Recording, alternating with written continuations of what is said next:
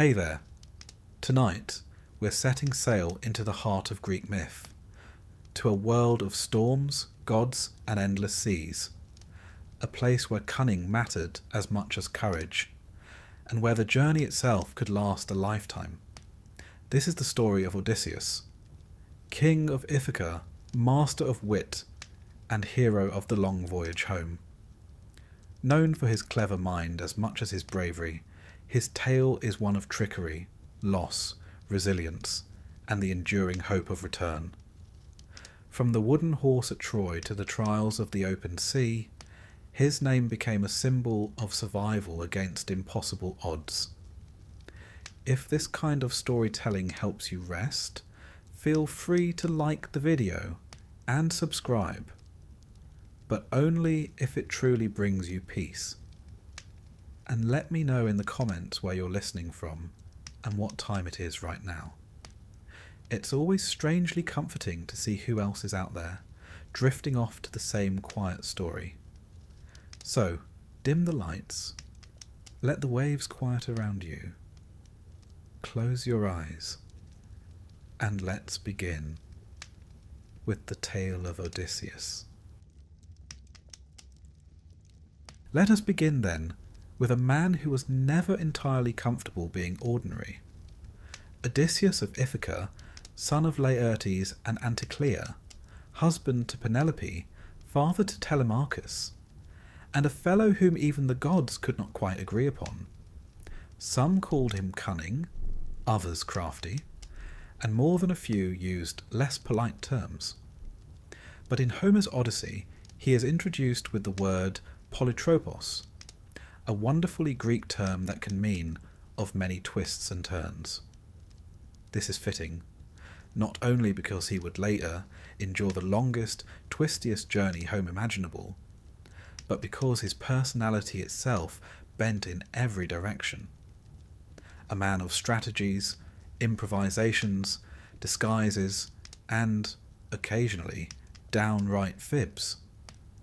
If there was ever a fellow who could talk his way out of a sticky situation, or indeed talk himself into one, it was Odysseus.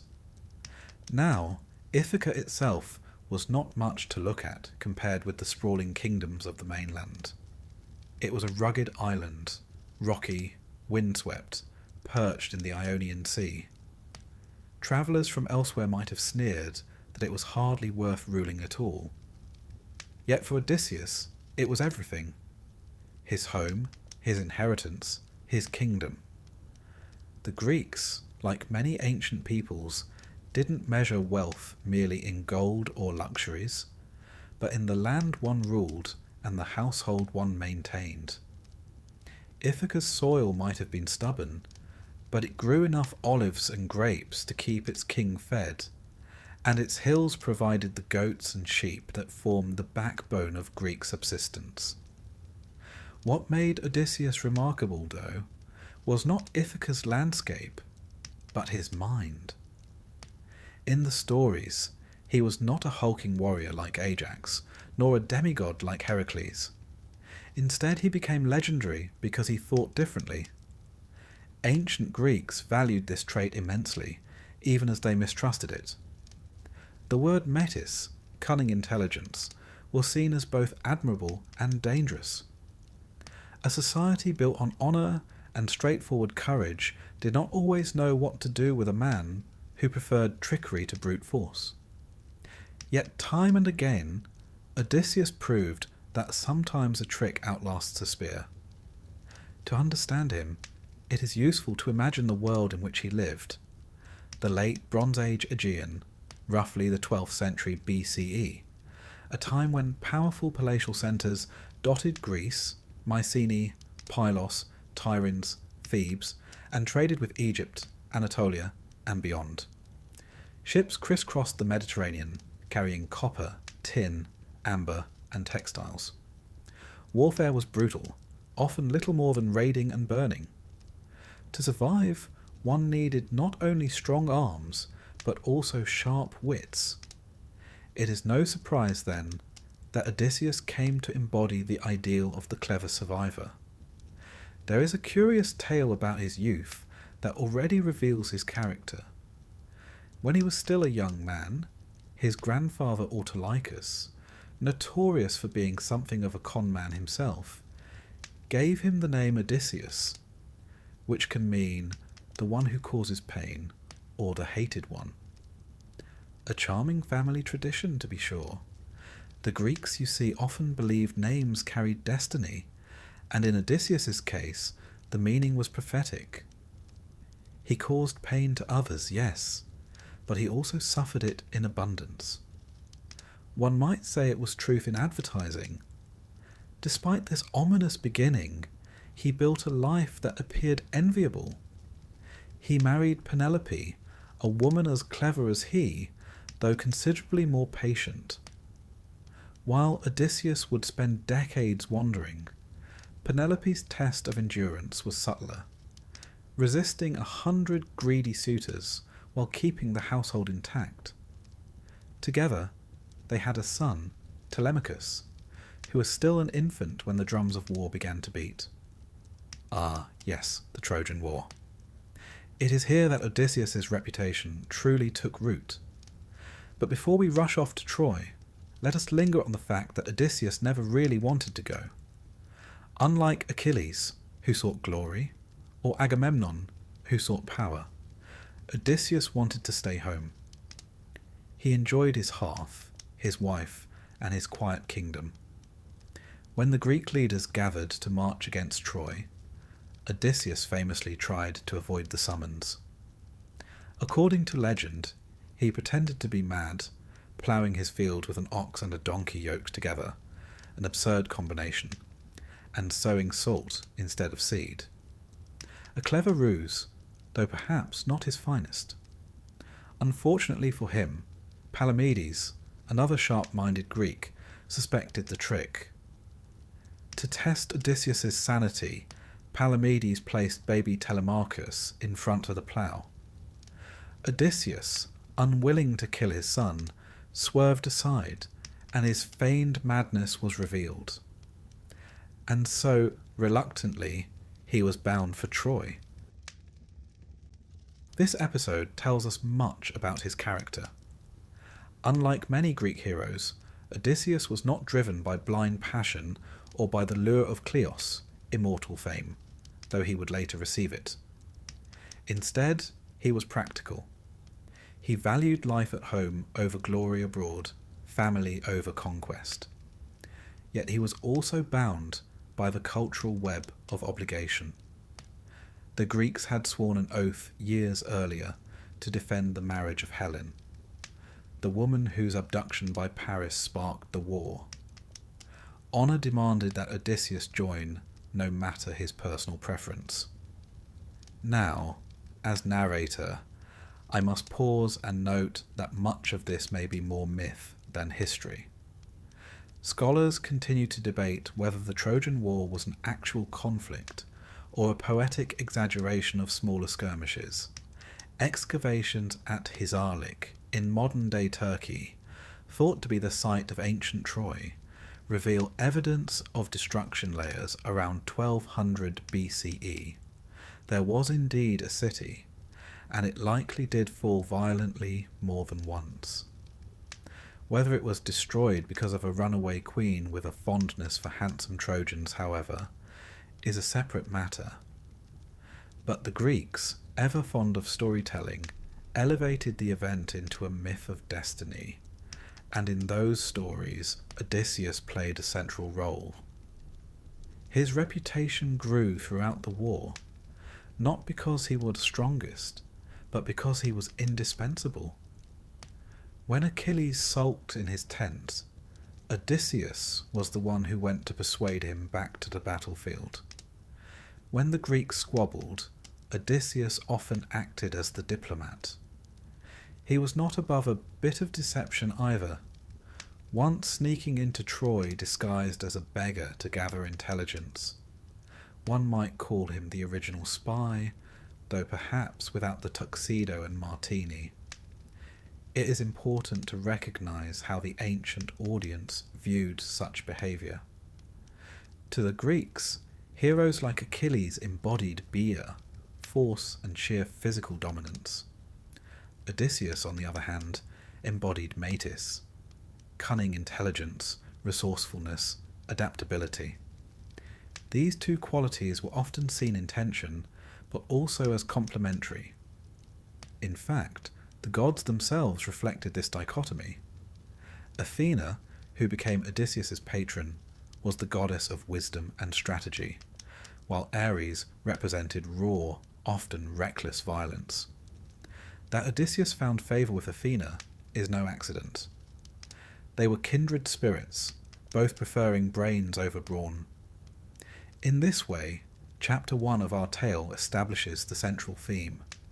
Odysseus as the man of many turns, the mortal who survives not by being invincible, but by being clever. He begins as a man reluctant to leave home, thrust into a world of war and obligation, and soon to become the most famous wanderer in myth. Already we see the seeds of his fate.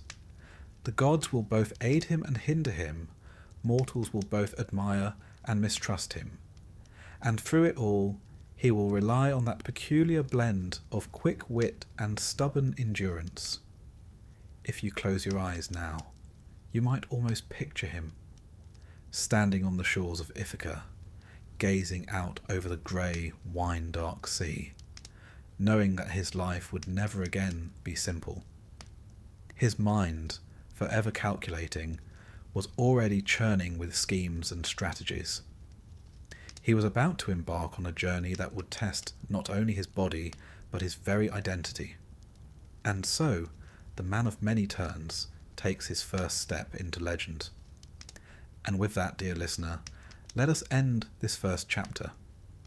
For if Odysseus is anything, he is patient. He waited 20 years to return home. Surely we can wait until the next chapter to see how he fares, once war and gods take hold of his fate. The Trojan War is one of those stories that has been told so often, so widely, and in so many variations, that it is sometimes difficult to know where myth ends and history begins. Was it a single war at all? Or was it a long memory of many raids condensed into one dazzling tale? Scholars still debate it. But for the Greeks of Homer's time, it was no mere squabble. It was the defining conflict of an age, the stage upon which gods and mortals mingled, and where Odysseus, much against his own will, would carve out his legend. The war, as you likely know, began with a beauty contest. Yes, it does sound faintly ridiculous, but the Greeks had a talent for turning seemingly trivial quarrels into cosmic upheaval. The story goes that Eris, goddess of strife, who incidentally was never invited to parties for very good reasons, tossed a golden apple among the guests at the wedding of Peleus and Thetis. Upon the apple were the words to the fairest. Hera, Athena, and Aphrodite immediately claimed it. To settle the dispute, they selected Paris, a Trojan prince of dubious judgment, as judge. Each goddess attempted to bribe him. Hera promised political power. Athena promised wisdom and victory in battle. And Aphrodite promised the love of the most beautiful woman alive. Paris, with the impeccable foresight of a young man led by his hormones, chose Aphrodite. The trouble, of course, was that the most beautiful woman alive, Helen of Sparta, was already married to Menelaus, brother of Agamemnon.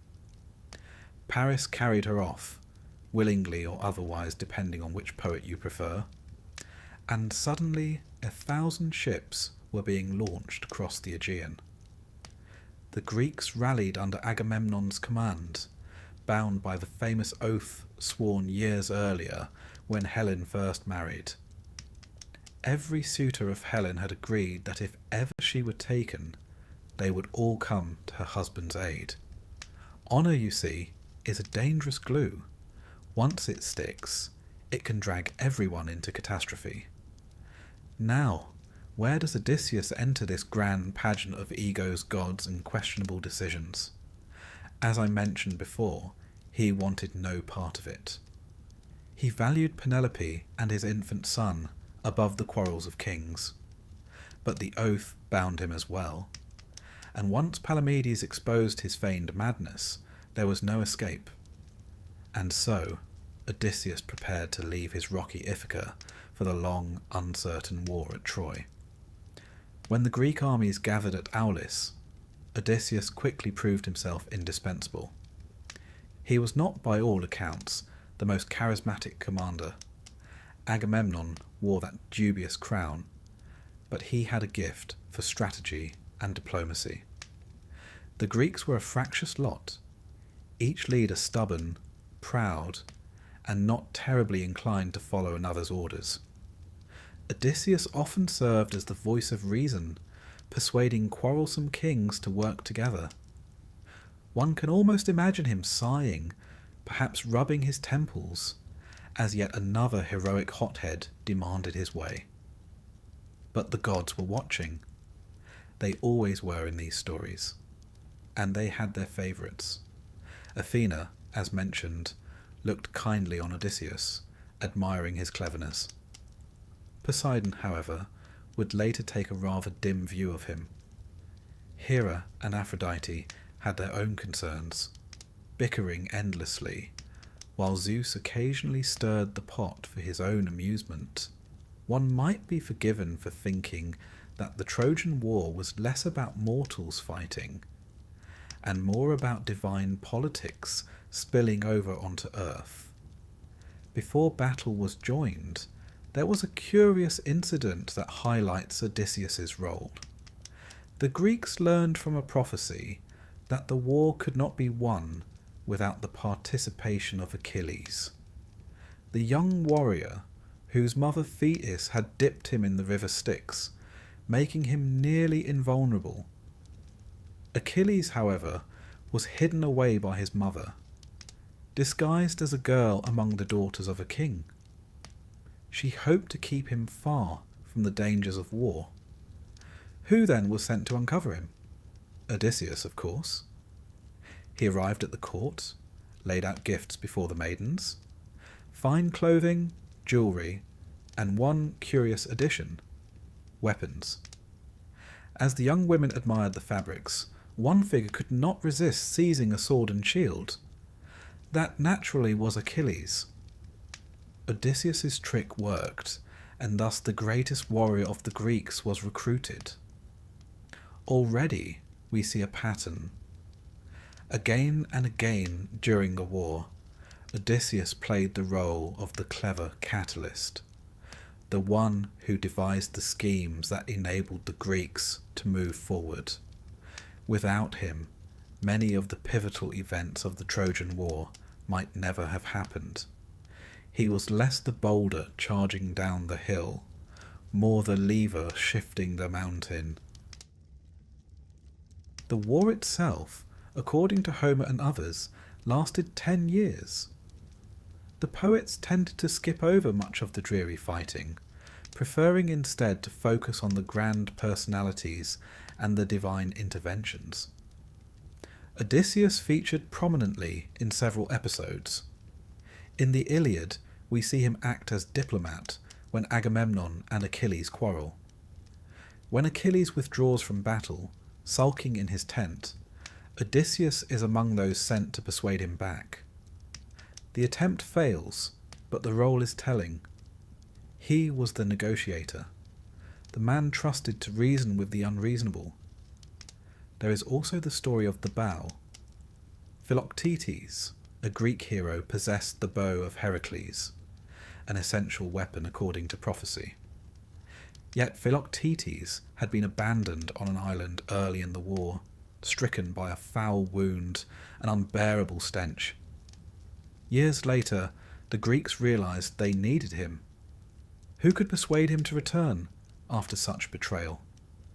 Odysseus again. His mission was not without controversy. Some versions say he deceived Philoctetes, others that he persuaded him honestly. Either way, he secured the bow, fulfilling another thread of destiny. This combination of trickery and diplomacy reveals why Odysseus fascinated the Greeks. He was not straightforward. He could be manipulative, even ruthless. Yet he was also necessary. In an age when warlords prized brute force, he represented the power of intellect, for better or worse. And though the Greeks admired him, they also feared him.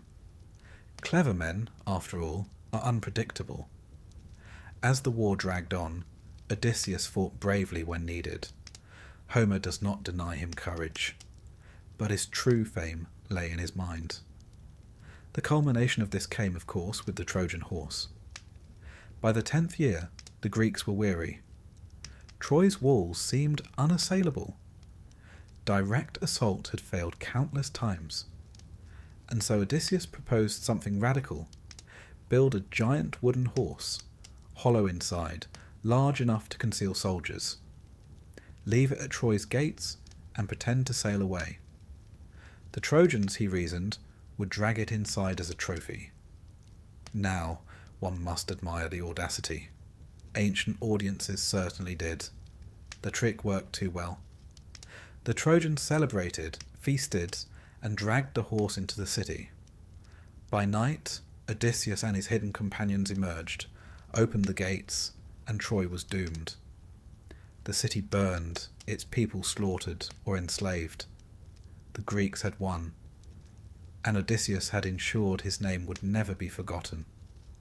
Yet, and here is the twist, such cunning came at a price. The gods, you see, are not fond of mortals who appear too clever for their own good. The Greeks had already angered Athena by desecrating her temples. And Odysseus, in particular, drew the ire of Poseidon, whose son, the Cyclops Polyphemus, he would later blind.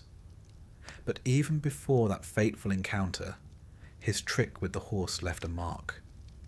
He had defeated Troy not with heroism, but with deception. Some admired it. Others whispered that it was dishonourable. And so, as the Greeks sailed away from the smouldering ruins of Troy, they carried both victory and doom. For while Achilles had died in glory, and Agamemnon would return to meet his tragic end, Odysseus's fate was stranger still. His war was over, but his true story had barely begun. The gods were watching, the sea awaited, and the man of many turns would soon find that returning home could be more difficult than taking an enemy city. Pause a moment and imagine him then, standing on the deck of a ship, the smoke of Troy fading behind him. Ithaca somewhere far across the horizon. He must have thought, as any weary soldier would, that his troubles were nearly done. Little did he know the real adventure had just begun. When we think of Odysseus, one image tends to rise above all others: the great wooden horse standing before the gates of Troy. It has become almost synonymous with cleverness itself. Even today, we use the term Trojan horse to describe a cunning ruse that sneaks danger inside under the guise of a gift, though these days it tends to involve computer viruses rather than Greek soldiers. But in the original story, this was Odysseus's crowning invention, the stratagem that ended a decade-long war. By the 10th year of the Trojan War, both sides were exhausted. The Greeks had burned the surrounding countryside, raided villages, and fought countless duels, but Troy's walls remained unbroken. Those walls, incidentally, were said to have been built by the gods themselves, Poseidon and Apollo, when they were briefly punished to serve King Laomedon of Troy. Whether that's true or just a piece of mythological marketing, it gave the impression that the city was impregnable. And indeed, despite all the might of Mycenaean warriors, the city stood firm. The Greeks were growing restless. Their ships had been away from home for years. Supplies dwindled, tempers flared, and morale sagged. Some heroes had already met their fates. Achilles struck down by Paris, Ajax the Greater dead, and countless others gone. To besiege a city for 10 years in the Bronze Age was no small feat. One imagines lice, bad food, and an awful lot of shouting matches. Odysseus, practical as ever, realised that brute force would no longer suffice. If Troy could not be taken from without, it must be taken from within. Here enters the idea of the horse. Now the Greeks loved their horses.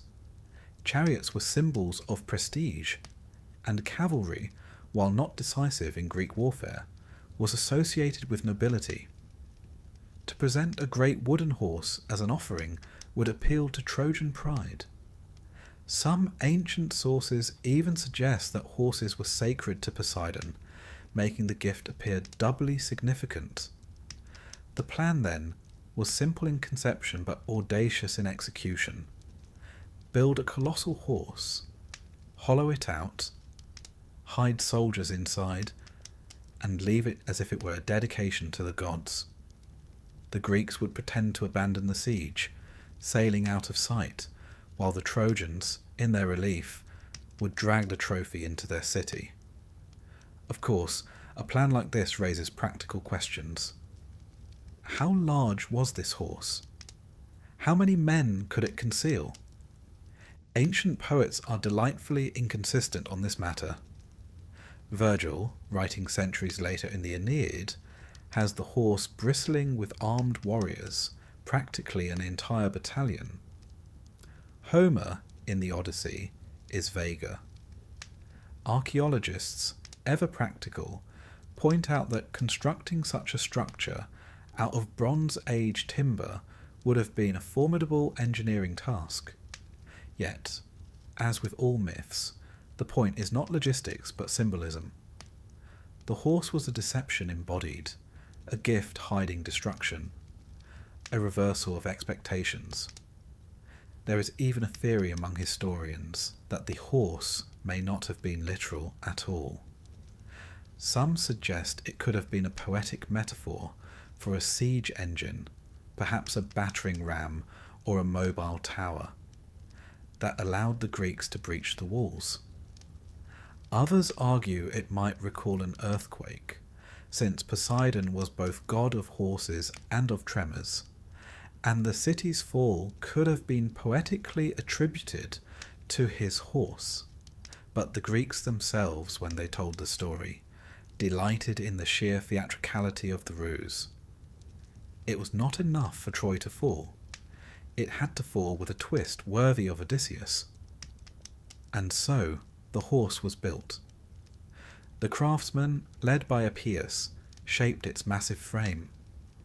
Into its belly climbed Odysseus and his chosen companions, heroes like Menelaus, Diomedes, and perhaps even Neoptolemus, the son of Achilles. They armed themselves and waited in darkness, surrounded by the creak of wood and the smell of pitch.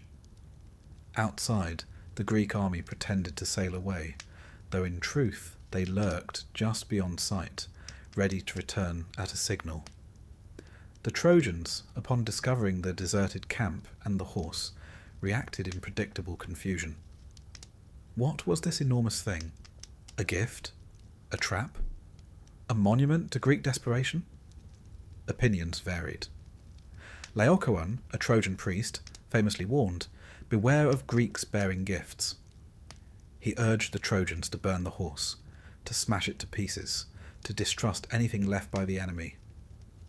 It was excellent advice, and had they listened, this story would be considerably shorter. Unfortunately for Laocoon, the gods had other plans. According to the tale, 2 serpents emerged from the sea and strangled Laocoon and his sons. The Trojans, horrified, interpreted this as a divine sign. Clearly the horse was sacred, and Laocoon had offended the gods by urging its destruction. Such is the dangerous logic of myth. Ignore the practical warning, heed the ominous spectacle. Thus convinced, the Trojans dragged the horse into the city with ropes, rejoicing that the long war was finally over. That night, Troy celebrated. Fires blazed, wine flowed, and laughter echoed through streets that had known only fear and siege for a decade. While the Trojans slept, oblivious in their triumph, the hollow belly of the horse stirred. Odysseus and his companions emerged silently, their armour glinting in the torchlight. They opened the gates, and the Greek army, who had returned under cover of darkness, poured in. Troy was undone, the city burned. Priam, the aged king, was slaughtered at his altar. Women and children were taken captive. Cassandra, the prophetess cursed never to be believed, was dragged from the temple of Athena. Aeneas, in later Roman tradition, fled with his household to found a new destiny in Italy. But for the Greeks, the victory was total. The war was won. And Odysseus, though not the only architect of destruction, was forever linked with the cunning horse that brought the mighty city down. Now, let us step back and consider the symbolism.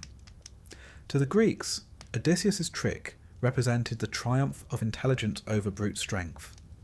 For 10 years, armies had battered against Troy to no avail. Yet in a single night of guile, the walls fell. It was a lesson, both inspiring and unsettling. Admire cleverness, yes, but beware it too. After all, the Trojans had welcomed what seemed a gift, and it destroyed them. The story became a cultural warning. Appearances deceive, and sometimes the most beautiful offering hides ruin inside. For Odysseus himself, the horse marked both his greatest success and the beginning of his greatest troubles. The gods, as always, were watching. Poseidon, whose association with horses made the ruse particularly audacious, did not take kindly to mortals using such symbols to deceive. And Athena, though she admired Odysseus, was angered by the desecrations that followed Troy's fall. The Greeks had not shown proper reverence, and divine retribution was brewing.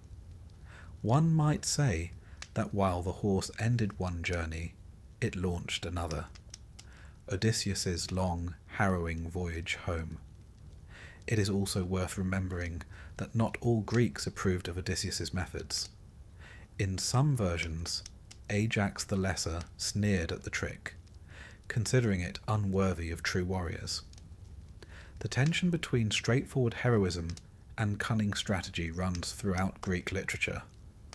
Yet time and again, Odysseus proves that in a world governed by both men and gods, a sharp mind is often the most dangerous weapon. Picture him then, as dawn broke over the smoking ruins of Troy. Amidst the cries of the vanquished and the triumph of the victors, Odysseus must have felt a swell of satisfaction. His idea had worked. The war was finished. Soon, surely, he would return to Penelope and Ithaca, to the quiet life he had always preferred. But if he allowed himself that comforting thought, it was premature.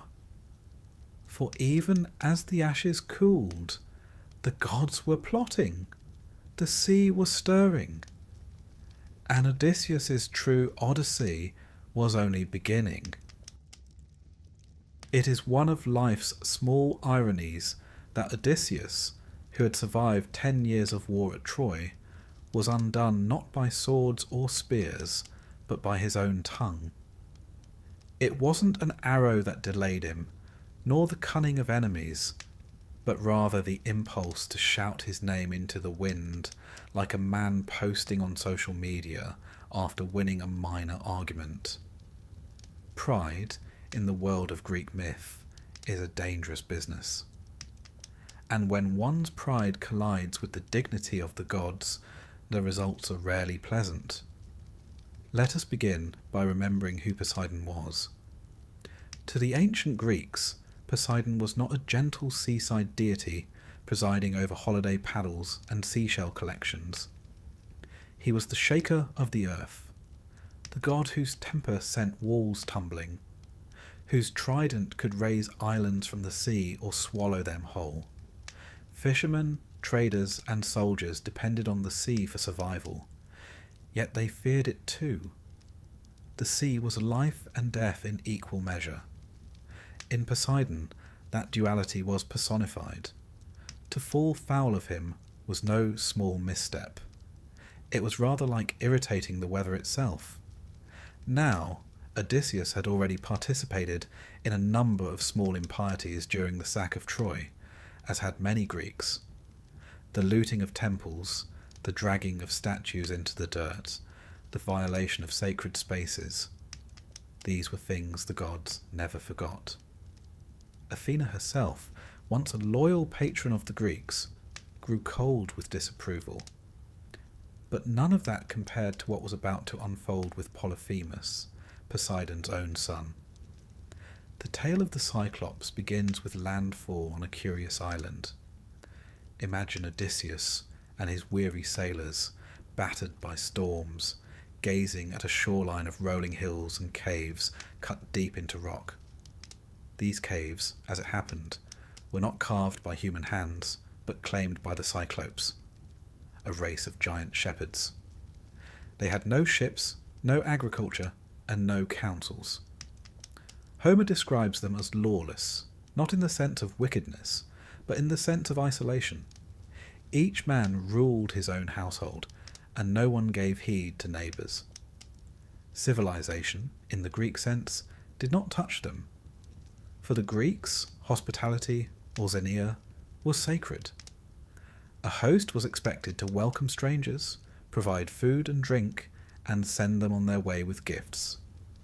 The guest, in turn, was expected to be respectful. This system was more than courtesy. It was bound up with religion. For Zeus himself was patron of strangers and travellers. To violate hospitality was to offend Olympus. Thus, when Odysseus and his men wandered into Polyphemus's cave and helped themselves to cheese and milk, they were testing the very boundaries of what was acceptable. Polyphemus, returning home, was not impressed. A giant of a man, or rather, a man in shape, but not in civility, he rolled a stone across the entrance that only he could move. Then, with no hesitation, he snatched up two of Odysseus's companions and devoured them raw. Homer is graphic here, as though to emphasize the sheer horror of lawlessness.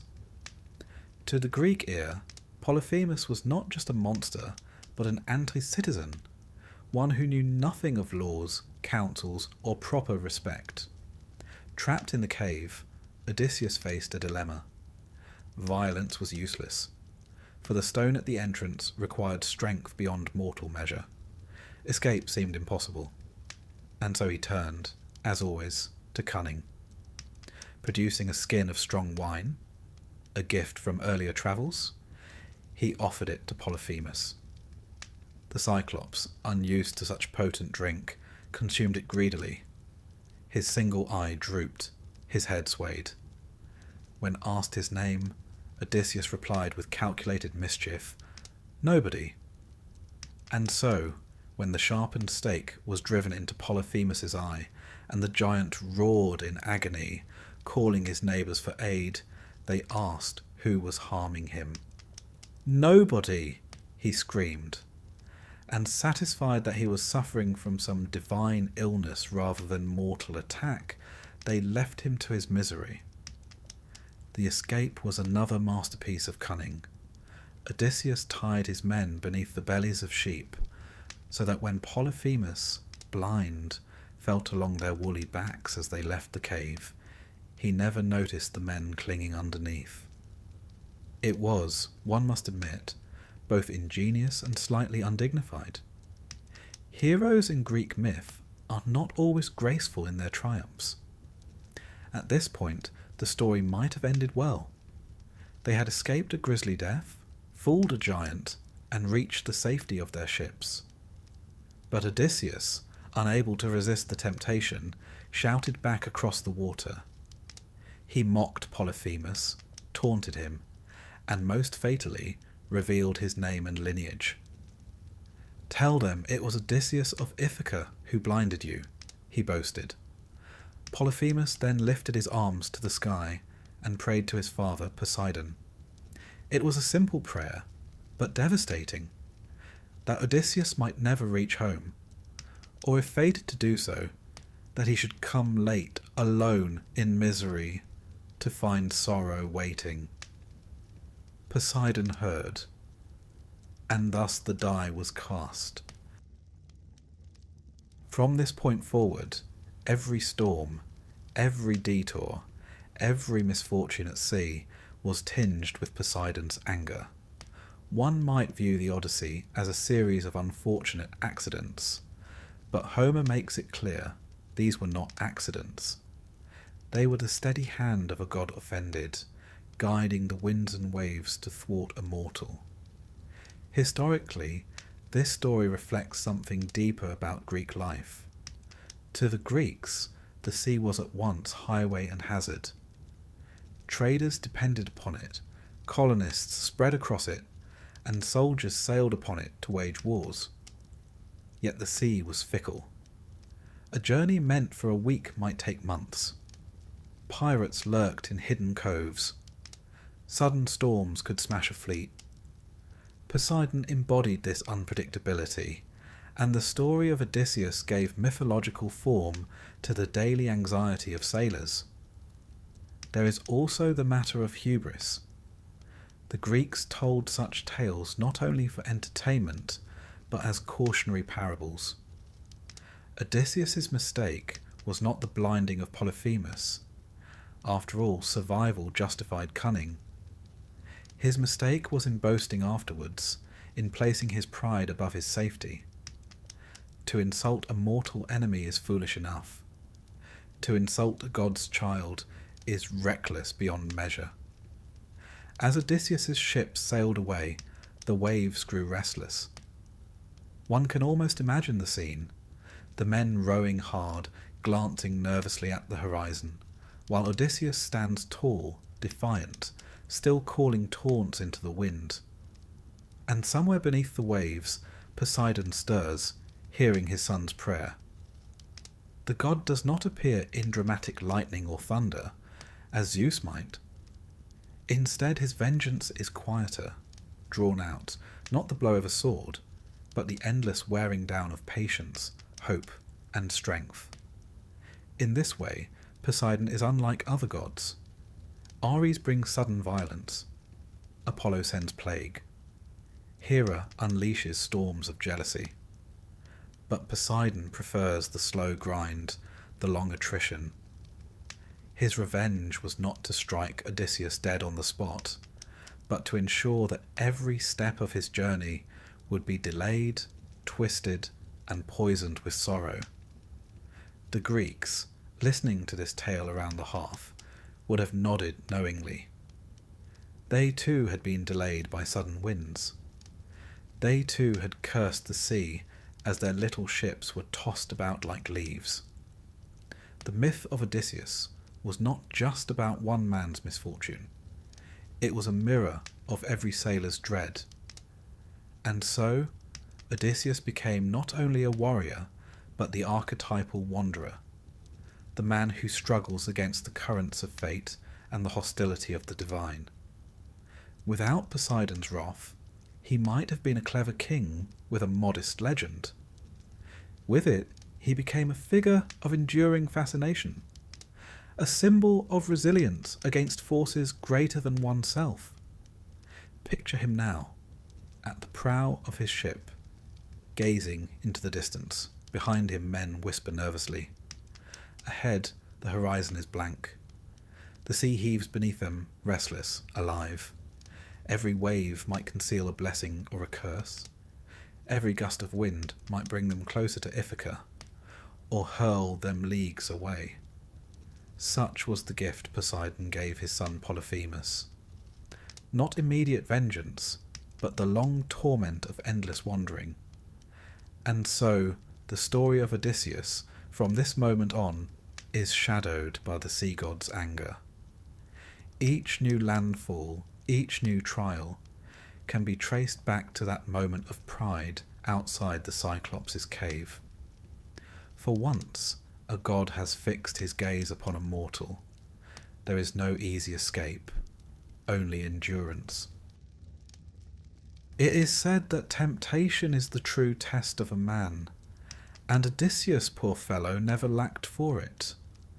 If the Trojan War proved his courage, and the Cyclops proved his cunning, then the long years that followed would test his endurance against softer, subtler forces, those that came not with spears and roars, but with gentle hands, sweet fruit, and whispers of forgetfulness.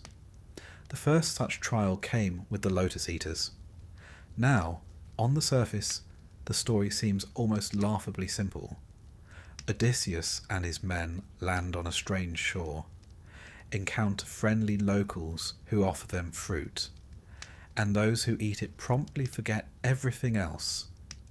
It sounds like a cautionary tale about sampling unfamiliar cuisine while abroad, but beneath the surface lies something much deeper, a meditation on memory, identity, and the human need for purpose.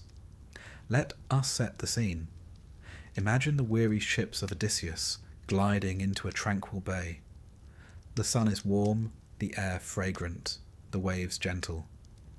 After storms and terrors, after the howling of Cyclops, this place seems paradise. The inhabitants, described vaguely by Homer, are not hostile warriors but peaceful folk, living on the fruit of the lotus plant.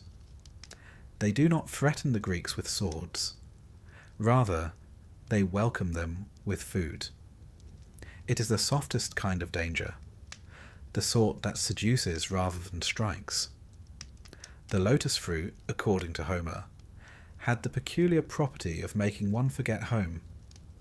To eat it was to lose all desire to return, to drift into contented apathy. No hunger, no ambition, no longing, just a pleasant stupor. To a Greek audience, this was terrifying. For the essence of Greek identity lay in one's obligations, to family, to household, to city, to gods.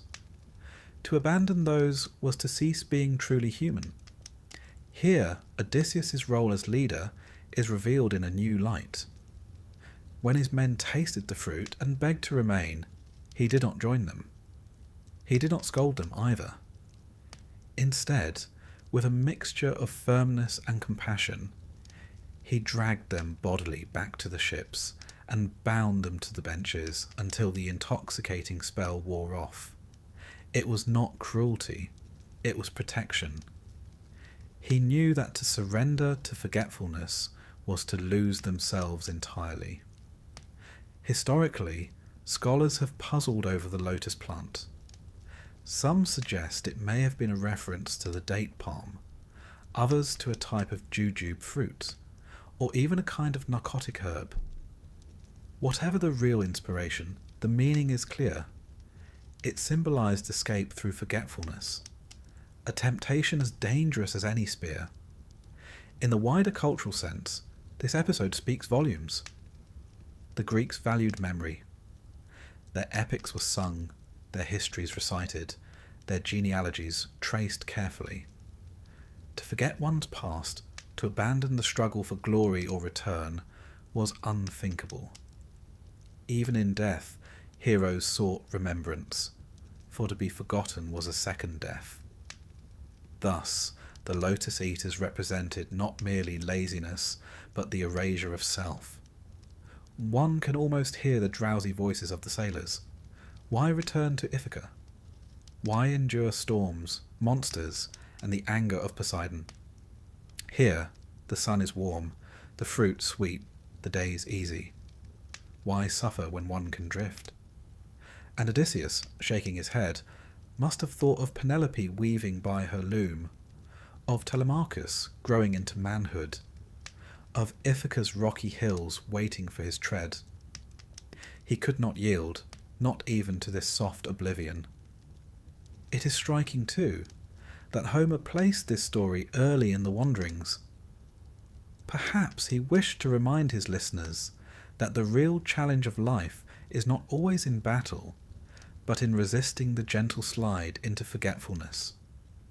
Most of us will not fight cyclopes or outwit sorceresses, but many of us know the pull of distractions that tempt us to forget our duties. The lotus is, in its way, timeless. But Odysseus' voyage was not a straight path, and the lotus was only one of many snares. After leaving that land, his men still shaken, he would face temptations of other kinds, not the fruit of a plant, but the enchantments of goddesses. Take, for instance, the island of Circe, which he would reach a little later. Circe was no mere hostess with odd fruit. She was a sorceress, a daughter of Helios, skilled in herbs and charms. When Odysseus's men wandered into her halls, she welcomed them with food and wine, only to transform them into swine with a wave of her wand. One might say it was the very opposite of the lotus, not forgetfulness, but bestiality, stripping men not of memory but of their humanity itself. And yet, even here, Odysseus prevailed, aided by Hermes, who gave him the herb moly to resist her magic. With his sword drawn, he compelled Circe to restore his men and swear no further harm. But what followed is curious. He did not leave at once. Instead, he and his men remained for a full year, feasting, resting, and, dare one say, enjoying themselves rather more than was strictly necessary. Here lies another layer of temptation: comfort. After years of hardship, who would not wish to pause, to linger in warmth and pleasure? But once again, it was Odysseus who reminded his men, and perhaps himself, that their true goal was not endless banquets, but home. He urged them on, though Circe herself tried to delay them. If the lotus represented forgetfulness, and Circe's island represented indulgence, then Calypso's cave, encountered later, was the ultimate test. For Calypso, a nymph of the sea, fell in love with Odysseus, and offered him immortality if he would remain with her.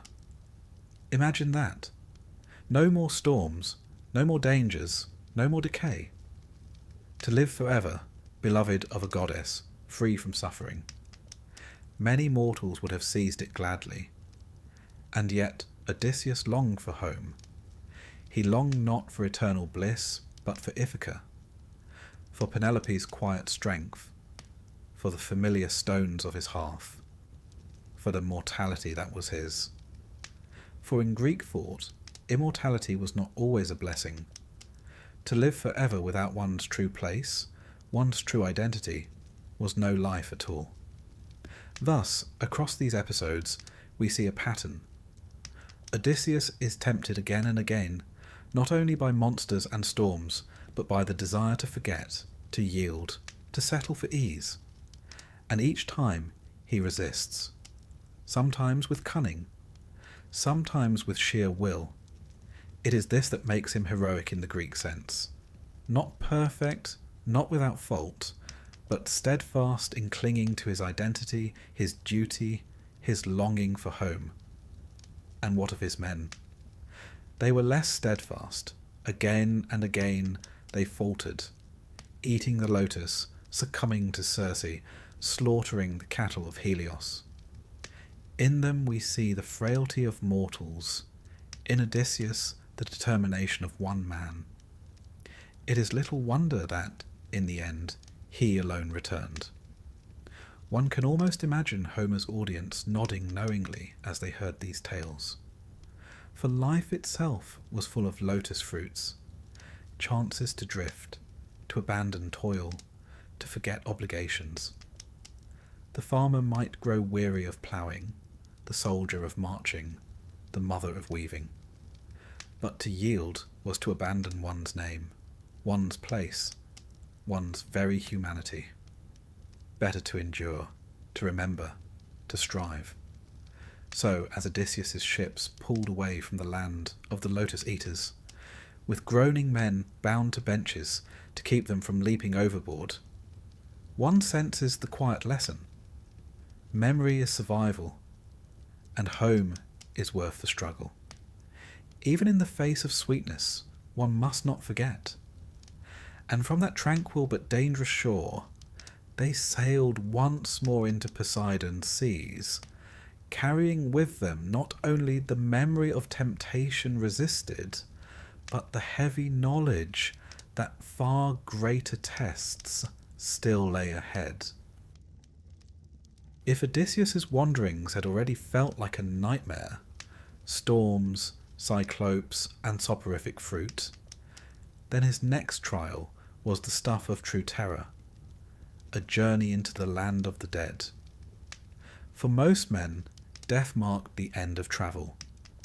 For Odysseus, it was just another destination on the itinerary. The descent into the underworld is one of the most haunting episodes in the Odyssey, not merely because of the shades he encounters, but because it reveals the Greek imagination of death itself. This was no Christian heaven with harps, nor fiery inferno with pitchforks. The Homeric underworld was a shadowy place, a realm of murmuring spirits, where even the greatest heroes wandered without joy. For a warrior like Achilles to declare he would rather be a servant among the living than a king among the dead spoke volumes. Death was bleak, memory faint, and glory a thin consolation. But before Odysseus could enter this dim land, he had to prepare. It was Circe, that knowledgeable sorceress, who instructed him. After his men had feasted for a year under her roof, as one does when one accidentally overstays a holiday, she told him bluntly that his path home required counsel from the dead. Specifically, he must seek Tiresias, the blind prophet of Thebes, who retained wisdom even beyond the grave. The journey began with sacrifices. Odysseus and his men sailed to the edge of Oceanus, to that misty boundary where the living world gives way to the shadowy realm. There he dug a trench, poured libations of honey, milk, wine, and water, and sprinkled barley. Then came the darkest part, the sacrifice of black rams, their blood flowing into the trench to summon the shades. In Homer's telling, it is the blood that grants the dead the ability to speak, as if memory itself were restored by the vitality of life. And so they came. First, the spirits of ordinary men and women, a silent crowd pressing forward, eager for a sip of blood to recover speech. Then figures of renown, mothers, warriors, kings. Odysseus, sword in hand, kept them at bay until Tiresias arrived. It is a chilling picture. A living man standing among the dead, surrounded by murmuring shades, his blade flashing in the dim light, the air heavy with the scent of blood and ash. When Tiresias spoke, it was not with comfort but with warning. Odysseus, he said, would indeed reach home, but not easily. Poseidon's wrath still lay heavy upon him. Worse still, if his men harmed the cattle of Helios, the sun god, doom would follow. And when at last he did return, he would find trouble in his own halls. Arrogant suitors feasting at Penelope's table, draining his stores, plotting to claim his throne. The prophet even foretold a strange journey after his return, to wander once more until he carried an oar inland so far that men mistook it for a winnowing fan, a sign that he had appeased Poseidon at last. Only then might he enjoy a peaceful death, old and full of years. This prophecy, solemn and heavy, gave Odysseus not comfort but a sense of inevitability. His path would be long, his trials bitter, but his homecoming certain. provided he resisted temptation and endured. Yet Tiresias was not the only figure to speak. His own mother, Anticlea, came forward, and here the Odyssey strikes deeply human chords. Odysseus had left her alive, but now she was among the dead.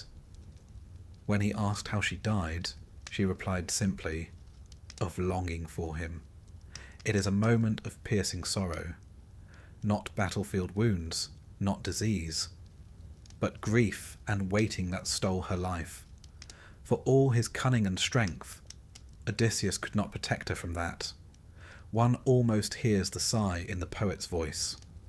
Then came Agamemnon, the commander of the Greek host at Troy, whose fate had been grim indeed. Returning home, he was murdered by his wife Clytemnestra and her lover Aegisthus. His words to Odysseus were bitter. "Never trust women," he said, "not even your wife." One imagines Odysseus listening uneasily, thinking of Penelope weaving back in Ithaca. Yet Agamemnon's caution was not entirely misplaced, for in Greek myth, betrayal within the household was a recurring theme, a warning that war's end did not always bring peace. And then came Achilles, the great hero, peerless in battle, who had chosen a short life with glory over a long, obscure one. Now, in the gloom of Hades, he admitted that glory was cold comfort. He would rather serve a poor man alive than rule among the dead. To Homer's audience, this was a striking reversal. The greatest of warriors confessed that death stripped all prizes of meaning. Yet when Odysseus reminded him that his son Neoptolemus fought bravely at Troy, Achilles brightened, proud even in death of his lineage. Memory again provided some balm. One by one, other shades appeared. Ajax, still bitter over the quarrel with Odysseus about Achilles' armour. Heracles, whose labours were legendary. Minos, the judge of souls. Each encounter layered new reflections on mortality, glory, and loss. It is a catalogue not of monsters, but of memory, a roll call of those who fought, who ruled, who loved, and who died. Historically, this episode offers us glimpses into Greek beliefs about death. Unlike later traditions of reward and punishment, Homer's underworld was a place of shadows, where all, noble or base, shared a common fate. There were exceptions: Elysium for a chosen few, eternal torment for figures like Tantalus and Sisyphus. But for the majority, death was simply dimness. The emphasis was not on heaven or hell, but on being remembered among the living. To be sung of by bards, to have one's deeds told at feasts, was to defy the oblivion of Hades. For the storyteller by the hearth, this passage also served another purpose. It linked Odysseus' tale with the larger cycle of Greek myth. By encountering Agamemnon, Achilles, Ajax, and others, Odysseus' story bound itself to the saga of Troy, reminding listeners that all these threads were woven together in one great tapestry of myth. As Odysseus stood among the dead, holding his sword to control the clamouring shades, one cannot help but sense his isolation.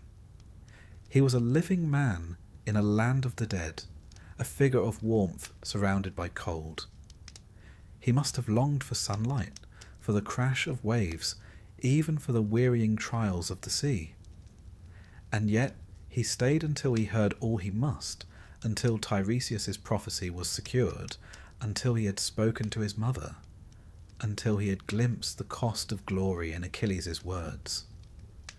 Only then did he retreat, fleeing back to the ship, heart heavy, soul thoughtful. When his oarsmen rowed away from that dark shore, I imagine there was silence among them. Men who had fought wars and seen bloodshed now carried memories of the dead pressing close, of voices whispering in the gloom.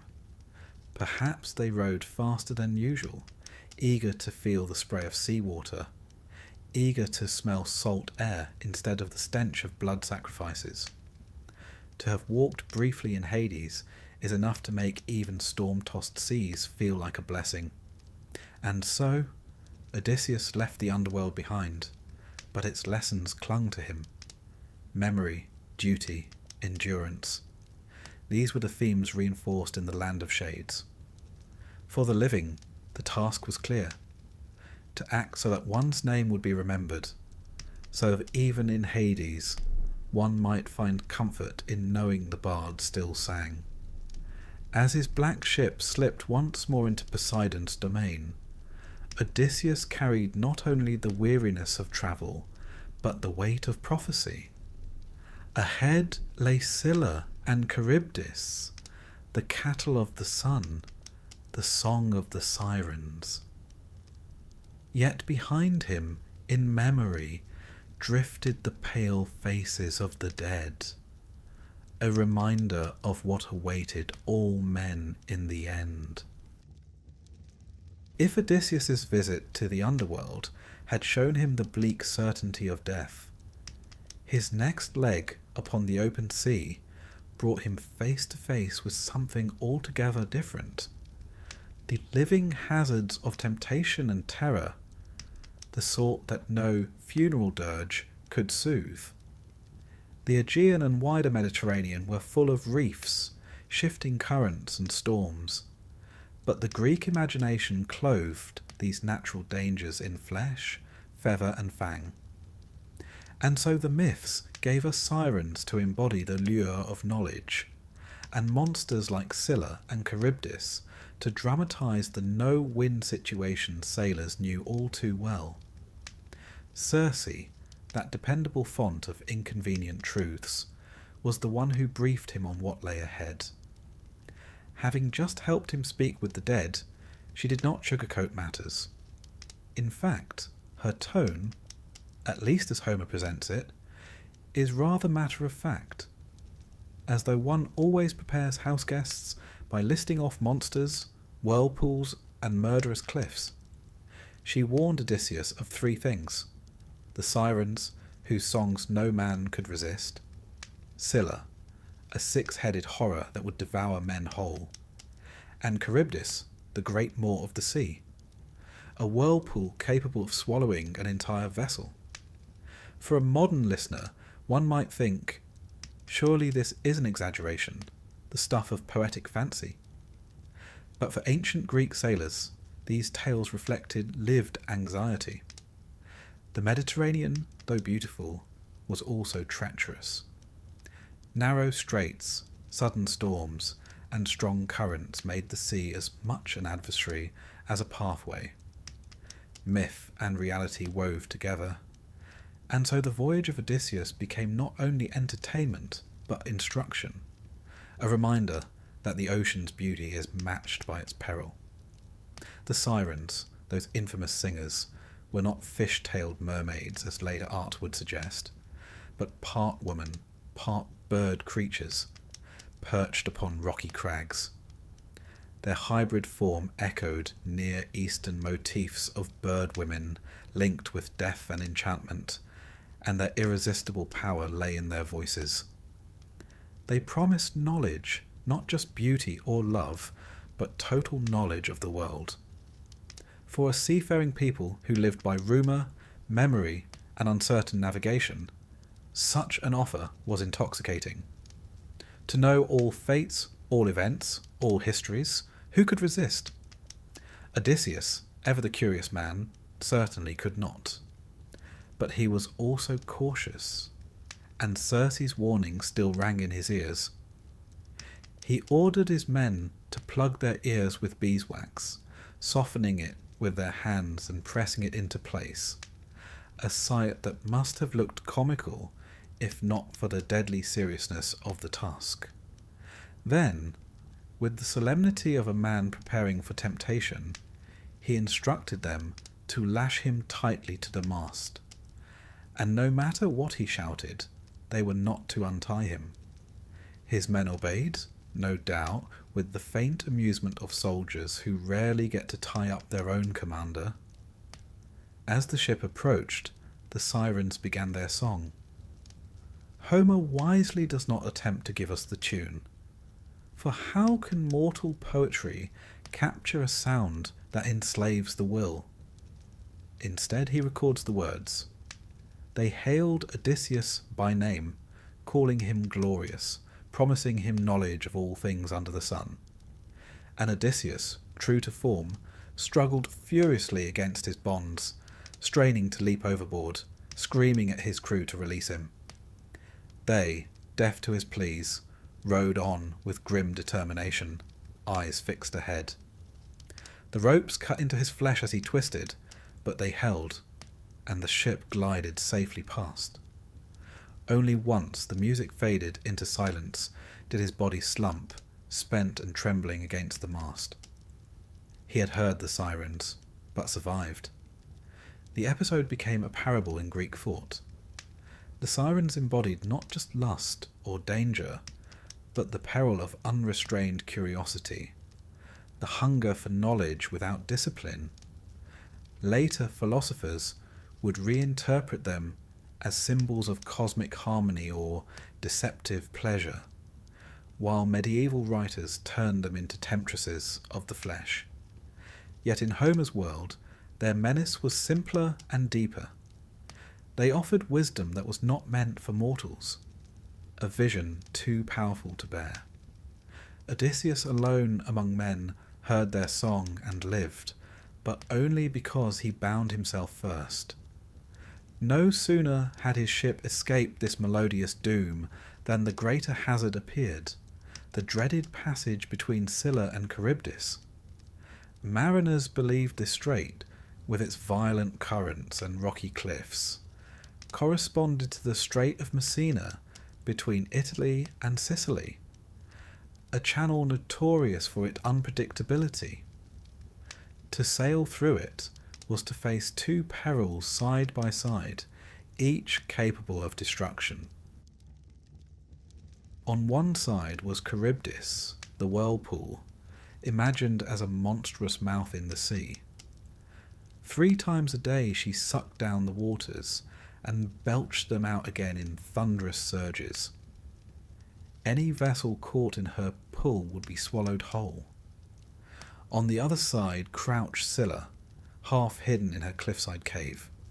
From her waist sprang 6 necks, long and snake-like, each ending in a savage head with triple rows of teeth. At a ship's passing, each head would dart out, snatching a sailor into the air and devouring him alive. Circe had advised a cruel pragmatism, better to pass nearer Scylla. She would take 6 men, no more, no less, while Charybdis might swallow all. The logic was sound, but it offered no comfort to a leader who valued his men.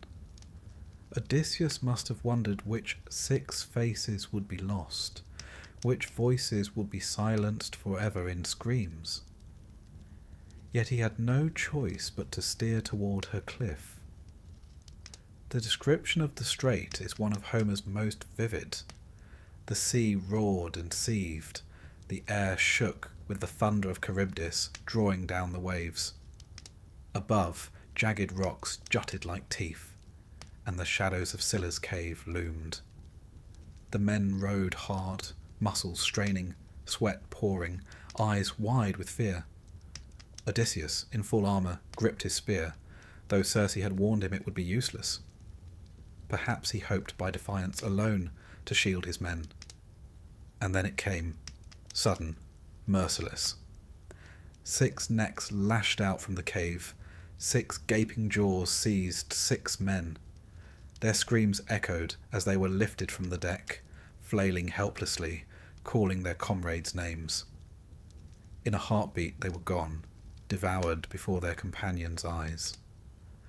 Odysseus wept openly, admitting later that it was the most dreadful sight he ever endured. He could do nothing. His cunning, his strength, his leadership were all powerless in that moment. Sometimes even heroes must simply endure. This harrowing passage struck a deep chord with Greek audiences. The sea was their highway, but also their terror, and Scylla and Charybdis gave form to the dangers of narrow straits and unpredictable tides. To this day, the phrase between Scylla and Charybdis endures, capturing the essence of being caught between two unavoidable dangers. Ancient vase painters depicted Scylla with serpentine bodies and dog-like heads sprouting grotesquely, while Roman mosaics gave Charybdis a monstrous face in the waves. These images served not just as decoration, but as warnings. The sea was never to be taken lightly. When the ship cleared the strait, the men sat silent, mourning their companions. The grief was heavy, yet so too was relief. They had survived, though diminished. Odysseus, his heart wrung, must have wondered how much more he could lose before he reached home. Ahead lay yet another trial, the island of Helios, with its sacred cattle that Tiresias and Circe had forbidden him to touch. Hunger and despair would soon gnaw at his men more fiercely than any monster. But that was still to come. For now they rode on, leaving behind the echo of screams and the memory of songs too sweet to bear. After surviving monsters and whirlpools, one might think Odysseus and his weary crew had earned a peaceful voyage, perhaps a calm sea and a favourable wind. But Homer, ever the dramatist, knew better. Greek heroes were not permitted to rest until they had been tested in every conceivable way. And so the next trial did not come in the form of a monster rising from the sea, but in something far more subtle and arguably more dangerous: hunger. The ship carried the men to the island of Thrinacia, sacred to Helios, the sun god himself. This island was not just a dot of land in the middle of the sea. In Greek imagination, it was one of those uncanny places where divine and mortal spheres overlapped, where every step risked trespass. Helios, unlike Zeus or Poseidon, was not a god to be taken lightly or ignored. His power was absolute and daily visible. He drove his blazing chariot across the sky, illuminating all beneath him. Nothing escaped his notice, which is rather inconvenient if you're hoping to sneak a bit of supper from his sacred herd. Odysseus had been warned not once but twice about this very island, first by Tiresias in the underworld, then again by Circe when he returned to her shores. Both warnings were explicit. Do not harm the cattle of the sun, no matter how dire the hunger. To do so would invite ruin, for Helios would demand vengeance, and Zeus himself would oblige. It was, in essence, the mythological equivalent of a "do not touch" sign, written in fire and thunder. And yet, as history has repeatedly shown, humans have a terrible habit of testing such signs, particularly when their stomachs are empty. Odysseus, at least, took the warning seriously. As they approached Thrinacia, he solemnly instructed his men to avoid the cattle entirely, reminding them of the fates that befell those who ignored divine warnings. His tone, one imagines, carried the weary exasperation of a man who has seen too much folly already. Yet leadership is not only about giving instructions, it's about keeping men alive long enough to follow them. And this, unfortunately, was where matters went awry. The weather, that most ancient of plot devices, turned against them. Zeus sent a storm that pinned the ship on the island for an entire month. The men built huts, rationed what food they had, and prayed for mercy. But as days became weeks, their supplies dwindled, and the gnawing ache of hunger began to twist their thoughts. Homer is careful here, reminding us that the human body, when deprived of food, can drive even disciplined men to desperation. It is no coincidence that ancient Greek culture regarded hospitality, the giving of food and shelter, as a sacred duty. To deny a man bread was to push him closer to dishonour, even madness. At first, the crew obeyed Odysseus's instructions. They hunted fish, dug for roots, even chewed on what scraps they could gather. But hunger is a relentless persuader. And eventually, while Odysseus wandered inland to pray to the gods for deliverance, or perhaps one might wryly note, to give himself a break from his increasingly irritable men, they conspired against him. Led by Eurylochus, that ever-sceptical voice among the crew, they argued that starving to death was a greater folly than offending the gods. After all, Eurylochus reasoned, better to die quickly at sea under Zeus's thunderbolts than to waste away slowly, gnawing on empty bellies. With grim determination, they slaughtered the cattle of Helios. The moment was not taken lightly, even by the mutinous crew. Homer tells us they performed makeshift rites, attempting to justify their act as a kind of offering. But one suspects this was more about easing their consciences than appeasing Helios. After all, roasting divine cattle is rather difficult to disguise as a sacrifice when one also eats the offering.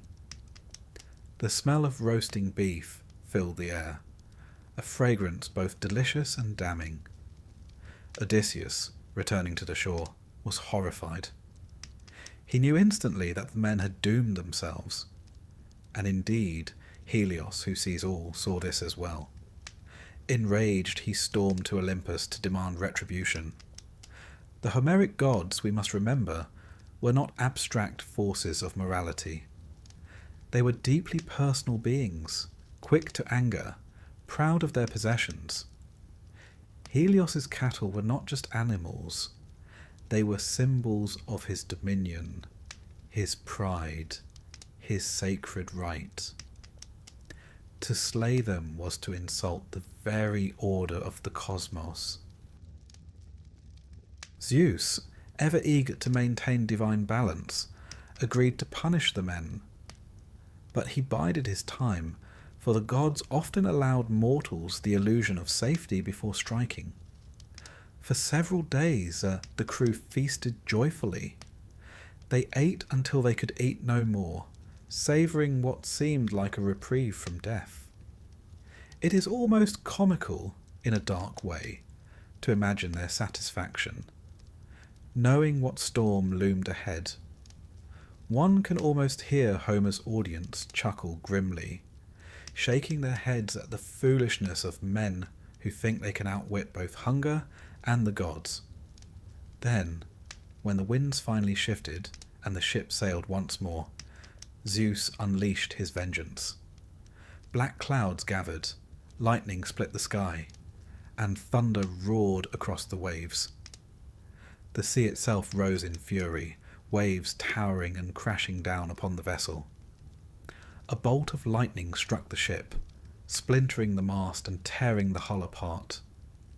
Men were thrown into the sea, their cries swallowed by the storm. One by one, they disappeared beneath the waves, until only Odysseus clung to a fragment of timber, tossed about like a leaf in a tempest. The punishment was absolute. Every man who had slaughtered the cattle perished, leaving Odysseus once more utterly alone. The scene underscored one of Homer's most enduring themes, the fragility of human life before divine will. No amount of courage, cleverness, or camaraderie can save those who flout the laws of the gods. In this, the story reflected a wider Greek worldview. The cosmos was not governed by fairness or justice in the modern sense, but by balance and reverence. To break sacred order was to invite disaster, as sure as night follows day. There is a historical resonance here as well. ancient Greek seafarers lived in constant dependence upon forces beyond their control. Winds, tides, storms. Sacrifices to gods like Poseidon and Helios were not empty rituals. They were expressions of both fear and gratitude. The slaughter of the cattle dramatized the ultimate taboo, consuming what belongs to the divine, and the consequences illustrated what happened when human desperation collided with sacred law. And yet, within this grim tale lies a very human note of tragedy. The men did not kill the cattle out of arrogance, as some heroes in Greek myth brought doom upon themselves by hubris. They acted out of hunger, a primal, desperate need. In that sense, their fate seems doubly cruel, reminding us that necessity itself does not absolve one of divine law. The gods demanded obedience even when it seemed impossible. It is little wonder that later Greek philosophers wrestled with such stories, questioning whether the gods were truly just or simply powerful. As Odysseus drifted on the wreckage of his ship, battered and alone, he must have pondered the irony of it all. He had endured cyclopes, sirens, whirlpools, and six-headed monsters, only to lose everything because his men could not resist a meal. His cleverness had saved him time and again, but cleverness could not fill their stomachs. Hunger, it turned out, was as deadly as any spear. The waves carried him onward, away from Thrinacia, away from the smouldering wreckage of his crew's folly. His journey was not yet over, far from it. Ahead still lay the nymph Calypso, who would keep him captive for years, and the final trials of Ithaca itself. But in that moment, clinging to a spar of wood beneath a storm-tossed sky, he was once more the solitary survivor, a man stripped of companions, adrift between gods and fate. The island of Helios faded behind him, its sacred cattle lowing no more. And perhaps, had he the strength to laugh, he might have thought that of all the perils he had faced, none was more dangerous than the appetites of hungry men. The sea has a strange way of alternating between cruelty and kindness. It had swallowed Odysseus's crew whole.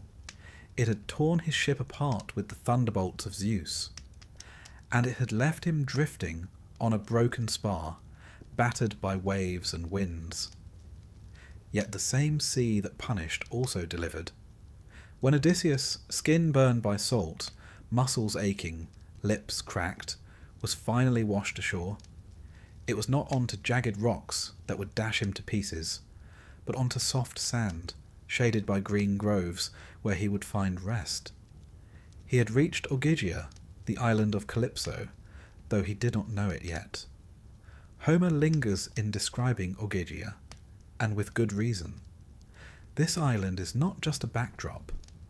It is a character in its own right, a vision of paradise.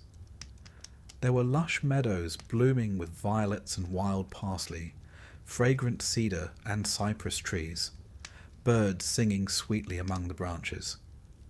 Streams of cool, clear water flowed into one another, trickling down to form a chorus of liquid music. Vines heavy with grapes curled around the entrance of a cavern where Calypso dwelt, their green tendrils catching the sunlight.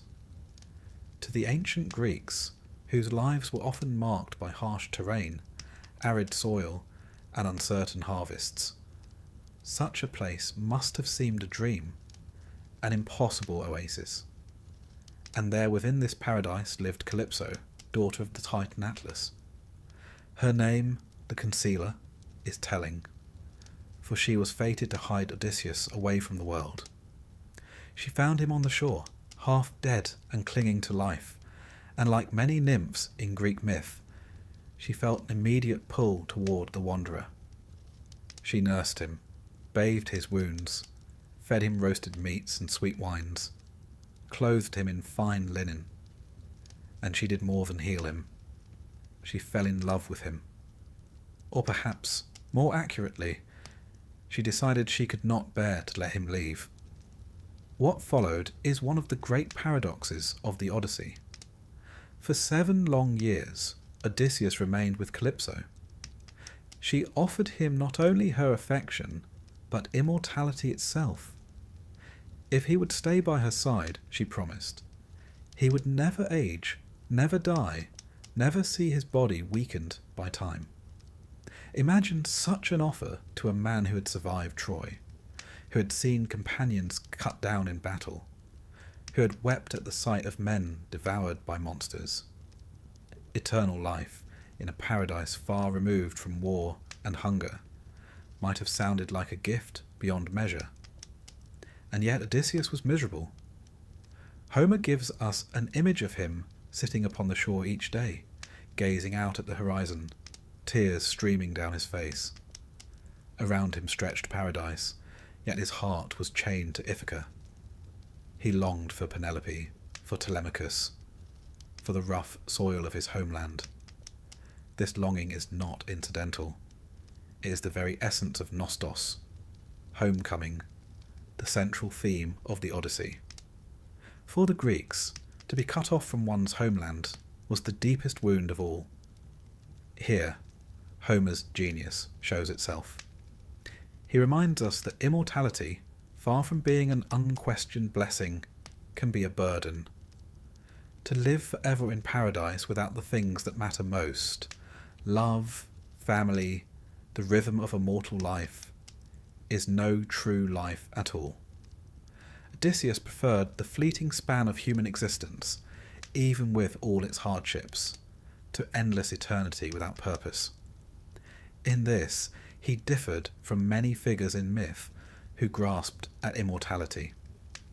Tithonus, granted eternal life without eternal youth, withered into a shriveled husk. Others sought to become gods, only to be punished for their arrogance. Odysseus, by contrast, chose mortality, and, in doing so, revealed a very Greek wisdom.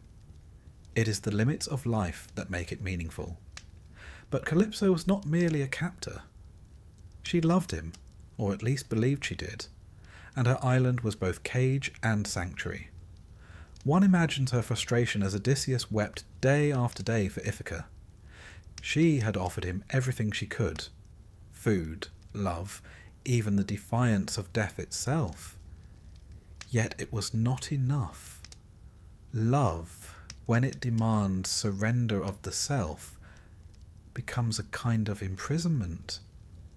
Calypso's affection concealed as much as it revealed. The gods, too, watched all this unfold, and eventually it was Athena who intervened. She had been Odysseus's champion from the beginning, the goddess of wisdom and cunning who saw in him a kindred spirit.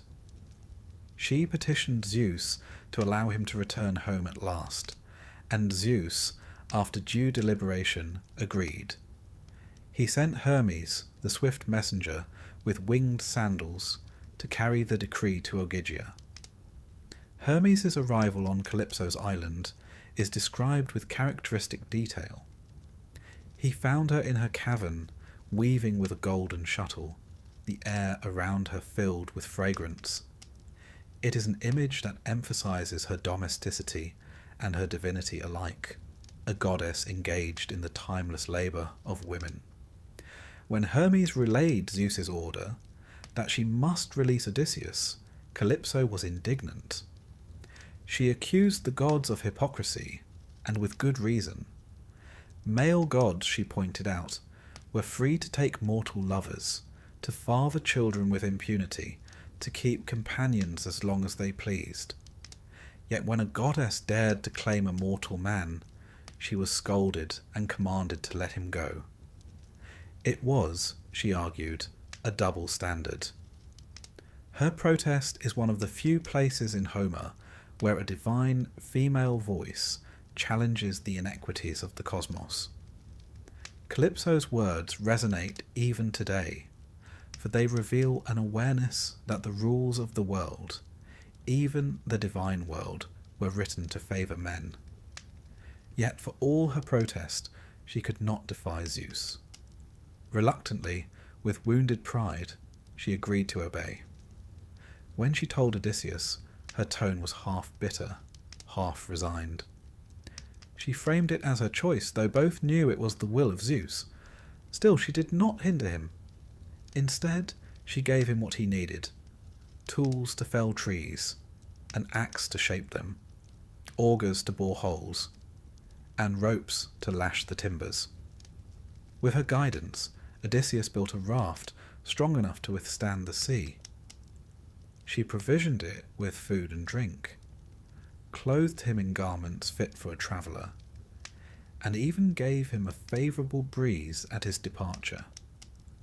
For a captor, she proved surprisingly generous in farewell. It is worth pausing here to consider what Ogygia represented to Homer's audience. Geographically, it was nowhere, a mythic place, perhaps imagined on the far western reaches of the world, beyond the Pillars of Heracles, where the known Mediterranean ended. Symbolically, it was the very edge of existence, a limbo between life and death, mortality and immortality. For 7 years, Odysseus was suspended there, not dead but not truly alive, caught between worlds. His departure was less an escape than a rebirth, a return to the mortal struggle that defined his existence. There is also a cultural lesson embedded in the tale. Greek sailors venturing beyond familiar waters often imagined islands of wonder at the margins of the sea. These were places where time seemed to stop, where gods mingled with mortals, where one might be trapped in luxury forever. To the Greeks, such places were as much warnings as fantasies. They spoke of the danger of forgetting one's purpose, of losing oneself in comforts that strip away the drive to return. As Odysseus pushed his raft into the sea, we might imagine Calypso standing at the shore watching him go. She remained behind, her love unfulfilled, her paradise once more empty. He carried nothing from Ogygia except the memory of her offer, and his refusal. He had chosen Ithaca over immortality, a decision that marked him as uniquely human, stubbornly loyal to his own mortality. The raft creaked beneath him, the horizon stretched wide, and the sea, as always, waited with new trials. Poseidon, still enraged, had not forgotten him. Ahead lay more storms, more suffering, and the final test of his endurance. But in leaving Ogygia, Odysseus reclaimed something vital: his agency.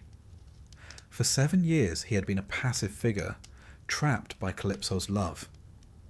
Now he was once again the voyager, steering himself, however precariously, toward home.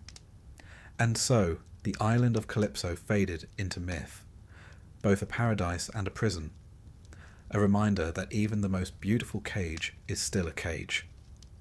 For Odysseus, it was one more trial, one more delay. For us, it is a parable of longing, of the human refusal to accept comfort when it comes at the cost of freedom. In the Odyssey, monsters may terrify and gods may command, but perhaps the greatest danger is forgetting who you are and where you belong.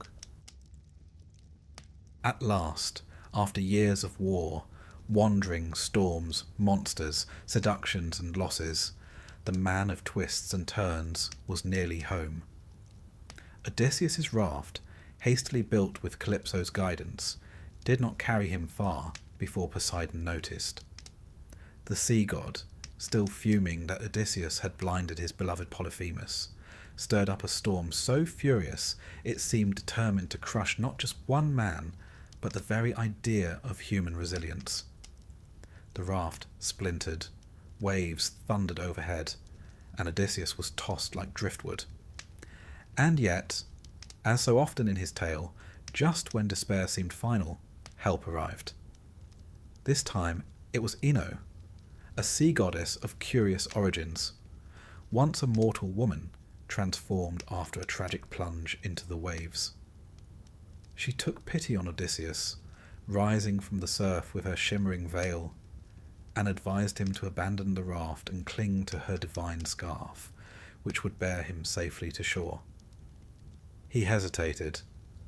Odysseus rarely trusted anyone, even gods bearing gifts. But when the mast cracked and the raft broke apart, choice was snatched away. Wrapping Ino's veil about him, he fought through the waves and at last crawled ashore on the island of Scheria, land of the Phaeacians.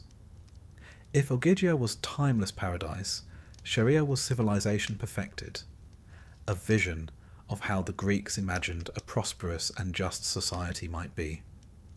Its king, Alcinous, ruled with fairness, its queen, Arete, was wise and respected, and its people were skilled sailors whose ships moved as swiftly as thought itself. Here Odysseus would find rest, but also the means to complete his journey. Homer lingers lovingly on his reception.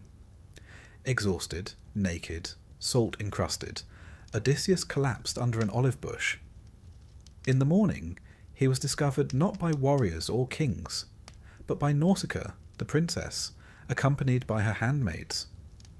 They had come to the river to wash clothes, a detail that reveals much about Greek life, for even royalty was not free from the domestic duties of the household. Nausicaa, unlike many of the women Odysseus had encountered, was both hospitable and modest. She guided him to her father's palace, advising him on how best to win favour with her parents. The palace itself is described in almost architectural ecstasy.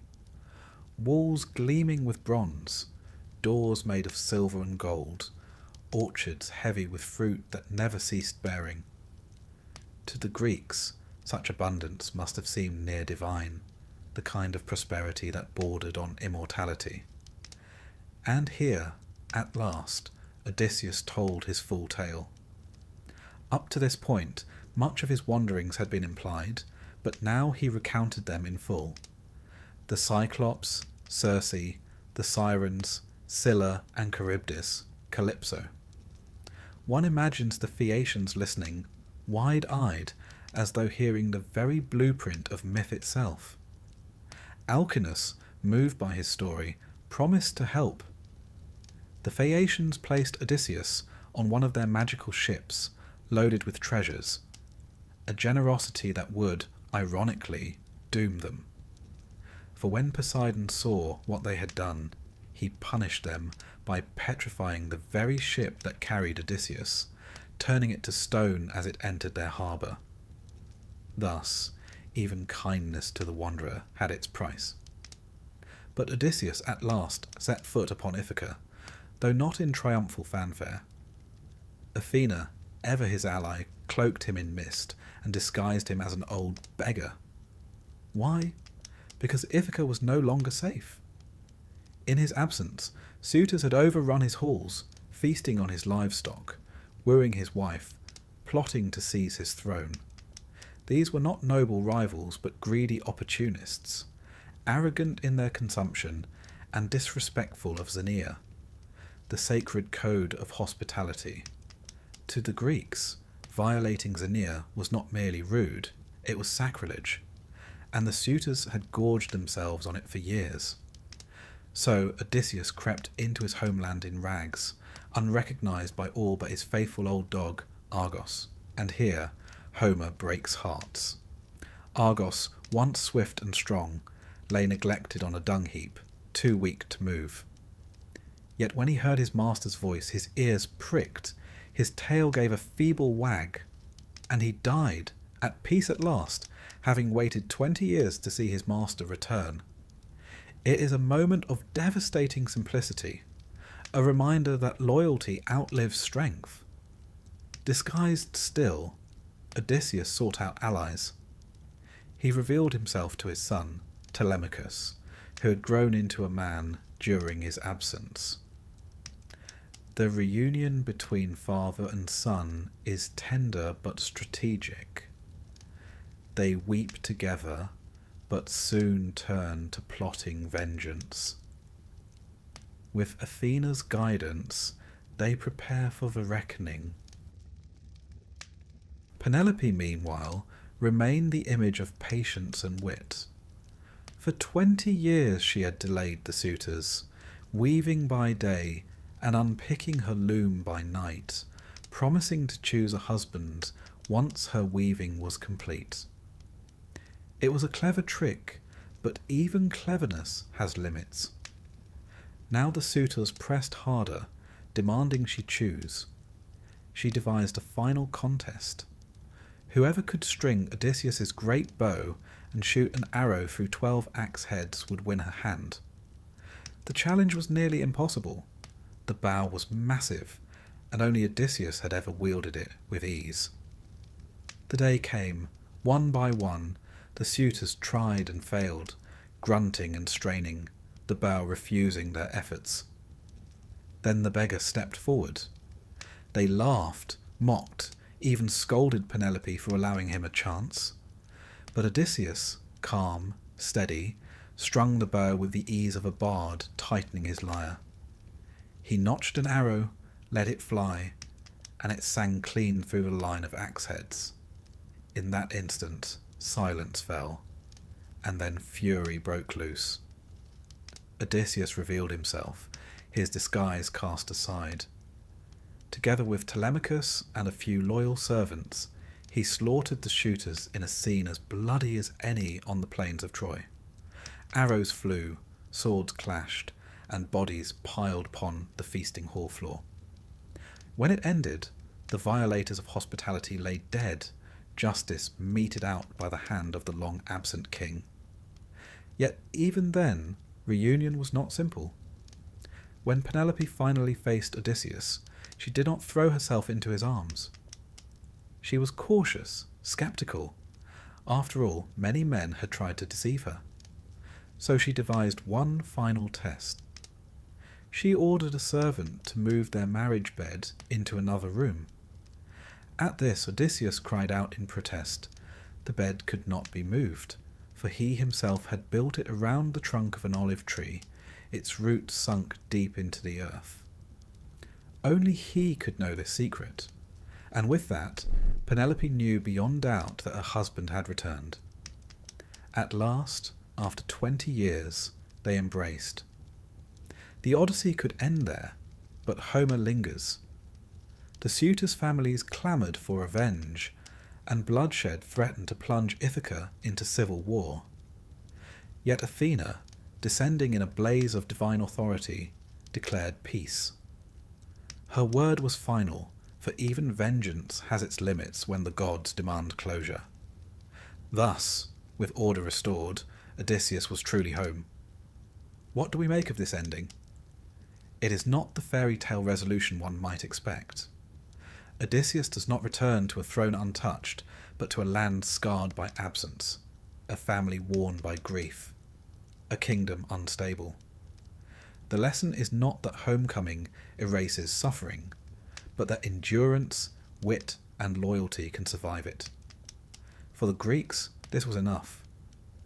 Nostos was not about happy endings, but about the unyielding pull of belonging, the refusal to surrender to exile.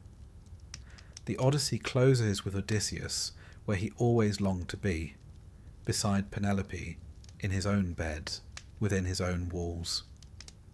Yet we sense that his journey never truly ends. Heroes of Greek myth are not allowed quiet retirements. They remain restless, marked by the trials they have endured. For Odysseus, the sea will always whisper, the gods will always watch, and the memory of wandering will always linger. But for one moment at least, he had achieved what seemed impossible. He had come home. So, the war was over. Troy had burned, its once proud towers now reduced to crumbled stone and smouldering ash. The Greeks had done what they came for. though it had taken 10 years, a wooden horse, and no small amount of divine interference. They stood victorious, weary and weathered, clutching the spoils of war and preparing for home. But of course no one ever said getting home would be simple. One might assume that after 10 years abroad, a warrior could simply board his ship and sail back to the comforts of hearth and wife. That was rarely the case. This was ancient Greece, after all, a place where the gods were fickle, the seas treacherous, and even the stars occasionally refused to cooperate. The journey home, or nostos as the Greeks called it, would prove just as storied and sorrowful as the war itself. Let us begin with the most infamous of these journeys, that of Odysseus. King of Ithaca, famed for his cunning, inventor of the Trojan horse, or at least the best PR for it, and very much unprepared for how long a simple boat ride could take when Poseidon was in a foul mood. You see, Odysseus made a rather unfortunate decision upon departing Troy. He didn't thank the gods properly. A small omission, but one that would stretch a short voyage into a 10-year Odyssey. Poseidon, god of the sea, was particularly offended. It didn't help that Odysseus had blinded his son, the Cyclops Polyphemus, along the way. In fairness, Polyphemus had eaten several of his crew and didn't respond well to reasoned discussion. Still, the sea god was not the forgiving type. So Odysseus was tossed from island to island, seduced by nymphs, shipwrecked repeatedly, and even made to visit the land of the dead, just in case things weren't miserable enough already. But Odysseus was not alone in his troubles. The Greeks had split into various homeward-bound contingents, each facing their own ill luck. Menelaus, husband of Helen, the woman allegedly responsible for all this carnage, took a rather indirect route home. He wandered as far as Egypt, which, even by heroic standards, is rather off course.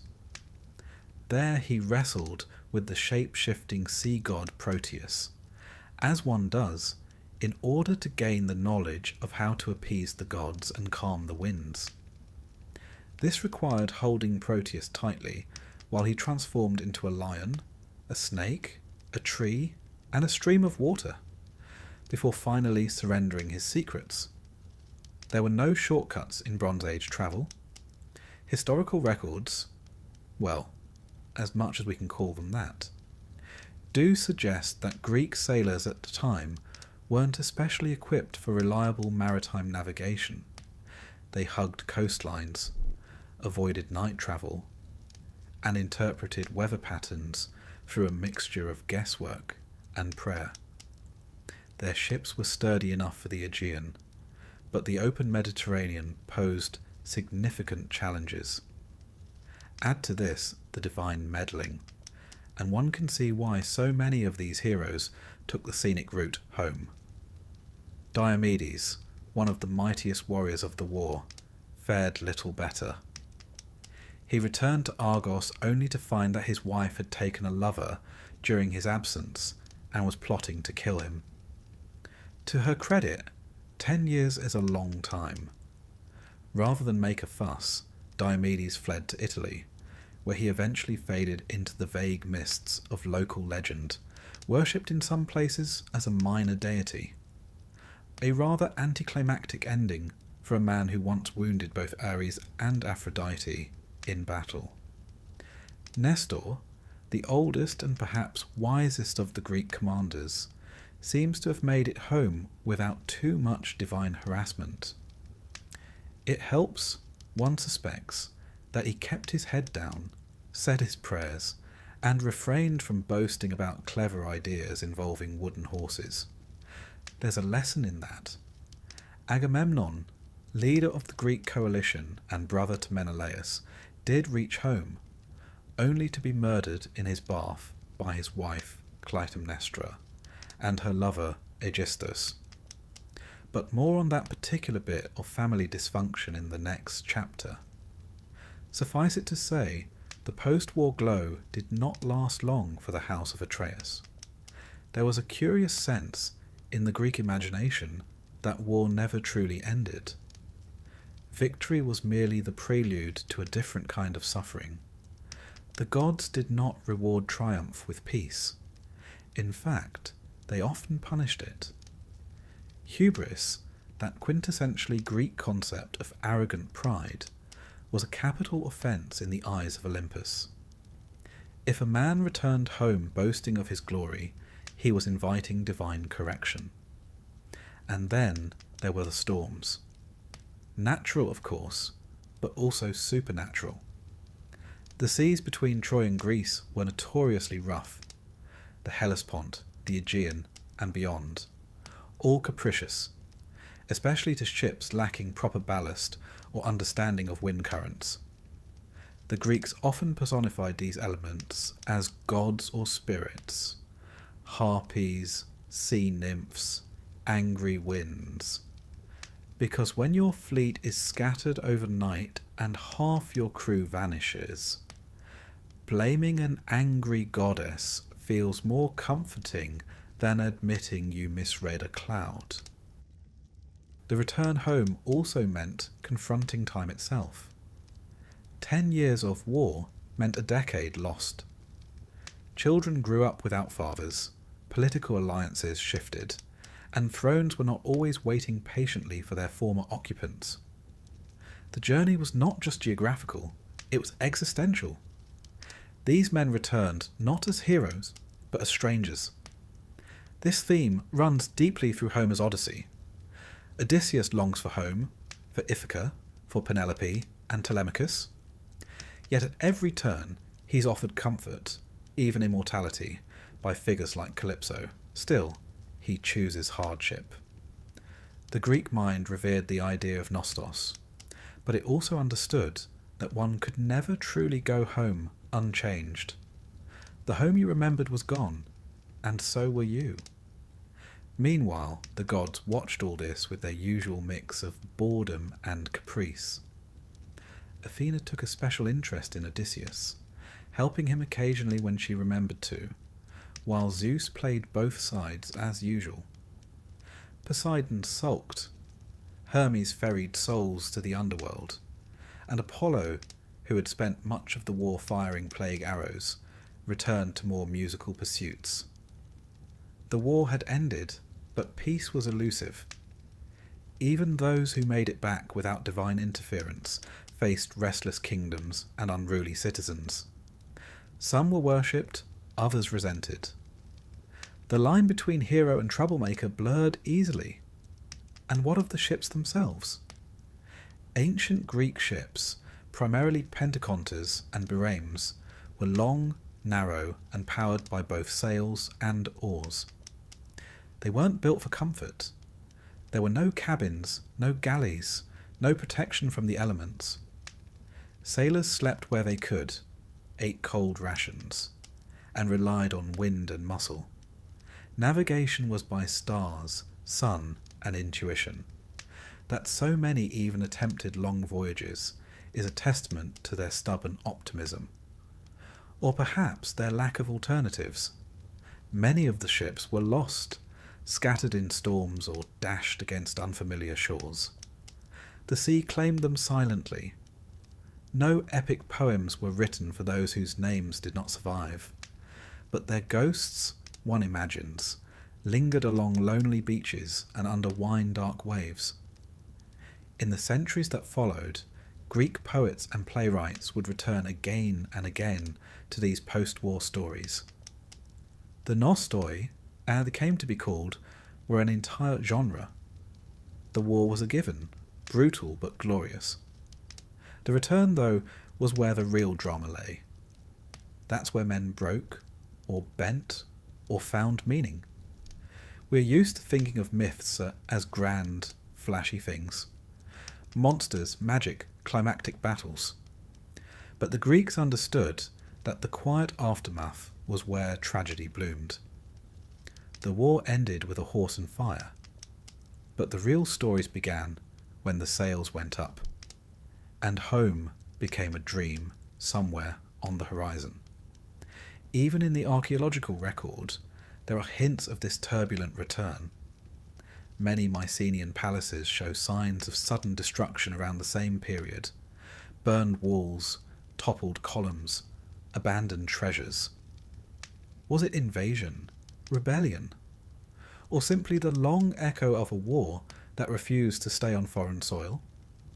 Historians debate, as they always do, but the myth has its own answers.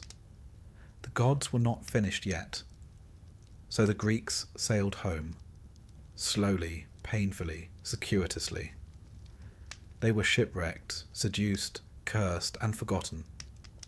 Some never arrived. Others returned only to find they were no longer welcome, and a few, like Odysseus, clung to the memory of home like a compass, trusting that however long the journey, there was still something waiting at the end. Whether there was or not, well, that's another story. So, let us now drift back into the murky waters of post-war homecomings. If you were hoping that at least one Greek king had a cheerful reunion with his family after 10 years away, I'm afraid you've wandered into the wrong epic. This is the tale of Agamemnon, commander of the Greek forces at Troy, brother to Menelaus, and a man whose homecoming can be summed up in 2 words: unfortunately brief. Agamemnon had led the 1,000-ship fleet to Troy and played his part with ruthless efficiency. He sacrificed his own daughter to appease the winds, squabbled with Achilles over a slave girl, and generally made himself disagreeable to gods and men alike. He did, however, win the war, which you might think would count for something, but his victory came at a price, one that followed him all the way back to Mycenae, where his wife, Clytemnestra, was waiting. Now, the story of Clytemnestra is not a cheerful one, but she is often painted far too simply, as a vindictive woman with a grudge. In truth, she had good reason to be angry. Years before, Agamemnon had sacrificed their daughter, Iphigenia, to ensure favourable winds for the Greek fleet. No warning, no consultation. Just a priest, an altar, and a quiet murder dressed up as a divine necessity. Clytemnestra, understandably, took it personally. While Agamemnon was away playing war hero, she had not exactly remained idle. She took a lover, Odysseus, a man with his own reasons to loathe the house of Atreus, and together they plotted. It wasn't just revenge, it was justice, retribution, and perhaps a bit of long overdue housekeeping. And so, after years of war and an arduous return journey, Agamemnon finally sailed into the bay beneath his palace, the bronze towers of Mycenae gleaming in the distance. One can imagine him standing on the deck of his ship, sun-worn and grimy, dreaming of a warm bath and roasted lamb. Unfortunately, that bath would be the last comfort he ever knew. In Aeschylus's Agamemnon, the king arrives with Cassandra, the Trojan prophetess he had taken as a war prize. Now, bringing home a captive concubine might seem a rather bold decision when your wife is already displeased, but Agamemnon never was known for subtlety. Cassandra, cursed by Apollo to see the future, but never be believed, saw exactly what was coming. She walked into the palace like a woman entering a tomb, resigned, poetic, and ignored. The bath was drawn, the robes laid out, and there, amid the steam and ceremony of a long-awaited homecoming, Clytemnestra murdered her husband with an axe, or perhaps a sword. The details vary, as myths tend to do. In some versions, she entangles him in a net before the killing blow. In others, he's struck as he reclines, utterly unaware.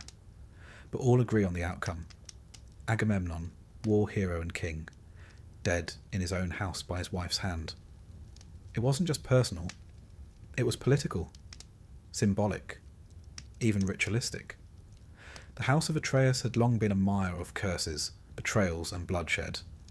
Tantalus, Atreus, Thyestes. Each generation passed down a fresh scandal. Agamemnon's death was less a surprise than a grim inevitability. The Greeks, ever lovers of a tragic arc, saw this not merely as domestic drama, but divine rebalancing. You see, no crime went unpunished in the world of myth, especially not those committed against family. Agamemnon's sacrifice of Iphigenia had broken a sacred bond, and blood, as always, demanded more blood. Clytemnestra and Odysseus ruled Mycenae together for several years after the murder. By some accounts, they were competent, even prosperous rulers. But the shadow of what they'd done lingered. And somewhere far away, growing older in exile, Agamemnon's son, Orestes, was watching, waiting, and nursing a very different idea of justice. Before we turn to him, it's worth pausing to consider the historical underpinnings of all this myth. Mycenae was indeed a real place, an imposing Bronze Age citadel with massive stone walls and a commanding view of the surrounding valley. The shaft graves of Mycenaean kings, discovered centuries later, revealed a world of wealth, weaponry, and ceremonial grandeur. One grave contained a golden death mask, once romantically dubbed the Mask of Agamemnon, though the identification is largely wishful thinking. Still, the myths do seem to echo something real, that returning warriors found their homes changed, their families distant, and their power unstable. In many Mycenaean centres, we find signs of abrupt destruction or abandonment around the same time period, evidence, perhaps, of internal unrest or social collapse. It's not hard to imagine that some kings returned home only to face suspicion, usurpation, or worse. Back in the myth, Agamemnon's fate was only the beginning of a longer tragedy. Clytemnestra may have seen herself as an avenger, but in the logic of Greek myth, she was also a murderer. And the gods, as always, had opinions. Enter Orestes. Raised in exile, likely by allies of his father or sympathetic family retainers, Orestes grew up with one goal: to avenge his father's death. But here the myth gets deliciously tangled. To kill one's mother, even a murderous one, was not a simple act of vengeance. It was a spiritual crime, one that brought its own consequences. When Orestes returned to Mycenae, he did what he believed was necessary. He killed Aegisthus first, which no one particularly objected to. Then he confronted Clytemnestra. In some retellings, she pleads with him, bares her breast, reminds him that she gave him life. But Orestes, trembling with fury and fate, strikes her down. The moment is terrible, quiet, almost ritualistic. And then the Furies come. The Greeks called them the Erinyes, ancient goddesses of vengeance who pursued those who spilled kindred blood. Black-robed, snake-haired, they drove Orestes into madness. He fled from temple to temple, seeking purification, but the Furies were relentless. Guilt in the ancient Greek mind was not a matter of conscience. It was an external force, almost a physical illness, stalking the sinner until justice was done. Eventually, Orestes found sanctuary in Athens, where the goddess Athena intervened. In a trial on the Areopagus, a rocky outcrop used for real-life criminal cases, she declared that the cycle of blood vengeance must end. Orestes was acquitted, and the Furies, soothed by the promise of new rights and honour, became the Eumenides, the kindly ones. It's a tidy mythological solution to the messy business of familial revenge. The story of Agamemnon and his family was endlessly retold in Greek tragedy. Aeschylus's Oresteia, Euripides' Electra, Sophocles' Electra. Each playwright offered their own shading. Was Clytemnestra a villain, or a mother driven to desperate justice? Was Orestes a hero, or a victim of divine contradiction? These were not tales with clear morals, but rather mirrors for the Greeks to reflect on law, loyalty, and the dangerous gravity of blood. From a cultural perspective, the myth encapsulated deep anxieties about power and homecoming. The idea that a king, triumphant abroad, might return only to fall in his own bath. It struck a chord. Greece was no stranger to political upheaval. City-states were rife with coups, assassinations, and shifting loyalties. The myth merely dressed these realities in poetic garb. And then there's Cassandra, the tragic footnote. Cursed by Apollo to prophesy truly but be ignored, she knew what would happen the moment they stepped ashore. In most versions, she was murdered alongside Agamemnon, either in the palace or just outside it. Her death, barely remarked upon in many accounts, adds a final note of melancholy to the tale. She had seen it all and still could not stop it. Cassandra's curse is one of those mythic touches that feels eerily modern. To know the truth and be disbelieved, there's something timeless about that.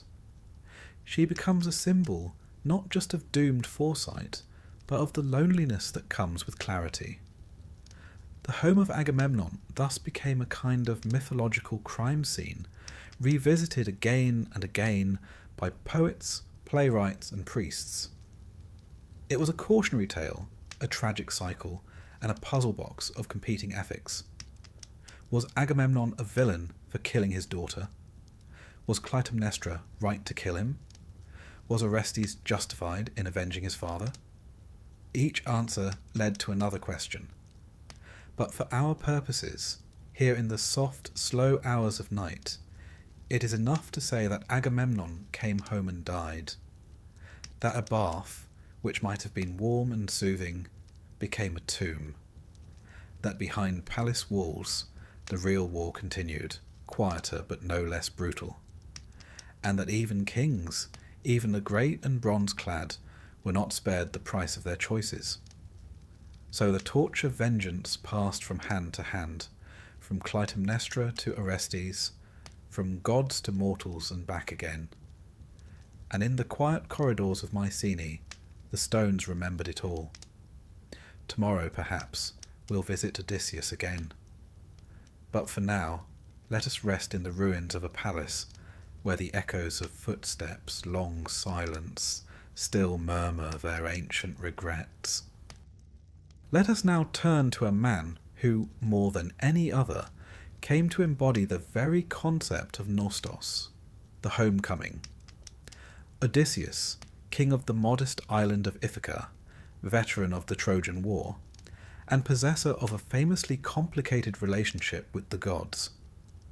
His story, immortalized in Homer's Odyssey, is less a journey and more an endurance test, a 10-year sequence of delays, detours, distractions, and divine punishments. In truth, if he'd just taken the ferry and kept his head down, he might have been home in a week. But where would the poetry be in that? Odysseus had a reputation for cleverness. He devised the idea of the Trojan horse, after all, though how much of that was his idea and how much poetic license, we'll never know. Regardless, it was a decision that ensured the city's fall and secured his place in history, and Poseidon's grudge list. The trouble began shortly after he and his men set sail from Troy. The gods were, let's say, less than pleased. In some versions, Odysseus forgot to thank them. In others, he was simply caught up in the divine fallout of the war. Most notably, he had offended Poseidon by blinding the Cyclops Polyphemus. A necessary act of survival, yes, But when the giant turns out to be the sea god's son, well, you can expect choppy waters ahead. And so the long voyage began. One might imagine that the journey from Troy to Ithaca, roughly 1,000 kilometres, wouldn't take a decade, even in a boat powered by oars and optimism. But then, Odysseus had a particular knack for getting lost in spectacular ways. The first stop was the land of the Cicones, where his men made the classic mistake of raiding a village, overstaying their welcome, and being driven off by the locals. Not exactly an auspicious start. Then came the Lotus Eaters, a rather dreamlike group who offered Odysseus's crew a plant that made them forget all desire to return home. A tempting proposition that, and one might argue, more peaceful than anything that came after. Still, Odysseus, annoyingly responsible, dragged them back to the ships and sailed on. Next was the infamous encounter with the Cyclops. Trapped in a cave with Polyphemus, Odysseus introduced himself, cleverly, as nobody, got the giant drunk on strong wine, and blinded him with a red-hot stake. When the Cyclops screamed for help, shouting that nobody is hurting me, his fellow giants presumably shrugged and went back to napping. It was ingenious, really. Unfortunately, before sailing off, Odysseus made the crucial mistake of shouting his real name back at Polyphemus. This allowed the injured Cyclops to pray to Poseidon for vengeance, and Poseidon, being a rather involved parent, obliged. Now firmly on the god's naughty list, Odysseus continued his zigzagging path across the wine-dark sea. He stopped next at the island of Aeolus, keeper of the winds. Aeolus was surprisingly helpful, bottling up all the adverse winds in a bag and giving Odysseus only the breeze he needed. All would have been well, if only Odysseus's crew hadn't been quite so curious. Thinking the bag contained treasure, they opened it just as Ithaca came into view. The winds escaped, a storm rose, and they were blown back to square one. One imagines Odysseus briefly contemplating life as a shepherd instead. Then came the Laestrygonians, giants with a talent for smashing ships and eating sailors. Most of Odysseus's fleet was destroyed here, leaving him with just one vessel. It's the sort of incident that tends to dampen morale, though one suspects Odysseus had already adjusted to lowered expectations. From there, it was on to the island of Circe, enchantress, sorceress, part-time pig farmer. She turned his men into swine, as one does, though whether that was punishment or commentary is unclear. Hermes, ever helpful, gave Odysseus a magical herb called moly to protect him. With it, he resisted Circe's magic, and depending on the version, either threatened her or charmed her into restoring his men. He then spent a year there, comfortably ensconced in her company.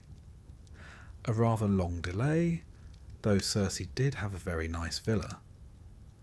But even Circe couldn't stall fate forever. Before he could leave, she told him he would need to visit the underworld and consult the spirit of the blind prophet Tiresias.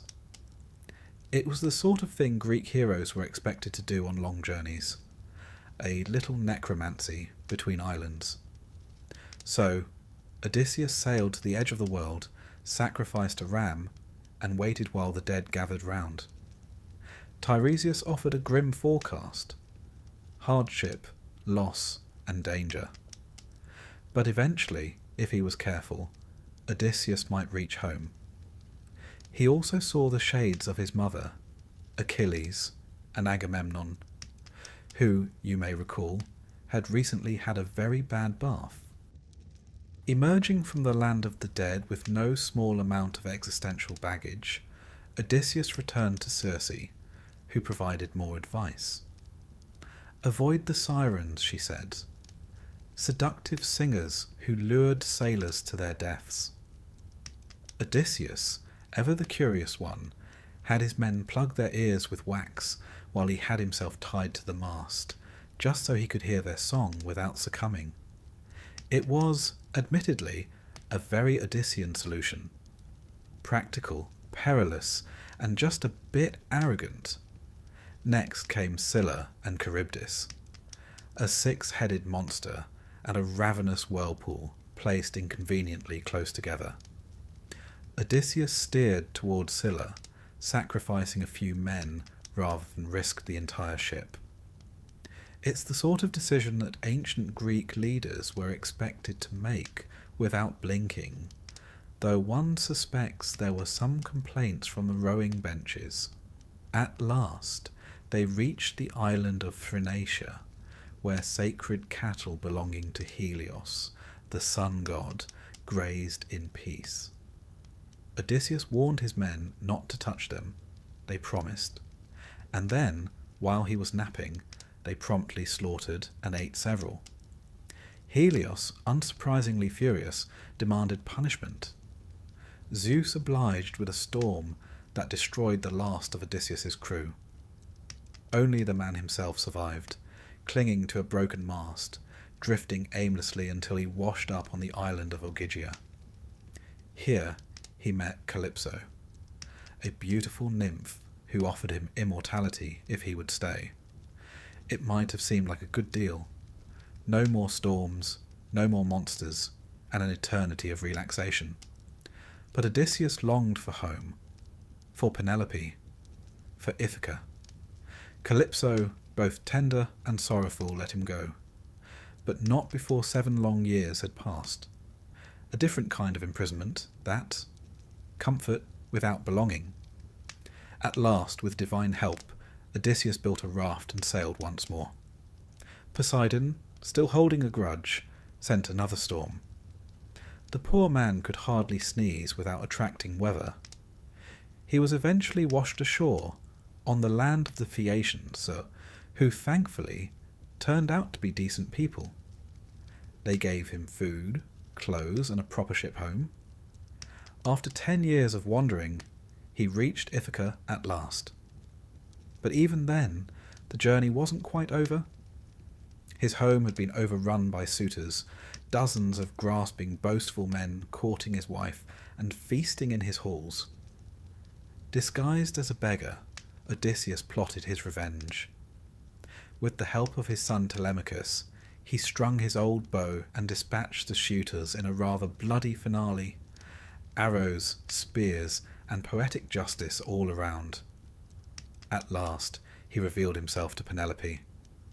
She, ever cautious, tested him with a secret known only to them, the construction of their bed carved from a rooted olive tree. When Odysseus answered correctly, she wept, and they were reunited. A quiet, hard-won reunion after 20 years apart. Now, what are we to make of all this? On one level, the Odyssey is an adventure, a tapestry of strange lands and strange creatures. But beneath it all lies something deeper, the fear of never getting home, the idea that time might move on without you, that home itself might change, or worse, that you might.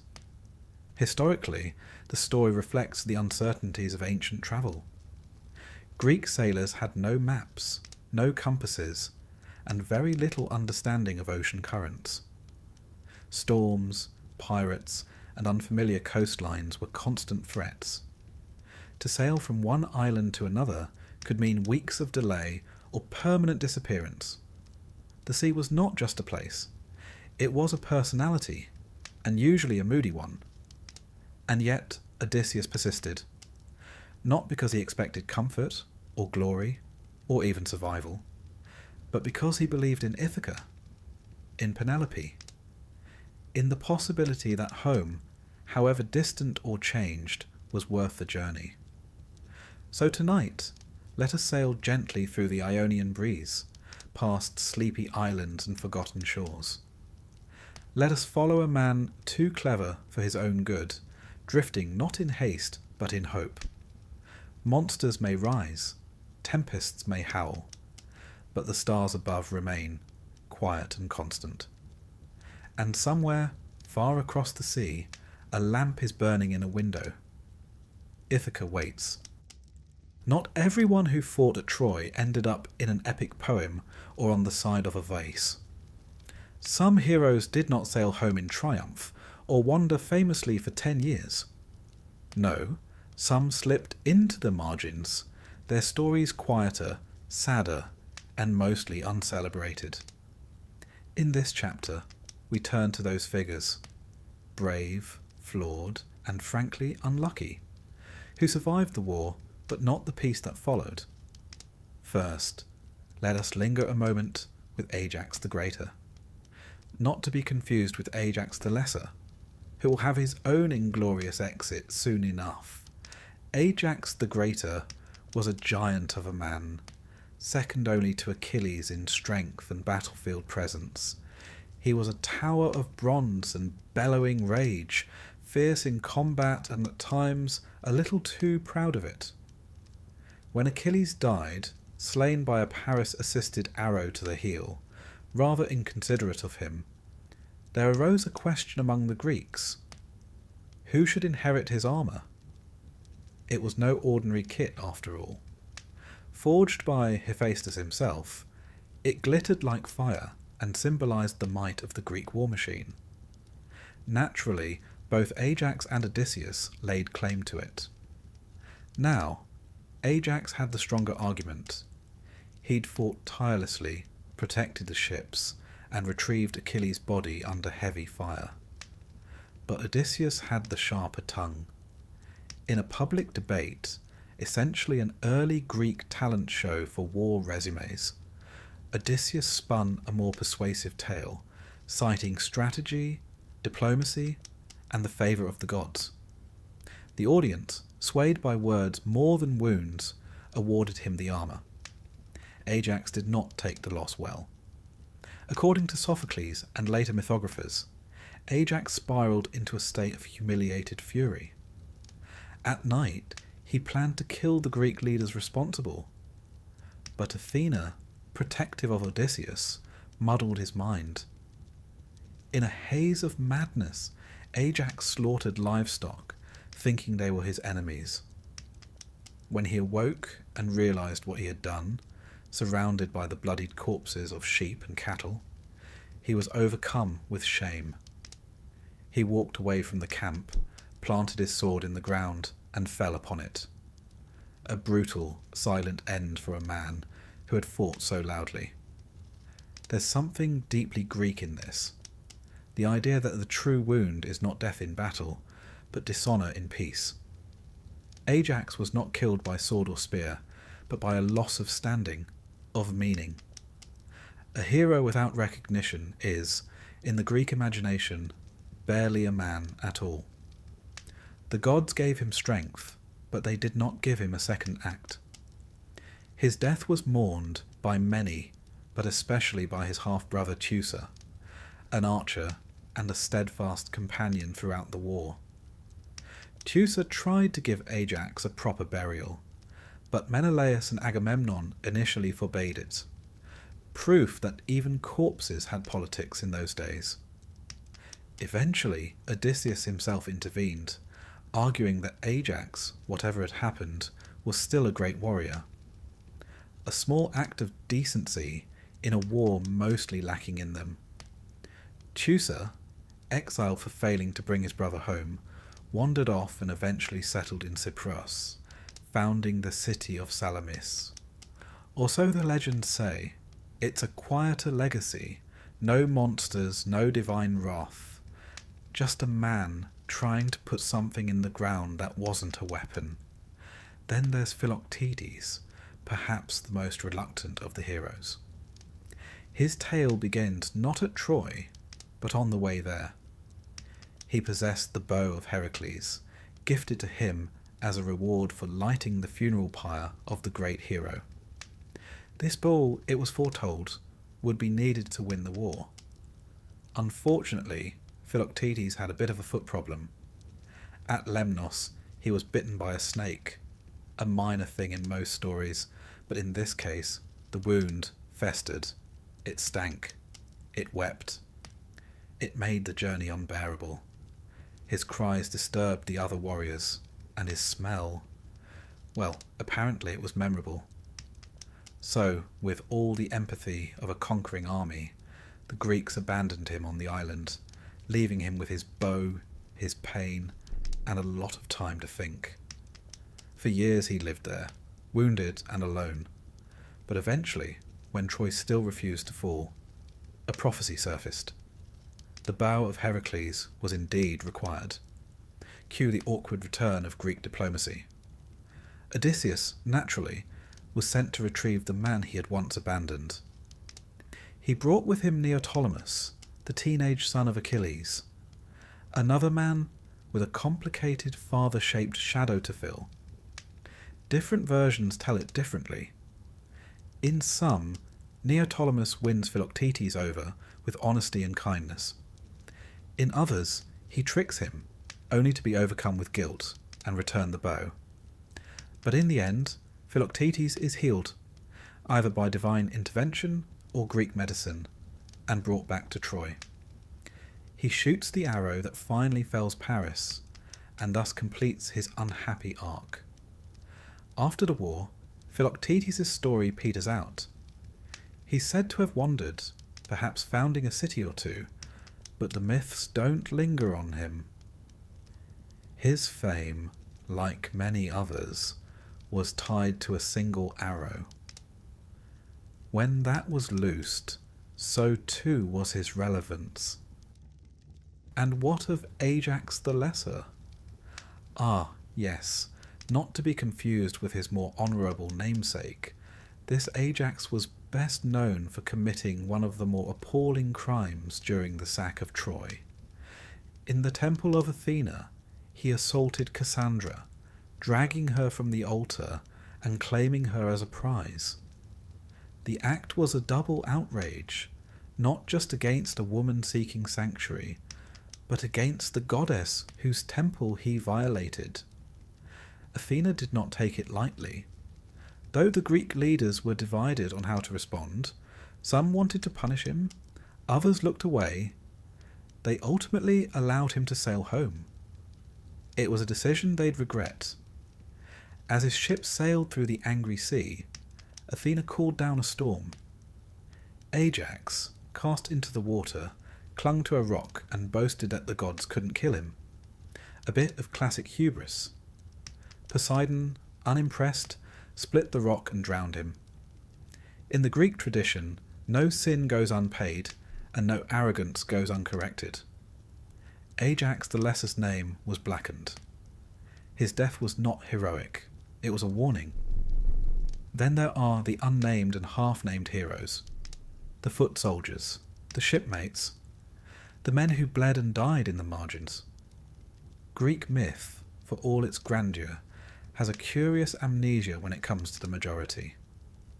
We hear of their bravery in clusters, the Achaeans, the Danaans, but their individual stories are mostly forgotten. Only the elite, the sons of kings and favourites of gods, get a proper ending. Still, there are echoes. In the epic cycle known as the Nostoi, now mostly lost to time, there were once tales of the other warriors returning home. Men like Idomeneus, king of Crete, who made a rash vow to sacrifice the first living thing he saw upon returning home, only to be greeted by his own son. A story with echoes of the biblical Jephthah, and just as grim. And Eurypylus, son of Telephus, who fought for the Trojans but was killed in a blaze of poetic glory. His story is mostly footnotes now, a few lines in fragmentary poems. And Thersites, a common soldier mocked for his ugliness and impudence, beaten by Odysseus for speaking too freely. A rare glimpse of dissent in a world dominated by kings and demigods. History has never been entirely fair to its lesser heroes. Those who carried the spears, manned the oars, and kept the fires burning seldom earn verses of their own. But their presence, however faint, lingers in the background of myth, like the quiet hum behind a chorus. Archaeologically speaking, the Mycenaean period does show signs of wide-scale collapse around the time of the Trojan War's supposed end. Palaces burned, trade routes disappeared, and many of the great centres were abandoned. Perhaps some of the returning heroes found not the homes they remembered, but smouldering ruins and silence. For many, there may have been no welcome, no bed, no stories. And perhaps that's why the myths settled so often on grief. The Greeks knew that not everyone returned, and that some who did wished they hadn't. The Odyssey gives us the grandeur, but these lesser tales give us the sorrow. So tonight, as we drift through the quieter parts of the mythic map, spare a thought for the heroes who came back broken, or didn't come back at all. For Ajax, whose pride outlived his strength. For Philoctetes, whose wound became his exile. For the countless unnamed who marched to Troy and never saw their islands again. In the dark, between the waves and stars, their stories still float, unfinished, unpolished, but quietly, stubbornly present. If ever there were a face that launched 1,000 ships and exhausted 1,000 poets, it was surely Helen of Troy. Or rather, Helen of Sparta, depending on which part of her life you catch her in. Tonight, we sail away from the battlefields and burning walls, and follow not the warriors, but the women, beginning with Helen herself. When the dust settled and the horse had done its work, the city of Troy was ash and rubble. Fires still smouldered where palaces once stood. The air hung thick with the scent of burnt cedar and blood. In the ruins, women, noble women, priestesses, servants, were rounded up like cattle, the prizes of victory. At the centre of it all stood Helen, beautiful, mysterious, and ever the subject of debate. Some said she had willingly gone to Troy with Paris, bewitched by his charm and Aphrodite's divine meddling. Others insisted she had been taken against her will, a passive prize in a game of gods and kings. In truth, the myths offer no single answer. Helen was either a seductress or a scapegoat, or perhaps a woman simply trying to survive in a world that insisted on making her symbolic. Menelaus, her long-estranged husband, was among the warriors who stormed the city. One might expect him to have run her through with a sword. Instead, the stories tell us that when he found her, standing in her quarters, draped in silks, radiant even in defeat, he dropped his weapon. Overwhelmed by her beauty, his rage faltered. He led her away, not as a captive, but as a wife reclaimed. Or so the version goes. But it is worth pausing to consider what kind of homecoming that was. Helen returned with Menelaus to Sparta, but her reputation did not. In many cities across Greece, she was viewed as the cause of it all, the deaths, the fires, the decade of despair. Though poets might speak of her face with reverence, the common tongue likely preferred curses. And in the plays of Euripides and others, Helen is not a heroine, but a question mark. Was she guilty? Was she powerless? Or was she simply too beautiful to live in peace? In some version of the myth, a phantom Helen was sent to Troy, while the real one remained in Egypt the entire time. This alternate telling, found in Euripides' Helen, was the ancient equivalent of saying it wasn't really her. It's a strange attempt at narrative redemption, one that raises more questions than it answers. but it does speak to the discomfort the Greeks felt about blaming a woman so central to their own self-image. Because if Helen truly went willingly, then she was a traitor. If unwillingly, then she was a victim. But either way, the war became hers to carry. As for Menelaus, his journey home was no smoother than anyone else's. He and Helen wandered for years, blown off course, landing in Egypt among other places. There, they were received by the local king, sometimes Proteus, sometimes another, who treated them with suspicious generosity. The gods were still sorting out the details. Eventually, they made it back to Sparta, older, wearier, and perhaps unsure what they had returned to. It's tempting to imagine them sitting across from one another at dinner, in a palace once full of laughter and song. Now they shared only silence, broken occasionally by the clink of goblets and the shuffle of memories best left undisturbed. In some myths, Helen became a goddess after death. In others, she was exiled, hounded by the Furies, or wandered alone through the mountains. One version even claims she ended her days in Rhodes, where she was hanged by the widow of a fallen Greek soldier. The myths rarely agree on her fate, only on her beauty and the trouble it brought. But Helen, for all her complexities, was not the only woman whose life was shattered by the war. Let us return to the ruins of Troy and speak of the others, those taken as spoils and shipped away to Greek cities where no songs were sung for them. First, Hecuba, Queen of Troy. Once a proud matriarch, she lost nearly all her sons in the war: Hector, Paris, Deiphobus, Troilus, and more. Her husband, King Priam, was butchered at the altar by Achilles' son. Her daughter Polyxena was sacrificed on Achilles' tomb.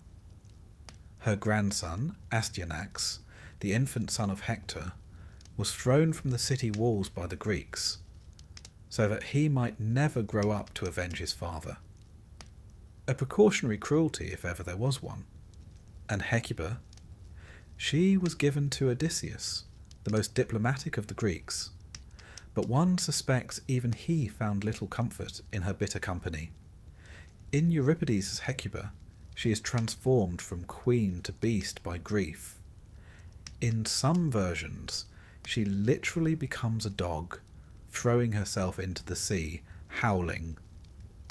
Myth has a way of externalizing suffering after all. If your sorrow is inhuman, you might as well become something else. Then there was Andromache, Hector's widow, a model of loyalty, modesty, and sorrow. She watched her child murdered and her city burned, and then she was claimed by Neoptolemus, the teenage son of Achilles. It's a pairing that feels particularly cruel, as if the gods were scripting a tragic irony. The wife of the slain prince, now handed to the son of his killer. She bore Neoptolemus children, lived for a time in Epirus, and eventually found a kind of quiet life, marrying Helenus, another Trojan survivor, and ruling a small kingdom. But the shadow of Troy never left her. In the Greek world, women like Andromache were both revered and pitied, reminders of what war leaves behind. And what of Cassandra, that doomed prophetess? She had warned them, of course, warned her people about Paris, warned them about the horse, warned them about the fall. But Apollo had cursed her. She could see the future, but no one would ever believe her. The curse of clarity without persuasion, a poetic fate and a cruel one. When the city fell, Cassandra sought refuge in Athena's temple, and there she was assaulted by Ajax the Lesser, dragged from the sacred altar. For this, the gods ensured Ajax would never return home. Cassandra, meanwhile, was given to Agamemnon, taken as a concubine, a spoil. She travelled with him to Mycenae and saw the future again, his murder at the hands of Clytemnestra. Her own death, too. She entered the palace anyway, shoulders squared, walking toward doom with her head held high. In a way, she was the bravest of them all. To know what awaits and go anyway. Cassandra was not just a figure of tragedy, but of perception. In her, the Greeks saw the limits of knowledge. What good is vision if it cannot change the outcome? Her story echoes down the centuries, in every ignored warning and every dismissed truth. These women, Helen, Hecuba, Andromache, Cassandra, they remind us that the Trojan War was not just a saga of men. For every spear thrown, there was a wife waiting. For every city burned, a mother weeping. And in the aftermath, it was often the women who bore the consequences, who were reshaped by survival into something unrecognizable. In Greek drama, particularly the tragedies of Euripides, these female voices are given rare prominence. Perhaps because in their suffering, the Greeks recognized something more universal than glory. The men may have claimed victory, but the women remembered the cost. Historically, the treatment of captured women in ancient warfare was, as one might expect, grim. They were enslaved, traded, kept as concubines. The myths, for all their embellishment, reflect a painful reality. That in war, the fates of women were rarely their own. Their grief, however, became central to the Greek imagination. Even Helen, for all her elevation, remains a figure of ambiguity. She is honoured in some cities, reviled in others. She is remembered less for what she did, and more for what others did because of her. In Sparta, a cult of Helen emerged. Temples were built in her name. She became almost divine. Her beauty, her sorrow, her mythic weight, all transformed into ritual. There's something strange and slightly unsettling in the idea of worshipping a woman whose greatest legacy was a war. And in Troy? Well, there was no Troy anymore. The archaeological site we now call Hisarlik bears the layers of many cities, built and burned over centuries. Whether one of them was the Troy of Homer, we can't say for certain, but the ashes, the walls, the charred remnants, they are real. Someone's city burned. Someone's family was taken.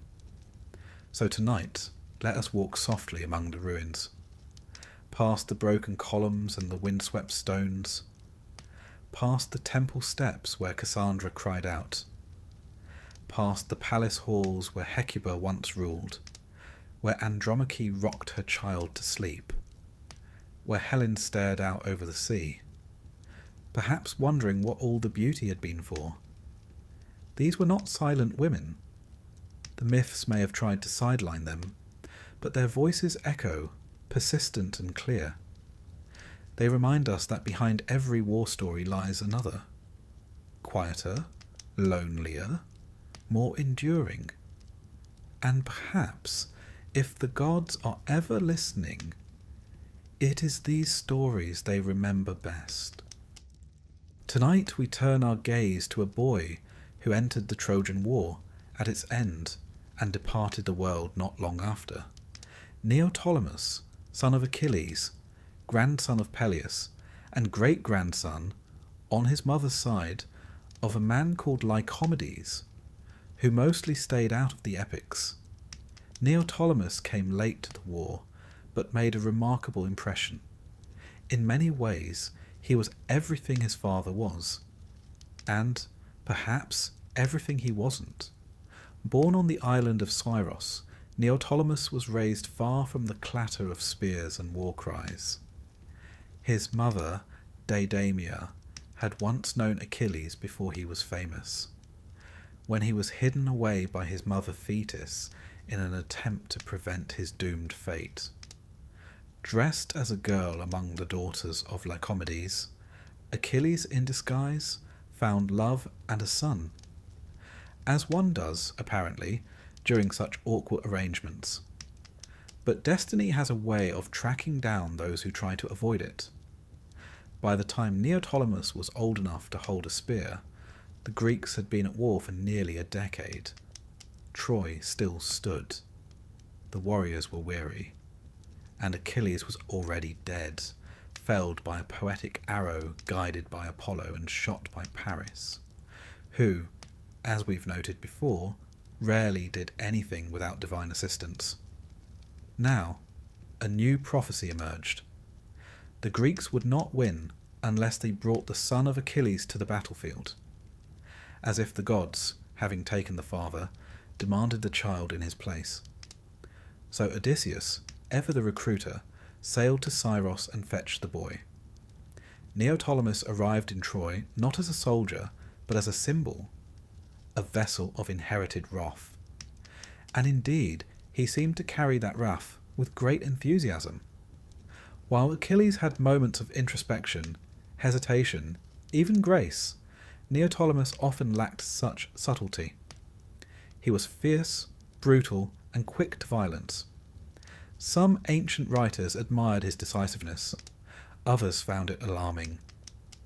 In the final days of the war, Neoptolemus earned a reputation both glorious and grim. It was he who killed Priam, the aged king of Troy, right there at the altar of Zeus. While the old man clutched the statue of the god, seeking mercy, Neoptolemus cut him down. No respect for age, sanctuary, or sorrow. The scene, immortalized in later Roman texts like the Aeneid, would haunt generations of storytellers.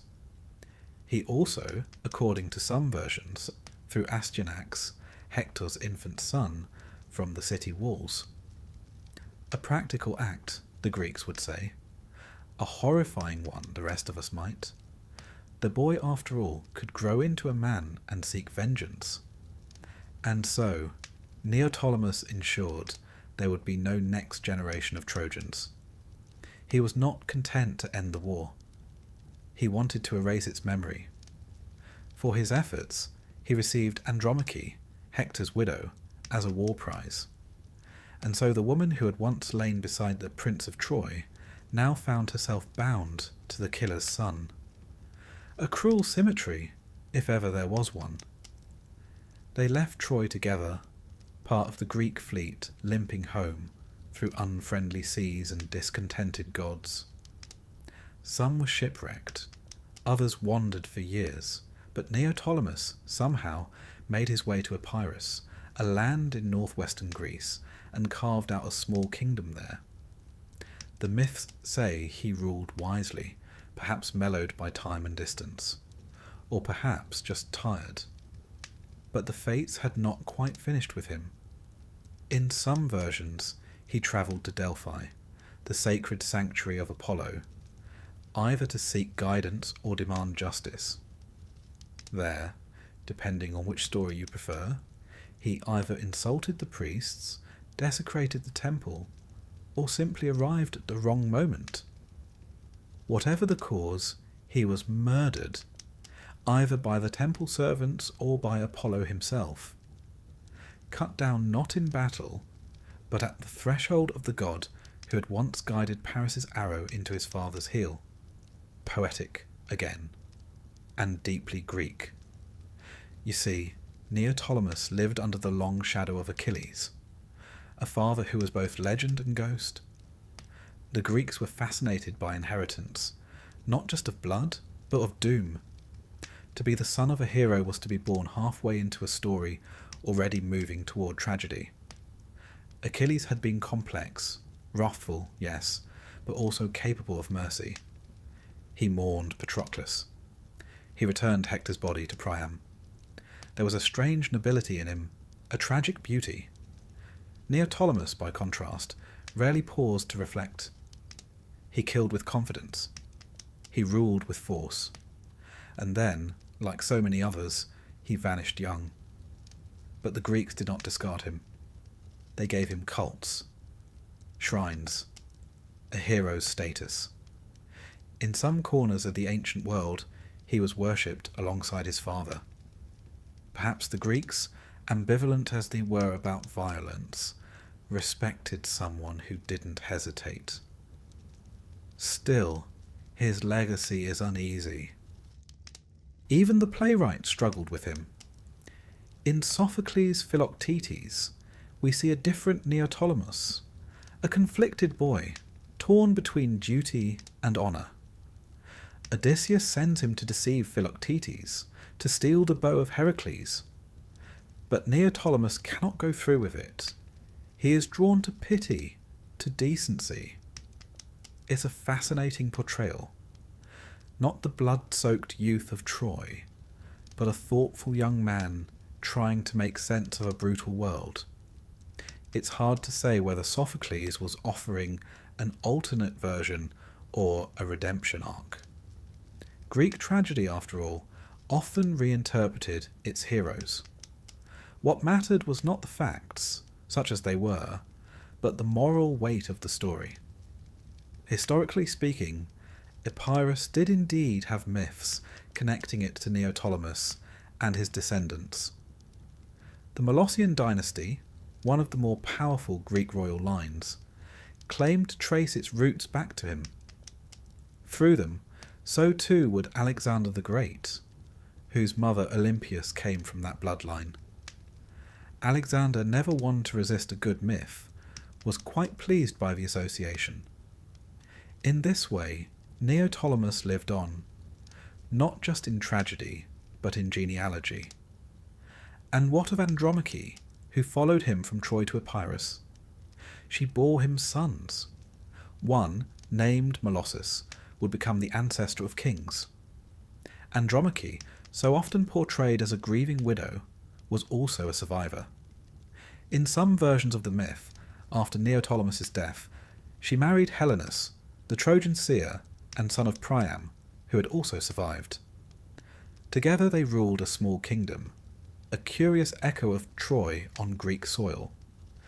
Her journey, from princess to slave to queen, was perhaps the longest of them all. She adapted. She endured.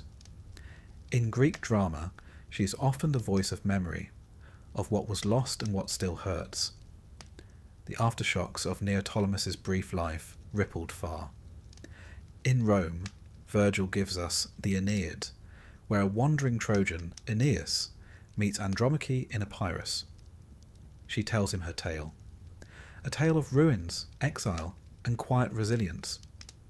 It is a sobering moment, buried in a poem otherwise full of triumphal destiny.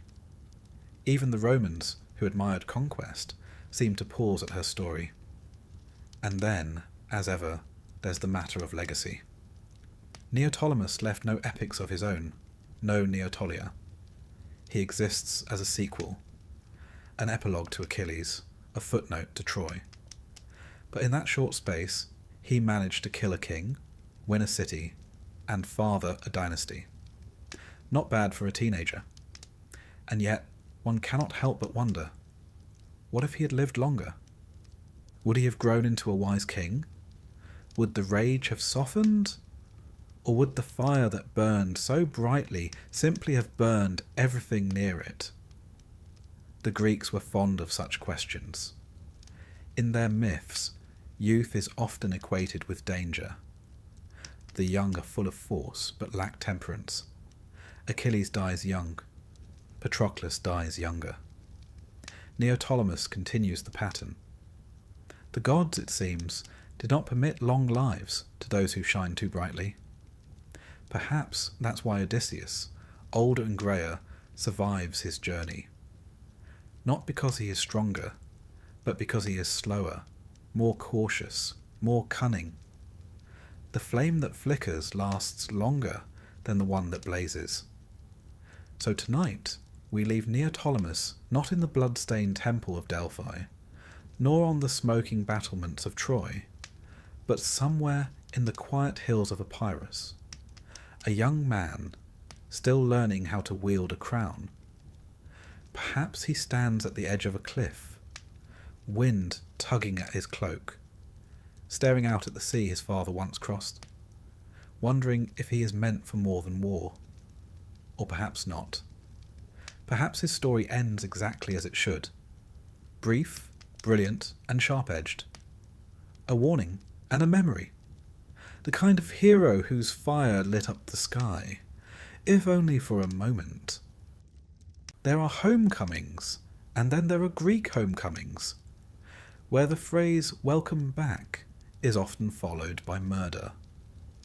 And no tale of post-Trojan drama better captures this grim tradition than that of Agamemnon, High King of Mycenae, brother to Menelaus, leader of the Greek forces, and, depending on whom you ask, either a victorious hero or a monumentally unlucky husband. Let us begin at the beginning, or rather, the very inconvenient middle. Before Agamemnon ever set sail for Troy, he made what we might call a tactical error in the eyes of the gods. While preparing the fleet, he killed a sacred stag belonging to Artemis and then boasted about it. Now, if there's one thing Greek gods do not tolerate, it is mortals making noise about how clever or powerful they are, especially when they've just murdered divine wildlife. Artemis responded in kind. She stilled the winds, trapping the Greek fleet in Aulis. No sailing, no war, no progress. The solution, a sacrifice, a human one. Enter Iphigenia, Agamemnon's daughter. He lured her to Aulis under the pretense of marrying her to Achilles. The usual wedding lie. When she arrived, instead of a ceremony, she got an altar. The accounts diverge. Some say Artemis snatched her away at the last moment and replaced her with a deer. Others say the blade fell. Either way, Clytemnestra, Agamemnon's wife and Iphigenia's mother, was not amused. Now fast forward 10 years. Troy is in ruins. Agamemnon is finally coming home, bringing with him not just spoils of war, but Cassandra, the Trojan princess and prophetess, as a concubine. Yes, quite the diplomatic choice. Bringing the enemy king's daughter and your own mistress home, after killing your daughter and being gone for a decade. Even Odysseus might have raised an eyebrow. As his ship approached Mycenae, Agamemnon would have seen the familiar cliffs and olive groves of his kingdom, the walls of his palace shining in the sun, and perhaps, just perhaps, he imagined a peaceful return, a soft bed, a hot meal, his people singing of his glory. What he got was Clytemnestra. While he had been off conquering, she had been stewing. 10 years is a long time to hold a grudge, but Clytemnestra was nothing if not patient. She had also taken a lover, Aegisthus, cousin to Agamemnon, and a man with his own complicated family tree. This wasn't merely a matter of betrayal. It was lineage, revenge, and domestic theatre, all in one. According to Aeschylus, when Agamemnon arrived, Clytemnestra greeted him warmly, a little too warmly. She rolled out a purple carpet, a colour reserved for the gods, and invited him to walk upon it. Agamemnon, slightly wary, hesitated. Walking on such fabric was a display of arrogance, practically daring divine punishment. But eventually he relented and entered the palace. He never walked out again. There are several versions of his murder. Some say Clytemnestra lured him into a bath, entangled him in robes, and then stabbed him. Others say she used an axe, or perhaps a sword, with Aegisthus dealing the final blow. The details differ, but the outcome does not. The High King, triumphant in Troy, died naked and unguarded in his own home, cut down not by enemy swords, but by a vengeful wife and a jealous cousin. And Cassandra? She had foreseen all of it. She had seen the palace, the blood, her own end, but true to her curse, no one believed her. Even as she stepped into the house, she knew it was a tomb, and yet she went, calm, resigned, perhaps tired of always knowing what no one else could see. She was killed beside Agamemnon, her death adding a final insult to the Trojan tragedy. Now, to pause briefly for the historical note, Mycenae, as a real place, was one of the great palace complexes of the Late Bronze Age. Walls of massive stone blocks, a lion gate still standing today, and shaft graves filled with gold. The Mycenaean rulers may have inspired the later myths, their splintered histories providing the backdrop for tales of ambition and blood. And Agamemnon. His so-called tomb was uncovered by Heinrich Schliemann in the 19th century. A grand grave with a golden mask. The archaeologists remained sceptical about whose bones lay inside, but the poetry endures. Back to the myth, the murder of Agamemnon did not bring peace. It merely shifted the curse down a generation. For you see, Agamemnon had a son, Orestes, and a daughter, Electra. They had waited, grown up under the shadow of a murdered father and a mother-turned-monarch. In most versions, Orestes was sent away as a child for his safety, but the gods, or at least the playwrights, would not let him rest. Years later, Orestes returned to Mycenae. Like so many Greek stories, this too became a question of duty versus morality. Apollo had commanded him to avenge his father, but to do so, he would have to commit matricide, to kill his own mother. Even in the flexible ethics of myth, this was a dark and terrible dilemma. Orestes hesitated, but not for long. With the help of Electra, who had her own catalogue of grievances, he crept into the palace. In some versions, he killed Aegisthus first, then Clytemnestra. In others, he hesitated at the final moment, overcome by horror, only to finish the deed as she begged for her life. The result was the same. The house of Atreus, never particularly blessed, was awash in blood once more. But justice, in the Greek sense, never comes clean. No sooner had Orestes avenged his father than he was pursued by the Furies, or Erinyes, ancient goddesses of vengeance. They hounded him day and night, clawing at his mind, whispering guilt into every shadow. He wandered, sleepless and raving, a man driven mad by the price of justice. Eventually, he found his way to Athens, where Athena herself presided over his trial. This moment, dramatized in Aeschylus's Eumenides, marks one of the first symbolic shifts in Greek literature. From vengeance to law, from blood feud to courtroom. Athena cast the deciding vote in his favour, and the Furies, pacified, transformed into the Eumenides, the kindly ones. A tidy ending, though one suspects the family dinners remained awkward. As for Clytemnestra, she too lingers in myth, a ghost never quite exorcised. Some saw her as monstrous, a wife who betrayed her king. Others, especially in later literature, cast her as tragic, a woman who had suffered too long, too deeply to remain silent. Her act was unforgivable, yes, but perhaps also inevitable. Greek myth was never terribly interested in happy marriages.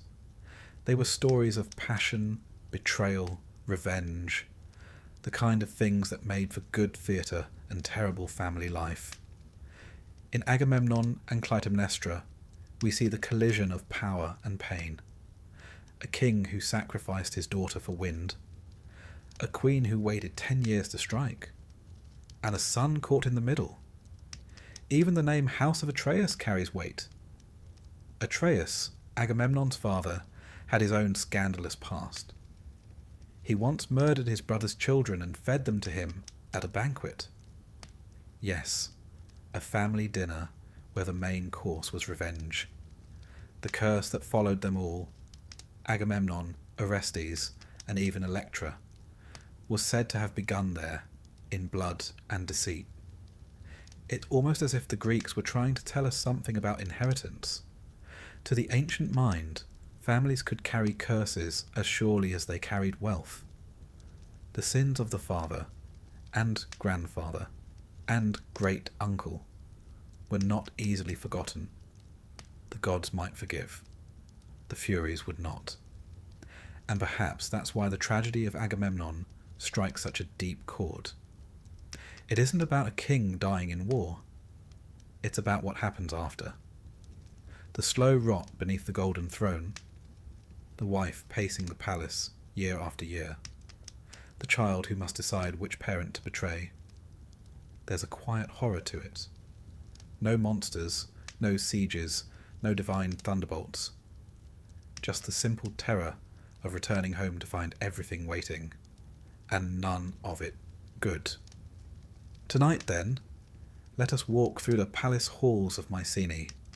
The hearths are cold. The walls still smell faintly of cedar and blood. Shadows flicker where once kings dined and children played. Perhaps we hear the echo of Cassandra's warning, or the creak of purple carpets beneath sandaled feet. Here, in these stones, the past does not rest. It broods. So let the night fall softly. Let the torches gutter and the marble chill. And remember that not every victory ends in cheers. Sometimes it ends in silence and the slow closing of a door. After the siege of Troy had finally crumbled into dust and ash, the Greeks, those few who had survived the gods, the Trojans and one another, prepared to sail home. Some did not make it past the shoreline. Others would never arrive at all. And a few, like Menelaus, king of Sparta, would find themselves dragged on a journey so improbable that it would seem they'd offended not only the gods, but perhaps time itself. Menelaus, you'll remember, was the man whose wife, Helen, was spirited away by Paris, thus igniting a 10-year war of mud, blood, and badly timed prophecies. When Troy fell, and the smoke cleared, Helen was returned to him, though returned may be too neat a word for what happened. Whether she came willingly, whether she was taken, or whether she had simply grown tired of Paris and ready for the next chapter, we shall never know. What we do know is that she was there on the Trojan shoreline when Menelaus gathered his ships, looking every bit as lovely as she had when the war began. He, on the other hand, had aged. 10 years of siege can do that to a man. They boarded the same ship, perhaps sitting side by side in silence, with only the creaking of oars and the gentle accusation of memory between them. What does one say, really, after all that? So, where were we? Their journey home should have been swift. Sparta was not far, relatively speaking, but the gods had other plans. The Greeks had committed various crimes on their way out of Troy, looting temples, killing supplicants, desecrating sacred spaces.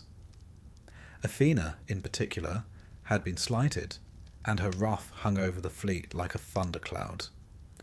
While some ships were wrecked outright and others scattered, Menelaus's took a more circuitous route, an accidental grand tour of the Mediterranean, if you like, with storms, shipwrecks, and sea monsters included. One of the more exotic stops on this journey was Egypt. Yes, Egypt. Now it might seem strange that a Greek king would end up in Egypt on his way home, but the ancient world was far more connected than it sometimes appears. Trade routes stretched across the seas, and foreign ports were frequented by all manner of adventurers, merchants, and evidently stranded kings with missing wives.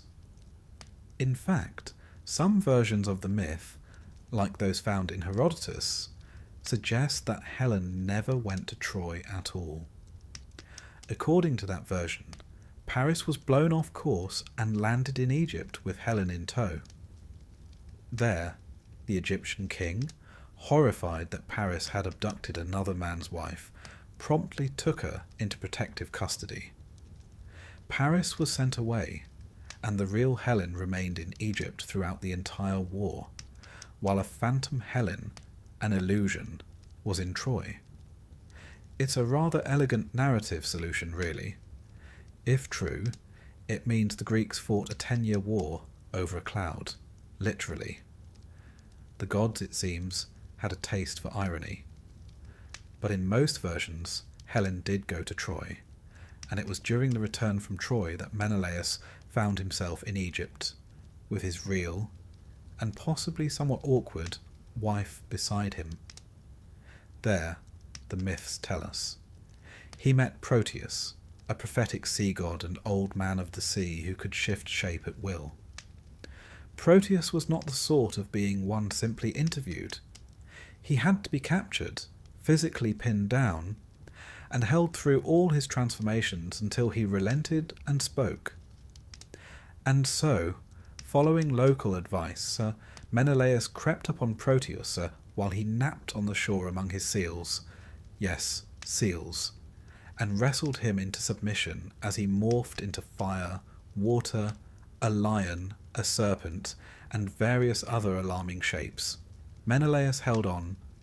One imagines him swearing quietly throughout, until the god gave up and agreed to speak.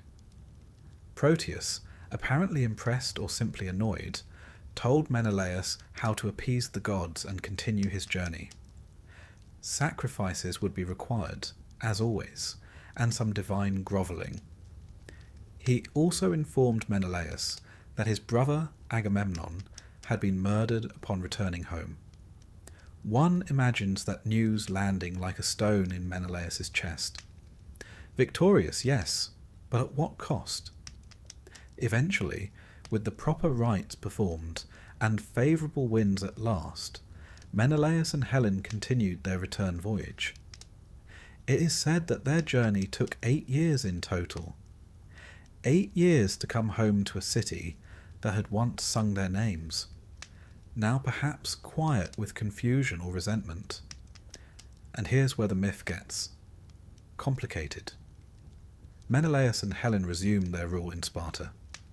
Their homecoming, unlike Agamemnon's, was not met with knives.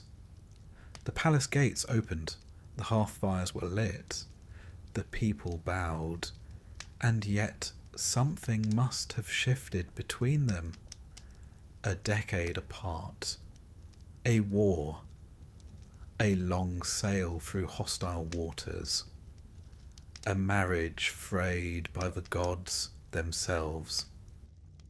In Homer's Odyssey, when Telemachus visits Sparta in search of news of his father, Odysseus, he finds Menelaus and Helen living in elegant domesticity, surrounded by servants, tapestries, and quiet luxury. Helen, ever the gracious hostess, offers potions to ease sorrow, pours wine, and reminisces about the old days. Her beauty intact, her memory selective. In one scene, she casually tells of how, during the Trojan War, she had once walked the walls of Troy and mimicked the voices of the Greek wives below, trying to lure the soldiers out from the belly of the wooden horse. A chilling little anecdote. Her voice, calling to them in the voices of their beloveds. Whether she did it in jest, or malice, or confusion, is left ambiguous. Homer, with his characteristic subtlety, lets the moment pass unjudged. Menelaus listens. He does not interrupt. Perhaps he's heard the story before. But Homer also gives Menelaus a unique fate. While most Greek heroes die bloody deaths or vanish into obscurity, Menelaus is rewarded. According to Book 4 of the Odyssey, he will not die at all.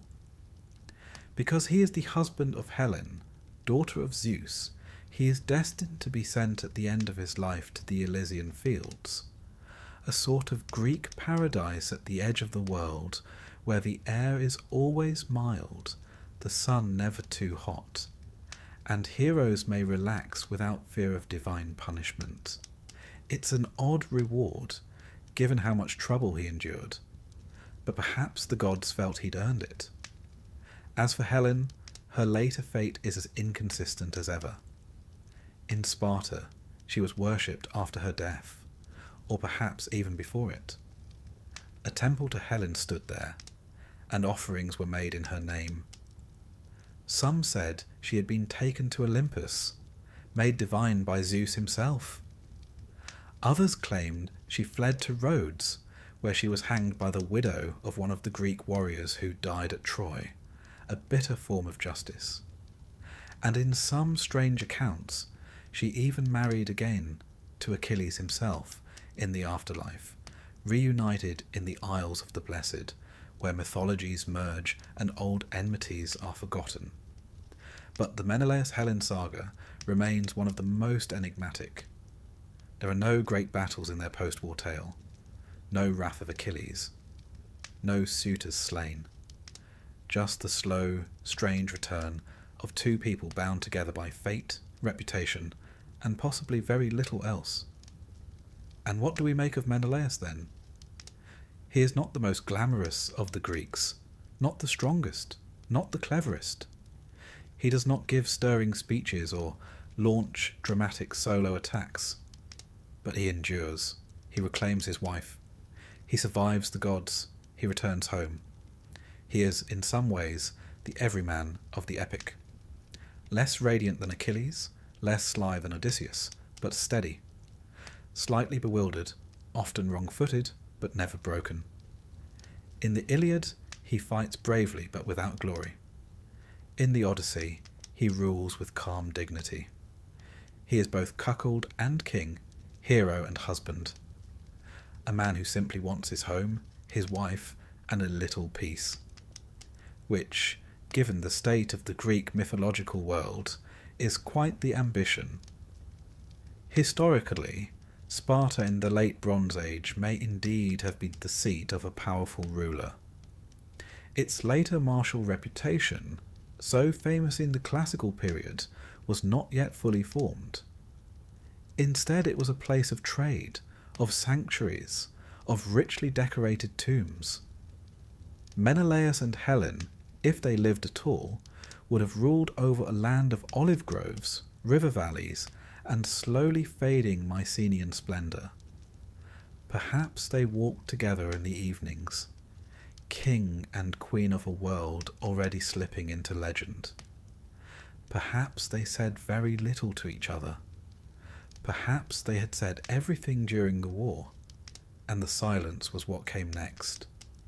Tonight, then, let us drift with them on those endless Mediterranean waters. The ship gently rocking, the stars above foreign shores, Proteus shifting in his sleep somewhere beneath the waves, the long way home stretching onward, lined with omens and olive trees. And if the gods allow, perhaps, just perhaps, the sea will stay calm until morning. Some men return from war with scars and silence, others with treasure. But Odysseus, king of Ithaca, returned with stories, a great many of them. Whether he embellished a bit along the way, or a great deal, is beside the point. Tonight, we join him not for his triumphs, but for his meandering, frequently interrupted, occasionally bizarre 10-year journey home. Because for Odysseus, the war was only half the problem. The rest was everything else. The Odyssey, attributed to Homer, begins after Troy, and it opens not with the king himself, but with his household in disarray. His wife, Penelope, is weaving and unweaving a shroud each night to stave off aggressive suitors.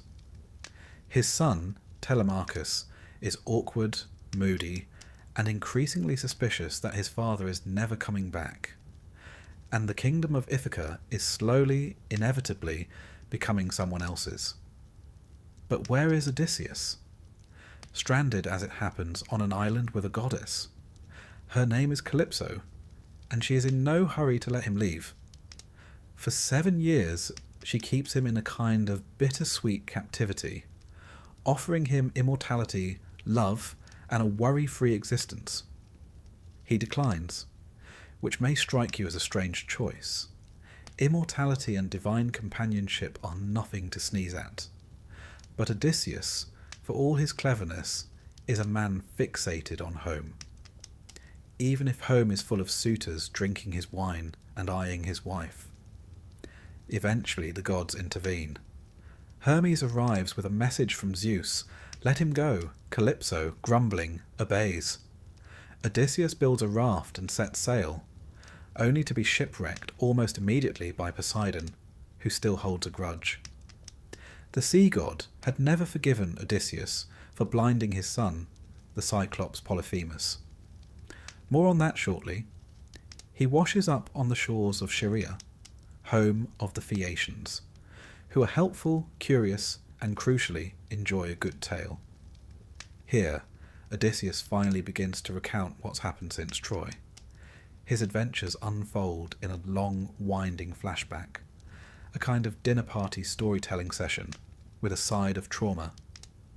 It begins with his first detour, Ismarus, land of the Cicones, where his men plunder a town only to be ambushed in return. A tactical misstep, if we're being generous. Next, the Lotus Eaters. Harmless, dreamy folk who offer his crew fruit that makes them forget everything, including the desire to return home. Odysseus has to physically drag his men back to the ships. It's the first hint that homecoming, for some, might not be as appealing as advertised.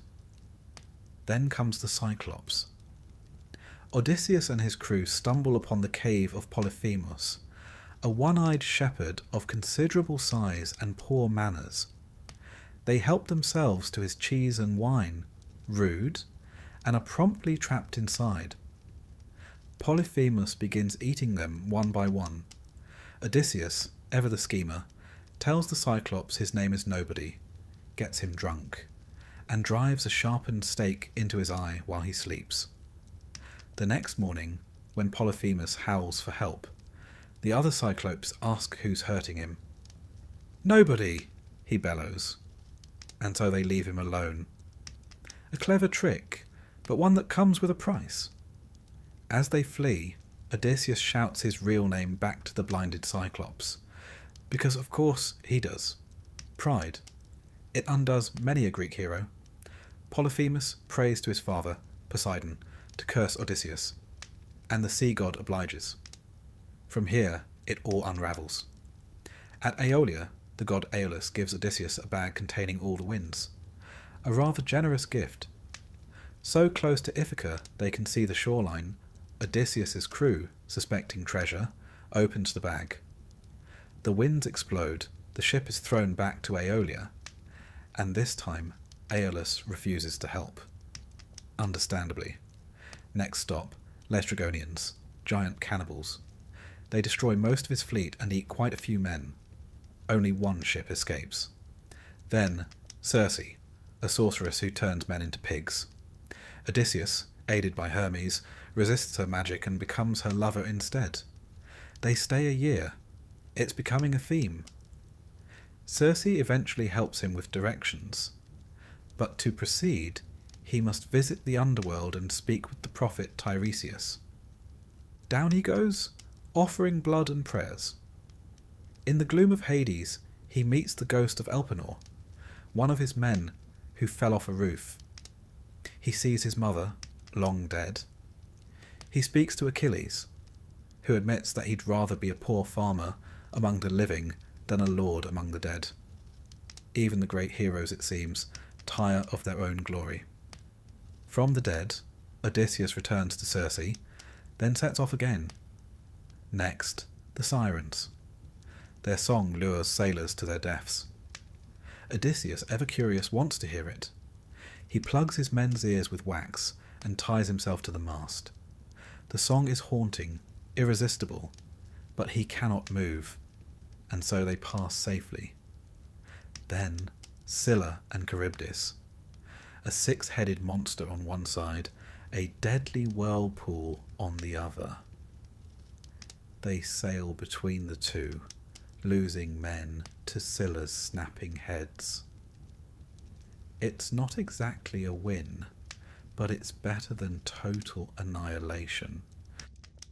Eventually, they land on Thrinacia, island of Helios, the sun god. They are warned not to touch his sacred cattle. Odysseus insists they obey, but when food runs out, his men predictably slaughter the cows. Helios complains to Zeus, who sends a storm to destroy the ship. Only Odysseus survives. He clings to driftwood, floats for days, and washes up on Ogygia, the island of Calypso. And thus the loop is complete. Back in the present, the Phaeacians, moved by his tale, offer Odysseus passage home. Poseidon, still cranky, turns their ship to stone.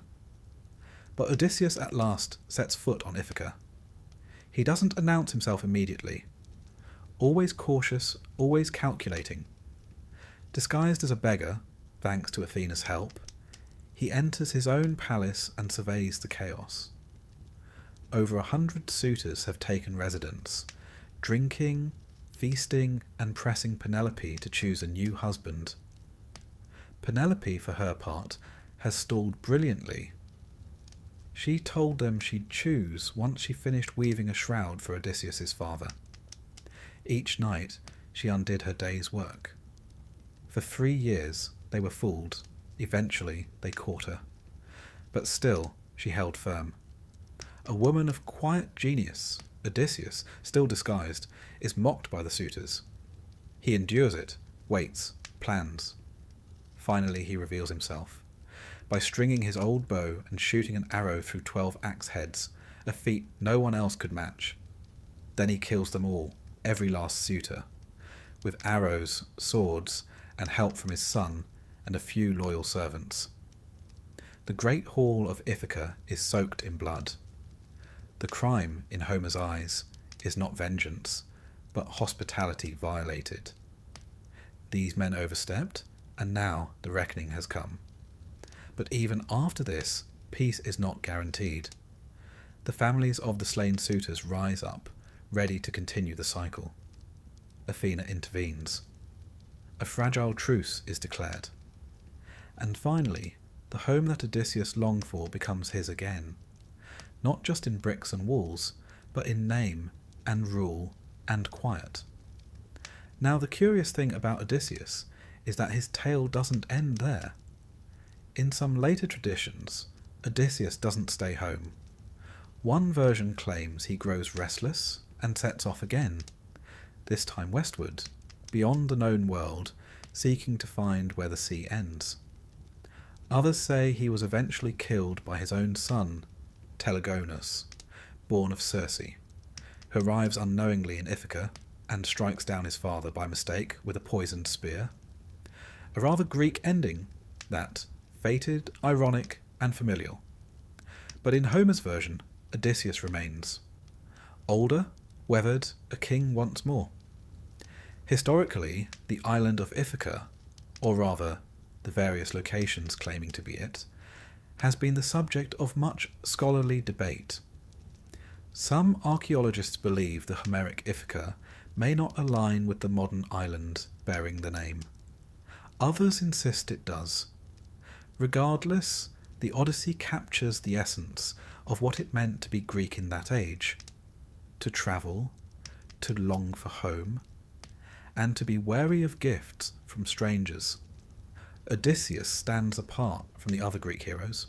Achilles sought glory, Agamemnon, power, Menelaus, perhaps, restoration. But Odysseus sought survival. He lies, cheats, weeps, hides, yet endures. He is flawed, brilliant, deeply human. The gods both love and torment him. The world resists him, but he adapts, he thinks. And slowly, painfully, he wins. And so tonight, let us rest beside him, our clever king, finally still. The storm has passed, the hearth is warm, The suitors are gone. Penelope sleeps nearby. The long oar lies in the corner silent. And perhaps, just perhaps, Odysseus dreams not of monsters or witches, but of olive trees, and the smell of bread baking, and the sound of waves brushing softly against the shore of home. It is one thing to be the hero of a great war, quite another to be the son of one. If Odysseus endured storms and monsters, his son Telemachus faced a different kind of trial altogether. The quiet, grating kind of hardship that involves waiting, watching, and wondering whether your father is ever coming home, or if the songs sung about him are more flattering than factual. When the Odyssey opens, Telemachus is no longer a boy, but not quite a man. He is, to borrow a Greek word, nepios, still soft of chin and uncertain of purpose. He lives in a palace overrun by suitors, where the food is being eaten, the wine poured too freely, and the servants uncertain where their loyalties lie. His mother Penelope weaves in the day and unweaves in the night, stalling the inevitable. But time, like the gods, waits for no one. And so Telemachus is forced into an uncomfortable position. Half prince, half hostage, drifting through his own halls like a ghost of what should have been. No father, no control, only whispers of glory and an ever-tightening knot of expectation. Eventually, Athena, as is often the case when men are floundering, steps in, disguised as Mentor, a name which would later be borrowed for the role of any wise advisor, though here it's quite literal. She encourages the lad to do something positively un-Greek. Talk about his feelings and make a plan. Telemachus, emboldened by divine pep talk, sets off on a small but significant voyage. He sails to Pylos to visit Nestor, the venerable king and veteran of Troy, and then to Sparta, where Menelaus and Helen are holding court in relative serenity. In both places he asks the same question: "Have you seen my father?" The answers are vague, scattered. Odysseus is alive, perhaps, or dead, or something in between. But the journey itself is more important than the destination. For the first time, Telemachus acts. He steps beyond the shadow of absence and into the uncertain light of selfhood. Meanwhile, Odysseus is making his own belated return. When the two are reunited in Ithaca, it is not the tearful embrace of storybooks. Odysseus, in disguise, reveals himself carefully. Telemachus does not know what to believe. The man has been gone for 20 years. He has, perhaps, become more myth than father. But belief once lit is hard to extinguish. They scheme together, they strike together, and in the end they stand side by side over the corpses of the shooters. Father and son united not in words, but in shared purpose and spilled blood. Yet what happens after the vengeance? After the hall has been cleaned, the bow hung, and the island quiet once more? Here the stories splinter. In some versions, Telemachus becomes king after Odysseus' eventual death. In others, he leaves Ithaca behind entirely. One tradition, found in later Greek sources, claims that Telemachus marries Circe.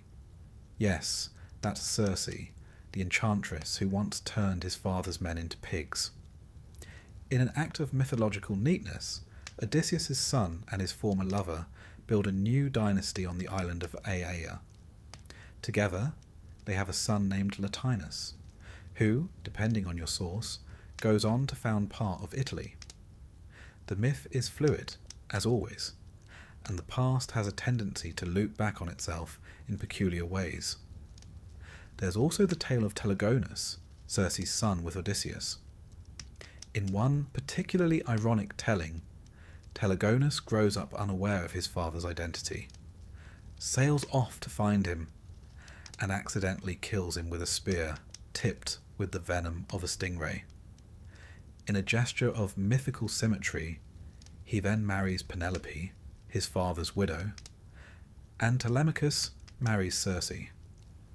And so the entire family becomes a kind of mythological Rubik's Cube, scrambled, reconfigured, but somehow still functional. Let's take a moment to exhale.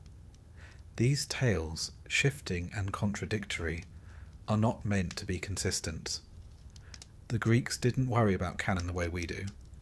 Instead, they allowed their myths to breathe, expand, and change with the needs of each city, each poet, each generation. Telemachus, then, isn't a single character. He is an idea, a young man caught between legacy and identity, between the weight of his father's name and the pressure to make his own. Historically, the role of sons in ancient Greece was a serious business. Inheritance passed from father to son. The son was expected to honour the household gods, to maintain the family reputation, and to perform the funeral rites without fail. A man without sons was, in a sense, erased from the ongoing story of his oikos, his household, his lineage. Yet, as in myth, the position of sons was rarely simple. Take Orestes, son of Agamemnon, who we discussed in chapter 7.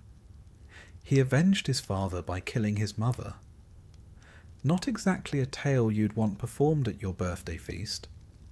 Or Neoptolemus, son of Achilles, who went to war after his father died, took a central role in Troy's final destruction, and eventually met a murky end, killed in some stories by Orestes no less. Greek myth is a tangled net, and everyone gets caught eventually. These sons often inherited not only lands and titles, but the consequences of divine feuds, ancestral curses, and badly timed oracles. For every golden shield passed down, there seemed to be a family ghost lurking in the vestibule. Even Aeneas, a Trojan rather than a Greek, fits this mould. The son of Anchises and the goddess Aphrodite, Aeneas carries his aged father on his back out of burning Troy, a moving image that would echo down through Roman poetry. He is the dutiful son, chosen by fate to found what will one day become Rome. Yet his path, too, is laden with war, wandering and loss. These sons, like Telemachus, grew up not in the warmth of victory, but in the cold ash of aftermath. They inherited stories and wounds, and the knowledge that the age of heroes was slipping away, replaced not by peace, but by memory. There is something strangely modern about Telemachus. He is not interested in glory for its own sake. He is thoughtful, hesitant, observant. When Homer describes him in the Odyssey, it is often in quiet terms. He listens more than he speaks. He weighs each word. He watches his mother's sorrow and understands it without being consumed by it. He is, if you like, the transitional figure between the old world and the new. Odysseus is a man of cleverness, disguise, and decisive action. Telemachus is a man of reflection, diplomacy, and restraint. He stands at the threshold of myth and history, a figure shaped by the echoes of war, but not beholden to them. In this way, he speaks to the later Greeks, those of the classical period, who looked back on the Age of Heroes as a time of both splendour and savagery. Telemachus becomes a bridge, linking the impulsive blood feuds of the past with the more measured civic virtues of the present. And yet, he is still a son, still waiting for a father, still learning, as all sons must, that the man you idolise is rarely the man you get. Odysseus returns not as a shining hero, but as a weary, wily stranger who must be relearned, retrusted, reloved. Their relationship is not forged on battlefields, but around the slow rebuilding of a life interrupted. What remains of Telemachus in the end is not his name in epic songs, nor his slaying of suitors, nor his potential marriage to a sorceress. What lingers is the quiet dignity of his arc, a young man growing up in the long shadow of war, and finding, however haltingly, his own way forward. And perhaps that is the final message of these post-Trojan tales, that while the heroes crashed and burned in spectacular fashion, stabbed in bathtubs, drowned at sea, cursed by gods, their children carried on. They endured. They inherited not just the chaos, but the slow business of healing, of ruling, of remembering. For myth is not just the story of how wars are won, it is the story of what happens after. The rebuilding, the forgiveness, the inevitable forgetting. Telemachus, and others like him, remind us that every heroic age must end, and when it does, it falls to quieter hands to pick up the pieces. So tonight, let us imagine Telemachus in Ithaca, not the awkward boy scanning the sea for a sail, but the man walking the halls of a repaired palace. The roof mended, the suitors gone. The name of his father still spoken, but no longer clung to. Penelope weaving not in dread, but in peace. The wind outside is gentle, the stars indifferent. And somewhere in the corner, the great bow of Odysseus gathers dust. The age of heroes has ended. The age of men and memory has begun. Settle yourself now. Let your thoughts quieten like a tide going out to sea. Tonight, we turn to the beginning of a story that is as old as the rocks, the waves, and the thunder beneath our feet. The story of Poseidon, the god of the sea. But as with all gods in Greek myth, his beginning was not in calm waters, but in storms of family betrayal, cosmic power struggles, and just a touch of parental neglect. Poseidon was one of 6 children born to the Titans Cronus and Rhea. The Titans, in the Greek imagination, were colossal beings, embodiments of primal forces. Cronus, his father, was the youngest of the 12 Titans, and he was not precisely what you would call a trusting sort. Having overthrown his own father, Uranus, Cronus received a prophecy of his own, that one of his children would one day overthrow him. In fairness, when your family tree is essentially one long chain of betrayals and coups, paranoia is rather understandable. So Cronus did what many ancient tyrants did when faced with the prospect of rebellion. He eliminated the competition. Unfortunately for his children, this meant swallowing them whole. Not symbolically, not exiling them or keeping them locked up in some tower. He literally swallowed them, one by one, ere they were born. Hestia, Demeter, Hera, Hades and Poseidon all found themselves swallowed alive. It was less a family home, more a sort of divine stomach prison. The Greeks loved these images of reversal and disorder. The womb replaced by a stomach, creation replaced with consumption. To them, it was more than cruelty. It was a reminder that order and chaos were always fighting for control of the world. Not every child met the same fate, however. When the youngest Zeus was born, Rhea had had quite enough of her husband's eating habits. She spirited Zeus away to a cave in Crete, and, in his place, offered Cronus a swaddled stone. Cronus, not being the brightest star in the heavens, swallowed the rock without suspicion. One imagines this made for a rather crunchy meal. Zeus grew to manhood in hiding, and when the time came, he returned to challenge his father. With the help of his grandmother Gaia, and a potion supplied by the goddess Metis, Cronus was forced to disgorge his swallowed children. Out spilled Poseidon, Hades, Hera, Demeter, and Hestia, alive and understandably quite cross about the whole business.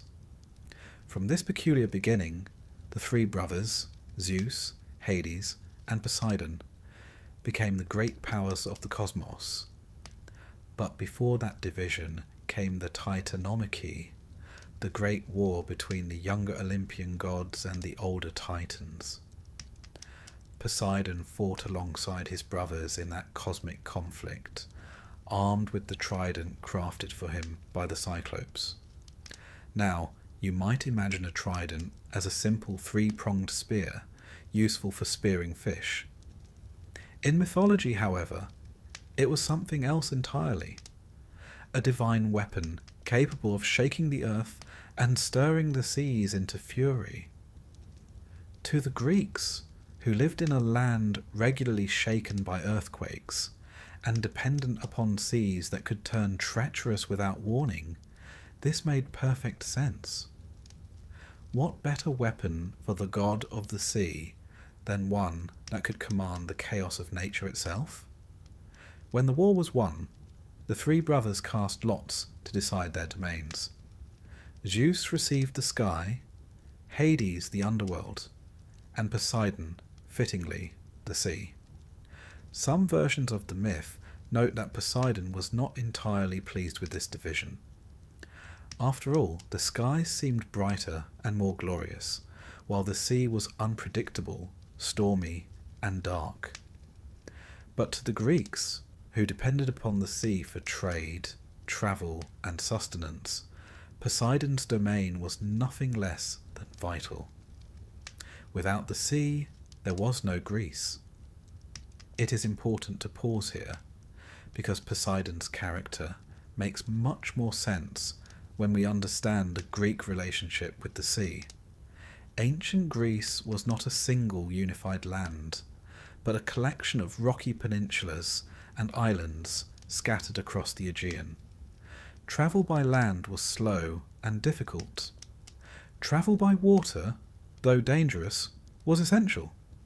Every fisherman setting out in a fragile wooden boat, every merchant braving foreign shores, every army crossing to raid or conquer, all looked to Poseidon. But the sea was not simply a road. It was also a destroyer. A sudden storm could smash ships against the rocks. A calm wind could trap you in place until your supplies ran out. To the Greeks, the sea was alive, moody, and deeply unpredictable. And so they made sacrifices to Poseidon, hoping to soothe his temper. He was not only god of the sea, but also the earth shaker. This is another reflection of Greek life. The Aegean region lies in one of the most earthquake-prone zones of the world. Ancient temples, houses, and cities often collapsed under sudden tremors. The Greeks, lacking geological science, attributed these quakes to Poseidon's trident striking the earth in anger. Thus, he was a god of double force, the swelling sea and the trembling land. Poseidon himself is an interesting character in the myths, powerful, temperamental, and proud. Unlike his brother Zeus, who was forever chasing after mortal women, or Hades, who stayed brooding in his underworld, Poseidon is portrayed as unpredictable, easily offended, and quick to vengeance. This suited his natural domain. Sailors never quite knew whether the sea would favour them or destroy them. Poseidon was the embodiment of that uncertainty. Yet the Greeks also saw him as a god of fertility and creation. His link with horses, an odd pairing you might think, until you realise that horses were the most powerful and prestigious animals the Greeks knew, gave him a creative side. The myth runs that Poseidon struck the earth with his trident and brought forth the first horse. He was both destroyer and giver of life, much like the waves that could drown you one day and carry your ship safely the next. In later myths, Poseidon takes Amphitrite, a sea goddess, as his wife.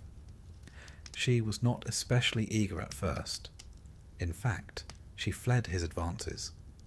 But eventually they were reconciled, and together they ruled the ocean's depths. Their children included Triton, the merman with a conch shell, and a host of other beings who populated the sea in Greek imagination. But that is to skip ahead. In this first stage of Poseidon's story, what we see most clearly is the pattern of the Greek gods themselves. Born into violence, shaped by rebellion, and placed into roles that reflected the natural world around their worshippers, one cannot help but imagine, perhaps with a wry smile, what it must have been like inside Cronus' stomach during those years. Did Poseidon, Hades, and the others chat quietly while waiting to be freed? Did they wonder what had gone wrong in their family? It is a dark image, but the Greeks themselves often told it with a certain dry absurdity. After all, these were not tales meant to be clinical history. They were stories told aloud by firelight or at feasts to explain the world and to entertain. And in that sense, Cronus' poor digestion provided a very memorable beginning to the story of the sea god. If we step back from the myth and look at it historically, there is something recognisably human in these stories.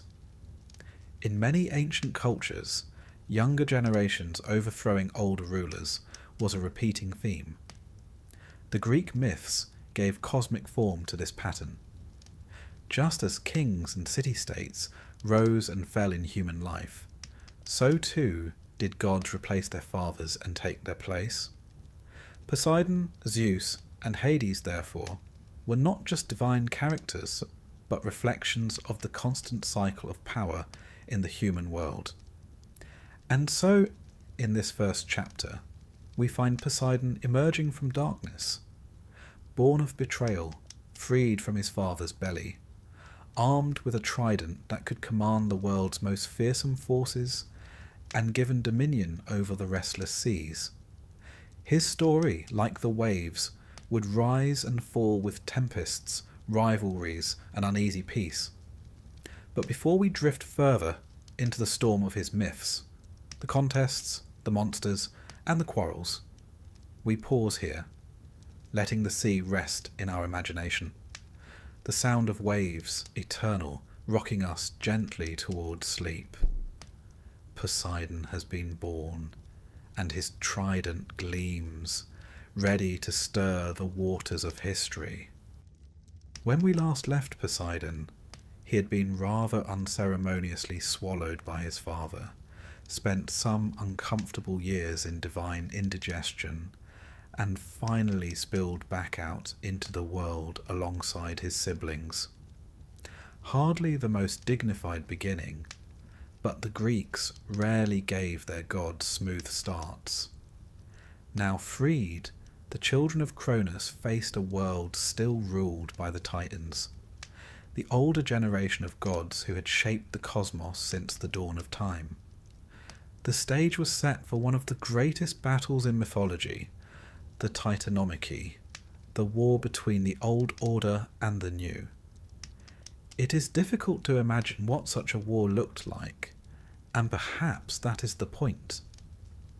The poets and storytellers never described it with the neat ranks of mortal armies or the simple clash of spears. They spoke instead of elemental violence, mountains hurled like pebbles, thunder cracking the sky, rivers boiling, and the very earth shaking under divine feet. Poseidon, trident in hand, stood beside his brothers Zeus and Hades in this struggle, the three united against their father and his generation. It was no family quarrel. It was a cosmic reshaping, the passing of power from one age to another. The Cyclopes, grateful to be freed from their imprisonment in Tartarus, forged weapons for the brothers. Zeus received the thunderbolt, that great flash of divine authority which would forever be his symbol. Hades was given a helm of invisibility, allowing him to move unseen even among gods. And Poseidon, of course, received the trident. It was more than a spear. In the hands of a god, it was a device that could split rock, stir oceans, and send shock waves through the crust of the earth. To later Greeks, accustomed to tremors shaking their homes and seas rising in sudden tempests, the symbolism was painfully clear. The very disasters they feared were nothing less than Poseidon's weapon at work. The war raged for 10 years. For a decade, the cosmos was unbalanced, caught in a struggle between the Titans and the Olympians. Ancient poets told of the Titans hurling mountains across the sky, and of the Olympians fighting back with storm and flame. Poseidon's role is less frequently detailed than Zeus's, but we can imagine him casting his trident into the churning seas, raising monstrous waves to crash against Titan strongholds. And though the stories are myth, they speak to the way the Greeks viewed natural catastrophe. An earthquake that split the ground, a tidal wave sweeping away a coast, a thunderstorm roaring overhead. All of these were remembered as echoes of that first great war. Eventually the younger gods triumphed. Cronus and the Titans were cast down, bound, and hurled into Tartarus, that deepest abyss of the underworld. The world was theirs, but having won it, they faced the difficult question of what to do with it. Who would rule? How would power be divided? It is a question that has plagued victorious allies throughout history. One thinks of the division of empires after great wars, or the uneasy treaties between once allied states. The Greeks projected the same dilemma onto their gods. The Olympians could not all reign together in harmony. Such is not the way of myths. There had to be roles, territories, boundaries. And so the three brothers drew lots. To Zeus fell the sky, that vast realm of clouds, thunder, and sunlit heights. To Hades fell the underworld, a shadowy kingdom of the dead. And to Poseidon fell the sea, endless, unpredictable, and profoundly necessary. Some versions of the myth suggest Poseidon was not entirely pleased with this outcome. The sea, after all, was treacherous and unstable, whereas the sky seemed to glitter with brilliance and authority. Hades received a kingdom all his own, where no one could question his sovereignty. Poseidon's realm, meanwhile, was constantly crashing against the shores of his brother's domain, never quite still, never quite certain. Yet it was his lot, and from that moment forward, the sea belonged to him. Here, the myths touch something deeply true about Greek life. Unlike the landlocked peoples of other regions, the Greeks were bound to the sea. Their world was a scattering of rocky peninsulas and islands that stretched like stepping stones across the Aegean. Travel by land was slow and awkward, but the sea offered highways, dangerous ones, but highways nonetheless. Every ship setting sail from Corinth or Athens, every fisherman daring the waves at dawn, every trader bound for Egypt or Sicily, knew they were placing themselves in Poseidon's hands. To live as a Greek was to depend upon the sea for life, wealth, and survival, and at the same time to fear its sudden moods. In Poseidon, they saw the embodiment of that paradox. Even earthquakes were tied to his name. The Greeks called him the Earth Shaker. Living as they did in one of the most seismically active regions of the world, they could hardly ignore the tremors that rattled their homes, cracked their temples, and toppled their city walls. Today, we may reach for geology textbooks and tectonic plates, they reached for myth. The ground quaked because Poseidon, restless, struck the earth with his trident. It was an explanation as terrifying as it was satisfying, not a meaningless accident, but the work of a god, angry or impatient. Poseidon's trident itself became one of the most famous symbols in mythology. It was often imagined stirring the seas into storm or splitting the ground with a single strike. Later art, from pottery to sculpture, never failed to depict him holding it proudly. It was, in a sense, his identity, as Zeus had his thunderbolt and Hades his dark helm. To the Greeks, gods were not abstractions.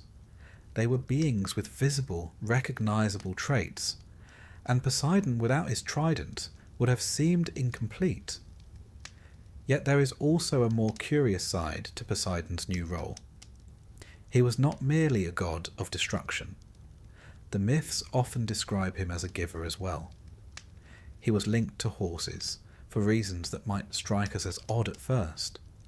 But to the Greeks, who valued horses as symbols of power, prestige, and speed, the connection made sense. One myth tells that Poseidon, striking the earth with his trident, brought forth the first horse.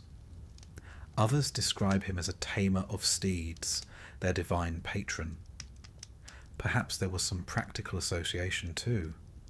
The rolling waves compared to galloping horses, the sea imagined as a herd of creatures charging endlessly against the shore.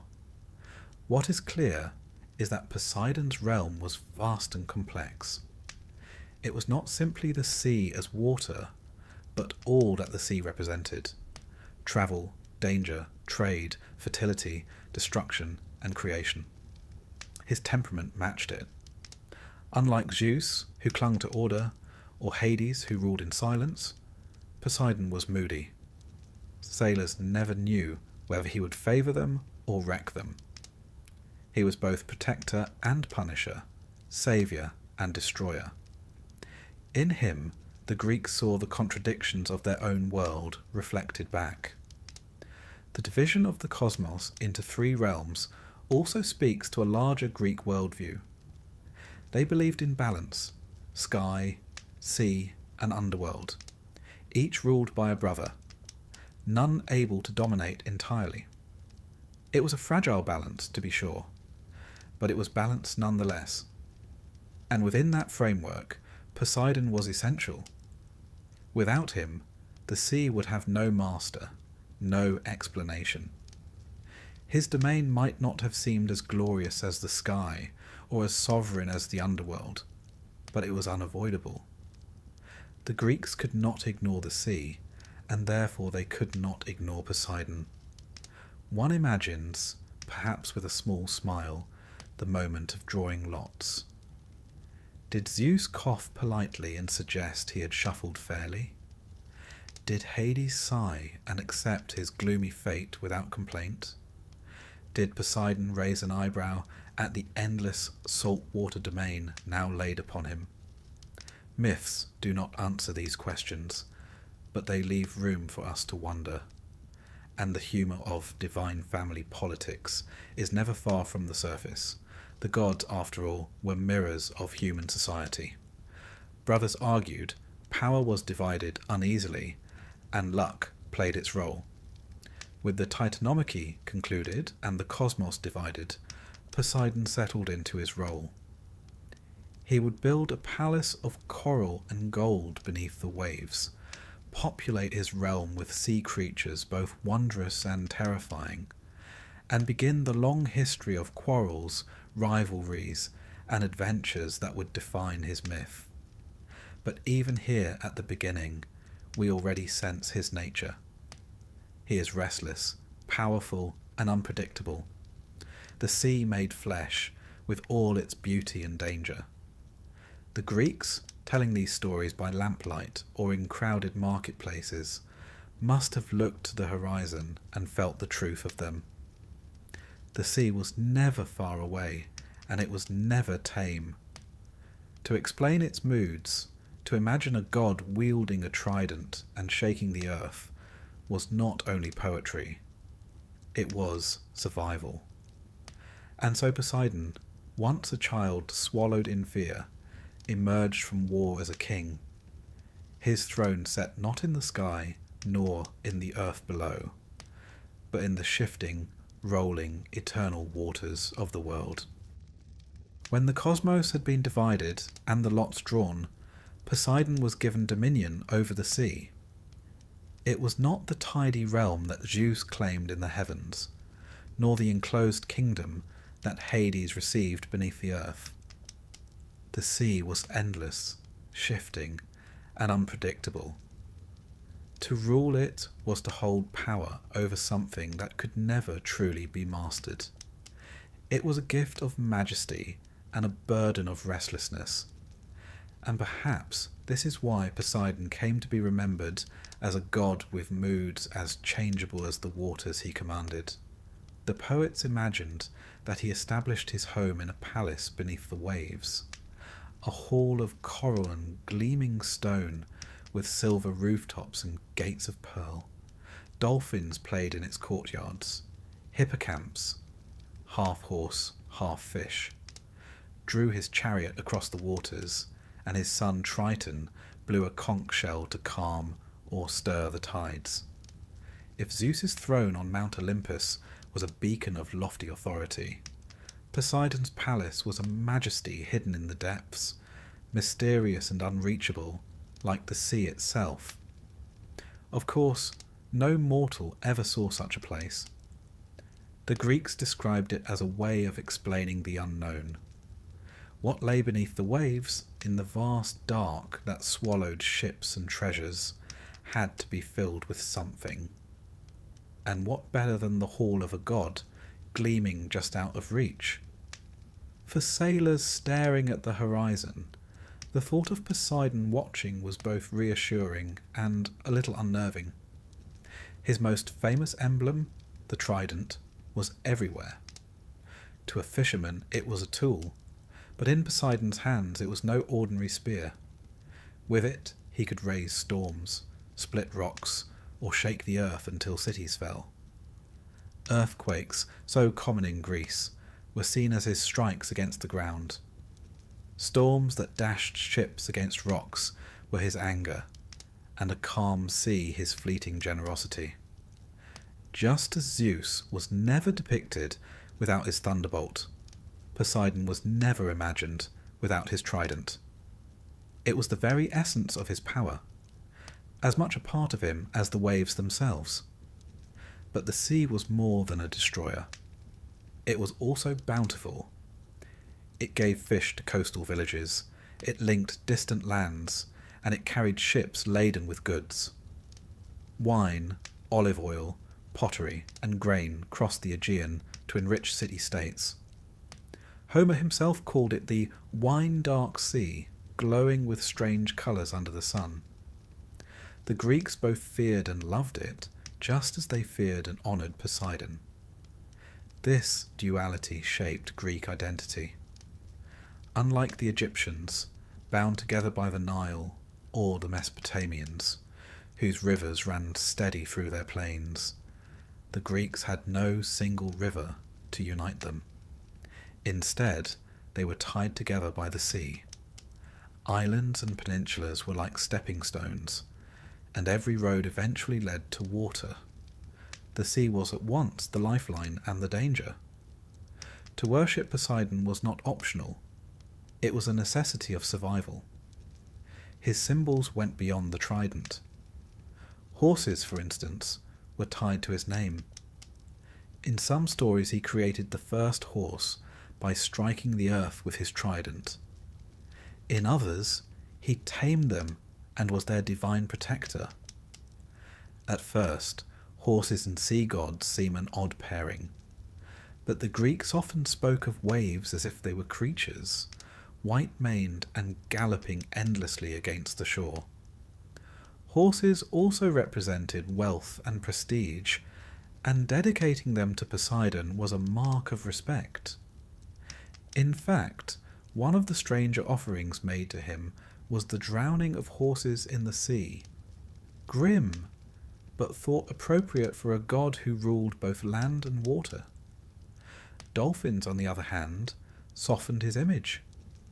Sailors saw them leaping beside their ships and took them as signs of Poseidon's favour.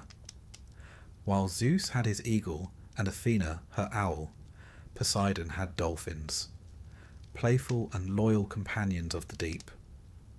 In artwork, they swim beside his chariot or carry nereids across the waves.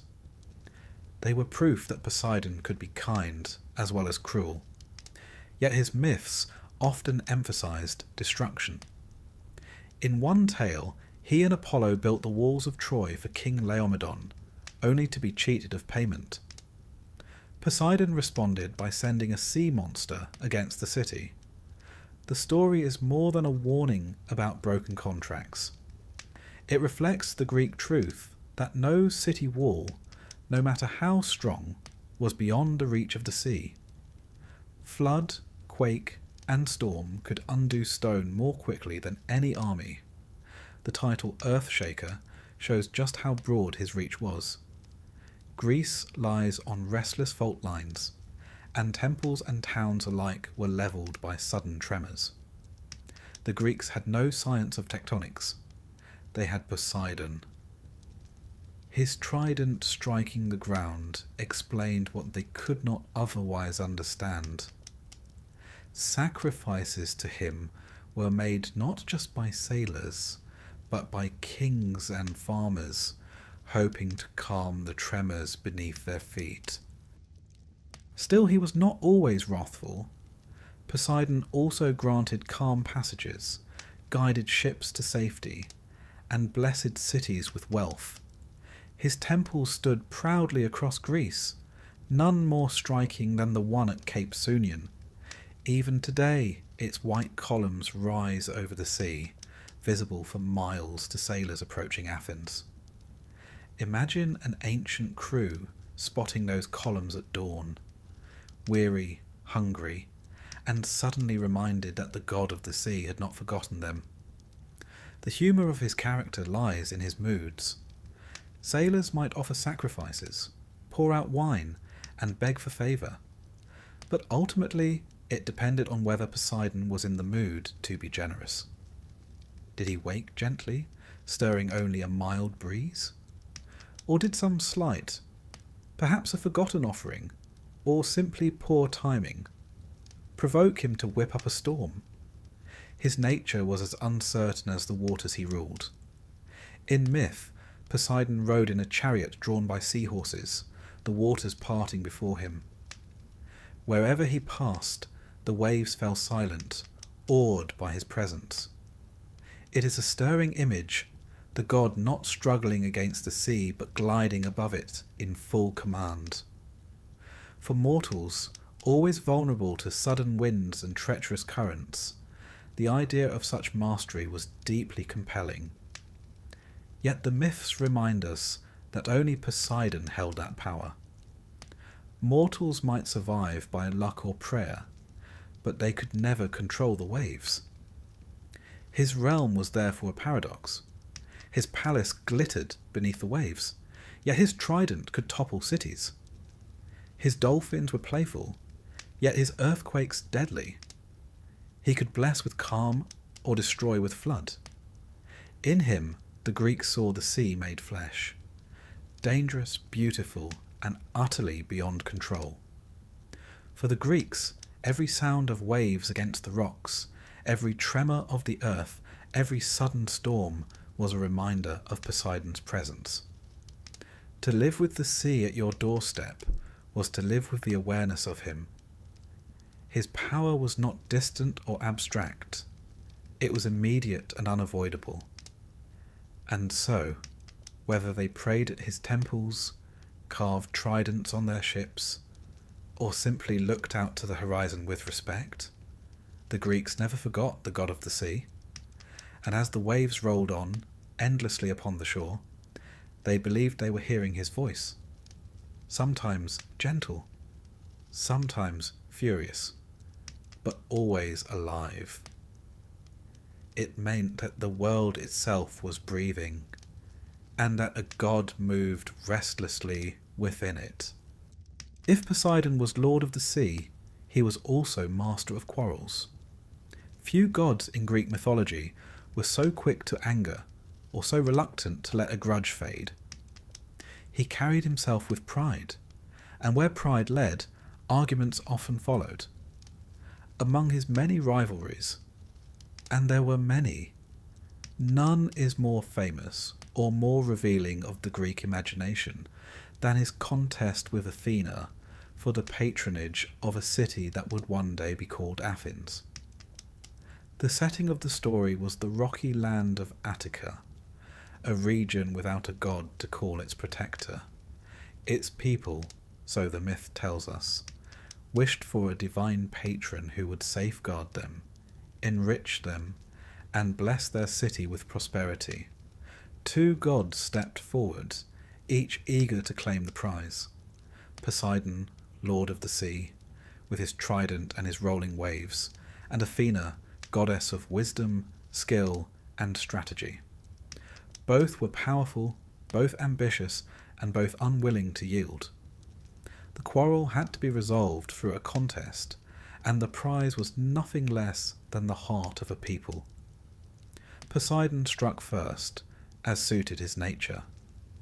He strode to the rocky Acropolis, and with a mighty blow of his trident, split the stone. From the cleft gushed forth a spring of water, bubbling up in dazzling display. The crowd of mortals gasped. Surely this was a gift beyond imagining, a source of life sprung from bare rock. But when they tasted it, their awe turned to confusion. The water was salty, briny as the sea itself. Dramatic, yes, spectacular certainly, but not especially useful for drinking or farming. In a land where every drop of fresh water mattered, Poseidon's gift was impressive to look at and disappointing to use.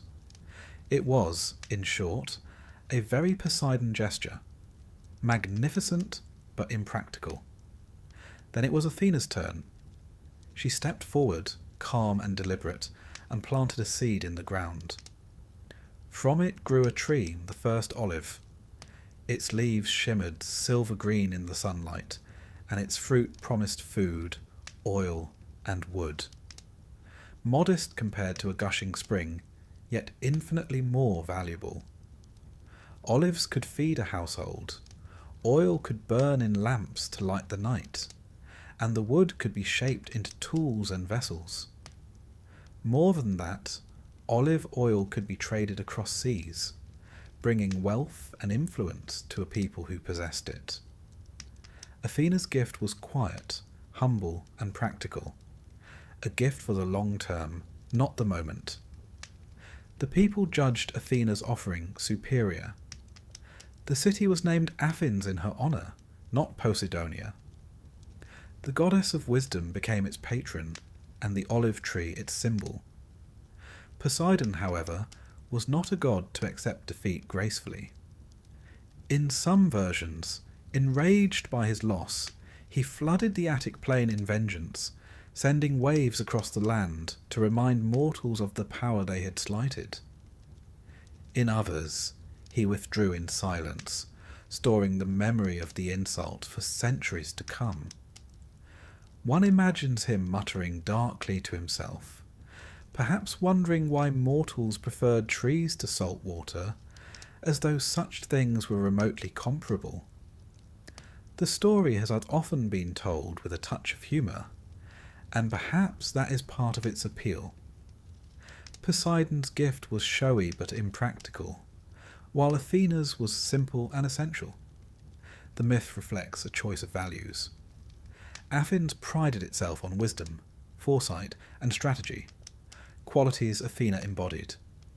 Poseidon's salty spring symbolised brute force, tempestuous power, and sudden spectacle. The Athenians admired these qualities in sailors and warriors, but they did not wish them to define their city's soul. Yet the contest also reveals a deeper truth. Athens may have chosen Athena, but it could not ignore Poseidon. The city depended on both gods in different ways. Athena's olive trees covered the land of Attica, providing sustenance and trade.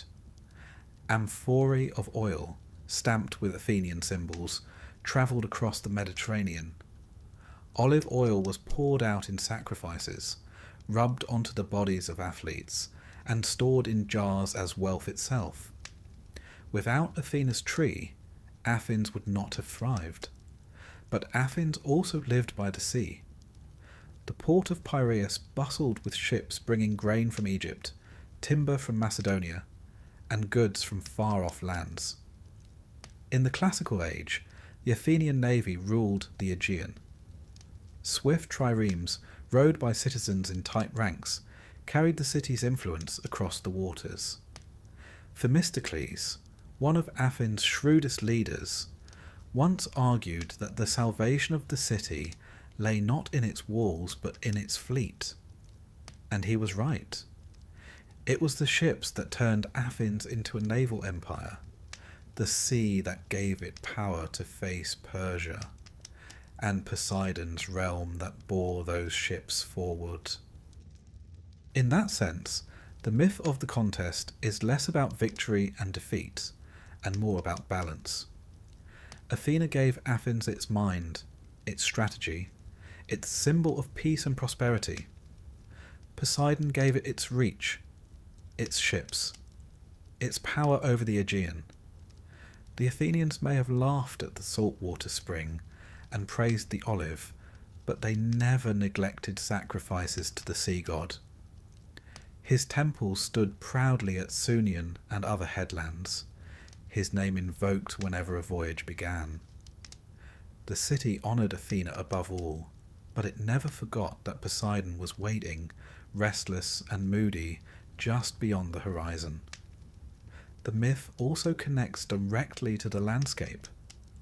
On the Acropolis itself, visitors could see an ancient olive tree said to be the very one Athena had planted, and nearby was a saltwater pool called the Sea of Erechtheus, believed to be the mark of Poseidon's trident.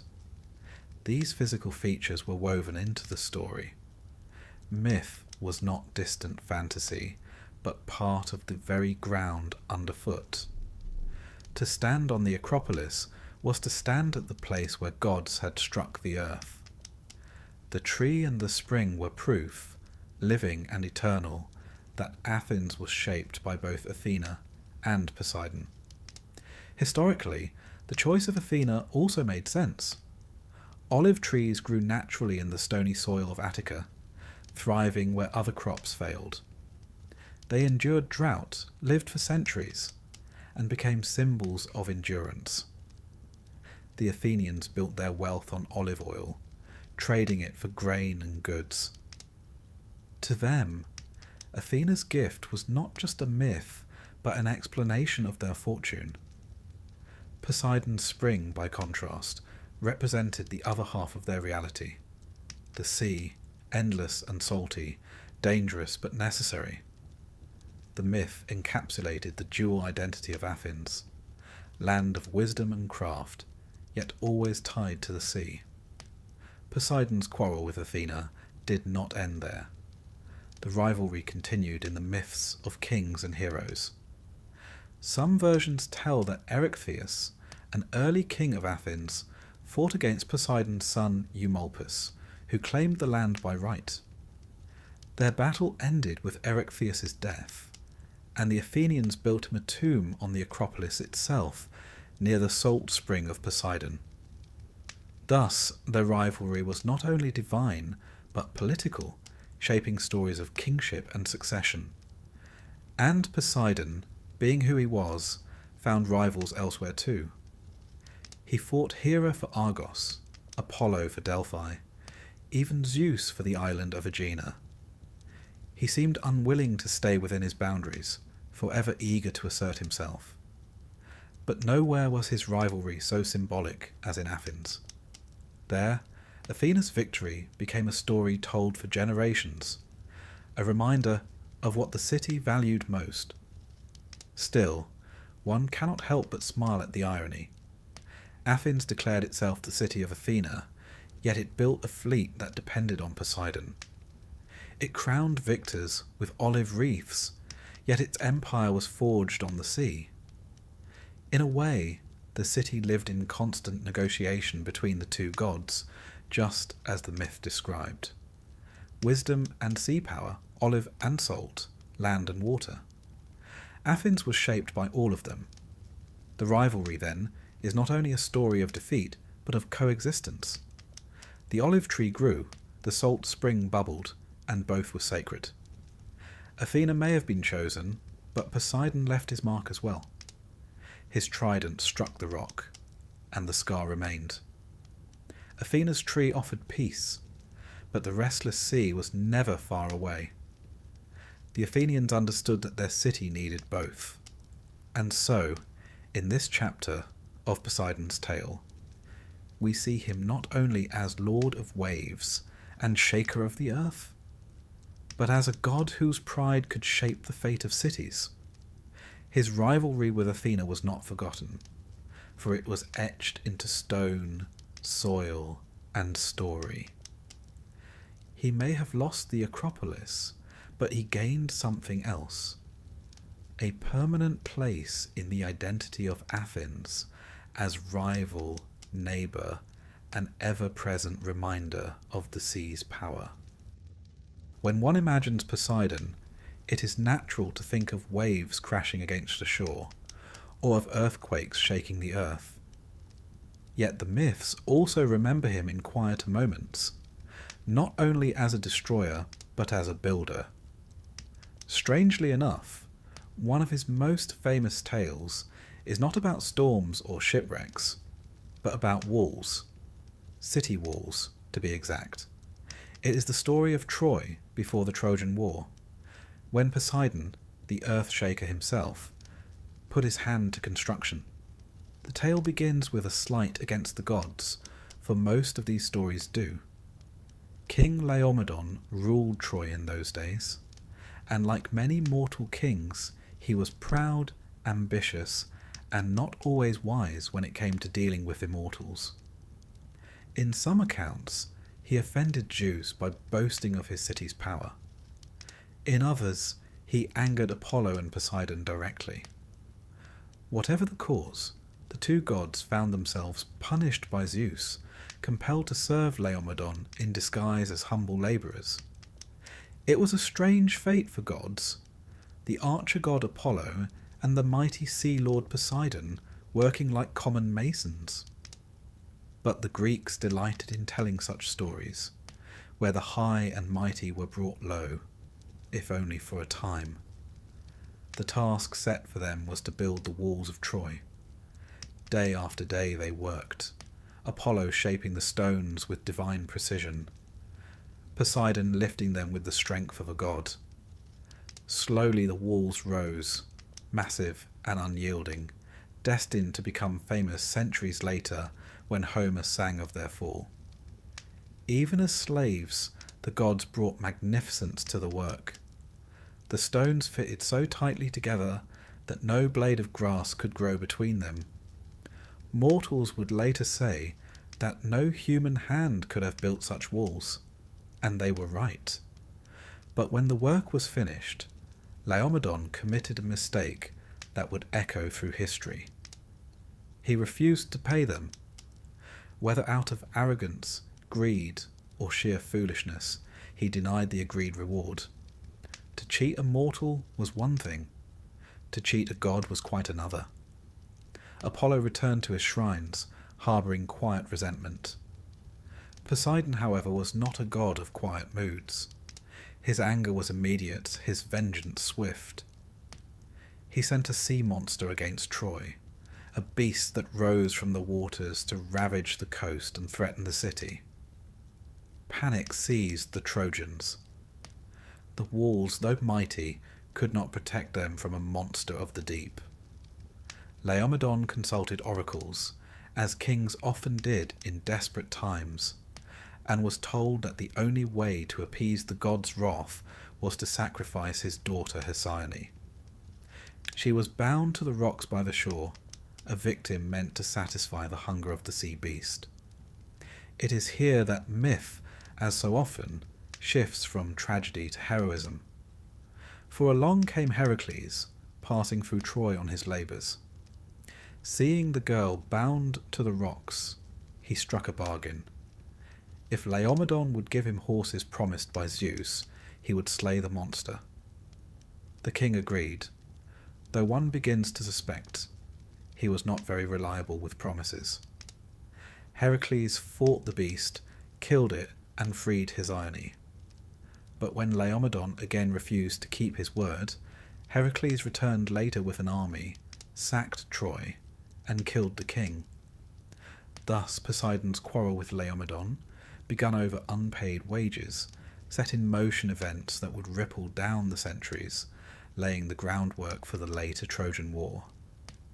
What do we make of this story? On one level, it is simply another tale of divine anger and human folly. But on another, it reflects the Greek sense of justice. Promises mattered. To cheat the gods was to invite ruin. Laomedon's refusal to honour his bargain with Poseidon and Apollo brought not only a monster, but destruction upon his house. In Greek culture, where oaths were sacred and hospitality a duty, such betrayal was more than impolite. It was a violation of cosmic order. It is also telling that Poseidon is remembered here not only as a destroyer, but as a builder. The same god who could level walls with earthquakes also raised them with his strength. His power was double-edged. He could create magnificence, and he could sweep it away. In this he reflected the sea itself. The waters brought wealth, trade, and life to Greek shores, but they also destroyed, flooding fields and smashing ships. To honour Poseidon was to acknowledge both aspects, the giver and the taker, the builder and the breaker. Historically, the walls of Troy held enormous significance. Archaeological evidence suggests that the city did indeed have formidable defences, rebuilt several times across centuries. To the Greeks, these walls were legendary. To say that Apollo and Poseidon had built them was to explain their grandeur, to place them outside the reach of ordinary human effort. And when the walls eventually fell to the Greeks in the Trojan War, it was not just a military victory, but the shattering of something believed to be divine. There is also a quiet humour in imagining Poseidon, the tempestuous sea god, standing in the dust with a stonemason's hammer, muttering about mortar joints and wall height. The Greeks told these stories with a wink, aware of the incongruity. Their gods were mighty, yes, but they were also strangely human. They quarrelled, they laboured, they were cheated, and they sought revenge. In that humanity lay their appeal.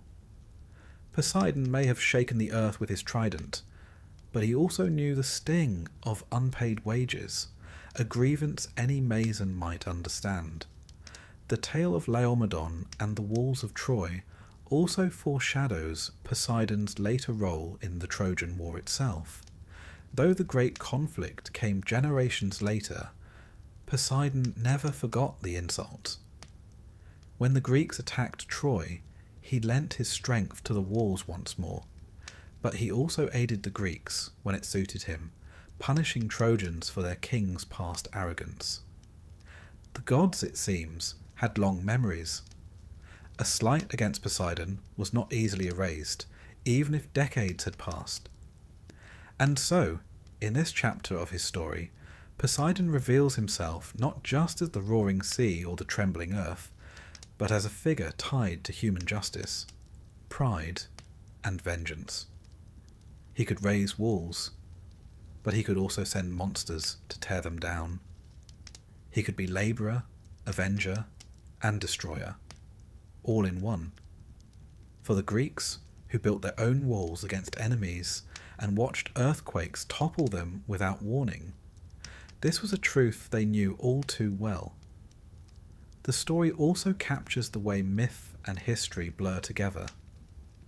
Troy was a real place, its ruins still visible in Anatolia. Its walls really did rise high, layer upon layer, rebuilt across ages. The Greeks, seeing them, explained their grandeur with myth. They imagined gods straining at stone, shaping blocks no mortal could lift. And when they told how those same walls fell, they saw in it not only a military tale, but a cosmic lesson. Nothing, however divine, stood forever against time, pride, and fate. Thus, Poseidon's role as wall builder becomes more than a curious aside.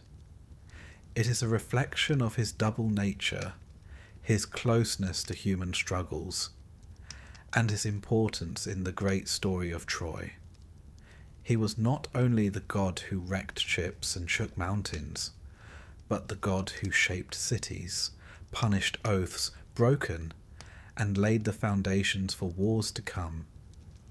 And so we leave him here, the great builder and breaker, a god who could raise stone higher than men and topple it faster than fire. The walls of Troy stood as a monument to his strength and as a warning of his wrath. For Poseidon was never a god to be ignored, never a power to be cheated. His trident could carve the earth, his monsters could rise from the sea, and his vengeance could echo across generations. Poseidon was not a distant god, content to sit in his coral palace beneath the waves, while mortals went about their lives. Like his brother Zeus, he interfered often in the affairs of men, sometimes to bless, sometimes to punish, and often to remind mortals that the gods were never far away. Among all the Olympians, Poseidon was perhaps the most unpredictable in his dealings with heroes. At times he acted as a father, a protector, even a patron. At other times he was merciless, sending storms, monsters, or endless obstacles against those who crossed him. His relationships with heroes, like the sea itself, could be generous one day and destructive the next. Perhaps the most famous of these encounters was with Odysseus, the wily king of Ithaca.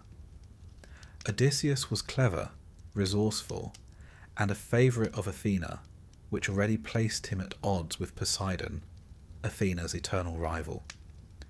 But it was a single rash act that turned Poseidon into his greatest enemy. On the long voyage home from Troy, Odysseus and his men landed on the island of the Cyclopes, and there they encountered Polyphemus, the one-eyed giant who happened to be Poseidon's son. Polyphemus captured them, intending to eat them one by one, not the most charming of hosts. Odysseus, with his trademark cunning, blinded the Cyclops with a sharpened stake and escaped with his men. It was a brilliant escape, but a foolish victory. As Odysseus sailed away, he revealed his name to Polyphemus, boasting of the trick. The wounded giant cried out to his father, Poseidon, begging for vengeance. And Poseidon listened. For the rest of his journey, Odysseus was hounded by storms, shipwrecks, and endless delays. What might have been a voyage of weeks turned into 10 long years. Poseidon barred his way at every turn, smashing his fleet, scattering his men, and leaving Odysseus to wander from island to island. The Odyssey, one of the greatest tales in Greek literature, is in many ways the story of Poseidon's wrath. While Athena guided Odysseus toward home, Poseidon set every obstacle he could in his path. The sea itself became the battlefield between them. Yet Poseidon was not always the enemy of heroes. In Theseus, the legendary king of Athens, he was remembered as a father. Some versions of the myth claim that Aegeus, king of Athens, was Theseus's mortal father. Others, however, say that Poseidon was his true sire. The sea god granted him strength and protection, marking him as a semi-divine hero. When Theseus journeyed to Crete to face the Minotaur, he was said to be watched over by Poseidon's power. In art and story, the connection between Theseus and Poseidon gave the Athenians both pride and legitimacy. Their greatest hero was linked by blood to the god of the sea. In a city defined by its rivalry with Poseidon, this was a curious but useful bond. It allowed Athenians to claim that even if their city had chosen Athena as patron, Poseidon had not abandoned them entirely. He had given them a hero. Poseidon's other children were not always so noble. From his many liaisons, both willing and not, came a host of beings, some heroic, some monstrous. The Cyclopes, like Polyphemus, were counted among his offspring. So too were giants and wild creatures of the sea. Triton, his son with Amphitrite, was more kindly remembered. A merman with the torso of a man and the tail of a fish, who blew a conch shell to calm or stir the waters. But even Triton's powers carried menace. The conch could raise waves as easily as still them. Poseidon's family reflected his nature, half benefactor, half terror. His dealings with heroes often carried lessons. When he aided, it was to show that even the sea could be a source of life and support. When he punished, it was to remind mortals of the cost of arrogance. In Odysseus's case, the message was clear. Cleverness could win battles, but pride and boasting could bring ruin. For the Greeks, who prized cunning and wit, this was a sobering reminder that even intelligence had to be tempered with humility before the gods. The sea itself shaped these stories. Greek sailors knew what it was to be at the mercy of winds and waves. A sudden storm could smash a fleet, as Poseidon smashed Odysseus's ships. A calm sea could deliver them safely to harbour, as Poseidon might grant to his favourites. To attribute these changes to the moods of a god was not just poetic, but practical. It gave shape and meaning to forces otherwise beyond control. When a hero succeeded or failed, it was never simply chance. It was the will of Poseidon. We should also note the political uses of such myths. Cities and families often trace their lineage to gods to claim prestige. To call Theseus the son of Poseidon was to strengthen Athens' claim to greatness. To explain Odysseus's wanderings as the work of Poseidon was to make his story one of cosmic significance, not merely bad luck. The gods, in this sense, legitimized both heroism and suffering. They made human struggles part of a larger divine pattern. Poseidon's wrath was not reserved only for individuals. Entire peoples could feel his anger. In one myth, the people of Corinth neglected his worship, and he sent earthquakes to remind them of his power. In another, he competed with Hera for Argos, or with Apollo for Delphi, seeking to extend his influence. He did not accept boundaries easily, nor did he forgive insults lightly. For mortals, this made him both essential and dangerous. To neglect Poseidon was folly. To honour him was necessary, though never a guarantee of safety. His nature as both father and foe gave him a special place in the Greek imagination. Zeus was often distant, ruling with thunderbolts from on high. Hades remained below, silent and brooding, but Poseidon was near. His realm lapped at every shore, shook every city with tremors, and reminded mortals daily of his presence. He was a god who touched human life constantly, sometimes as protector, sometimes as punisher. And so, in the stories of heroes, we see Poseidon most clearly. He is the father who grants strength, the patron who legitimizes a hero's rule, the avenger who punishes arrogance, the destroyer who bars the way home. He is as changeable as the sea, generous, wrathful, patient, and sudden. In him, the Greeks recognized both the hope and the fear of their world. There is a kind of humour in how often Poseidon's grudges shaped epic tales. One boast from Odysseus, shouted across the waves, became the cause of 10 years' wandering. One unpaid debt from Laomedon brought a sea monster to Troy. The gods, it seems, had egos as fragile as mortals, and Poseidon's especially so. Yet the humour is tinged with truth. For just as a single careless word could offend a god, a single careless act could spell ruin at sea. The parallel was too perfect to ignore.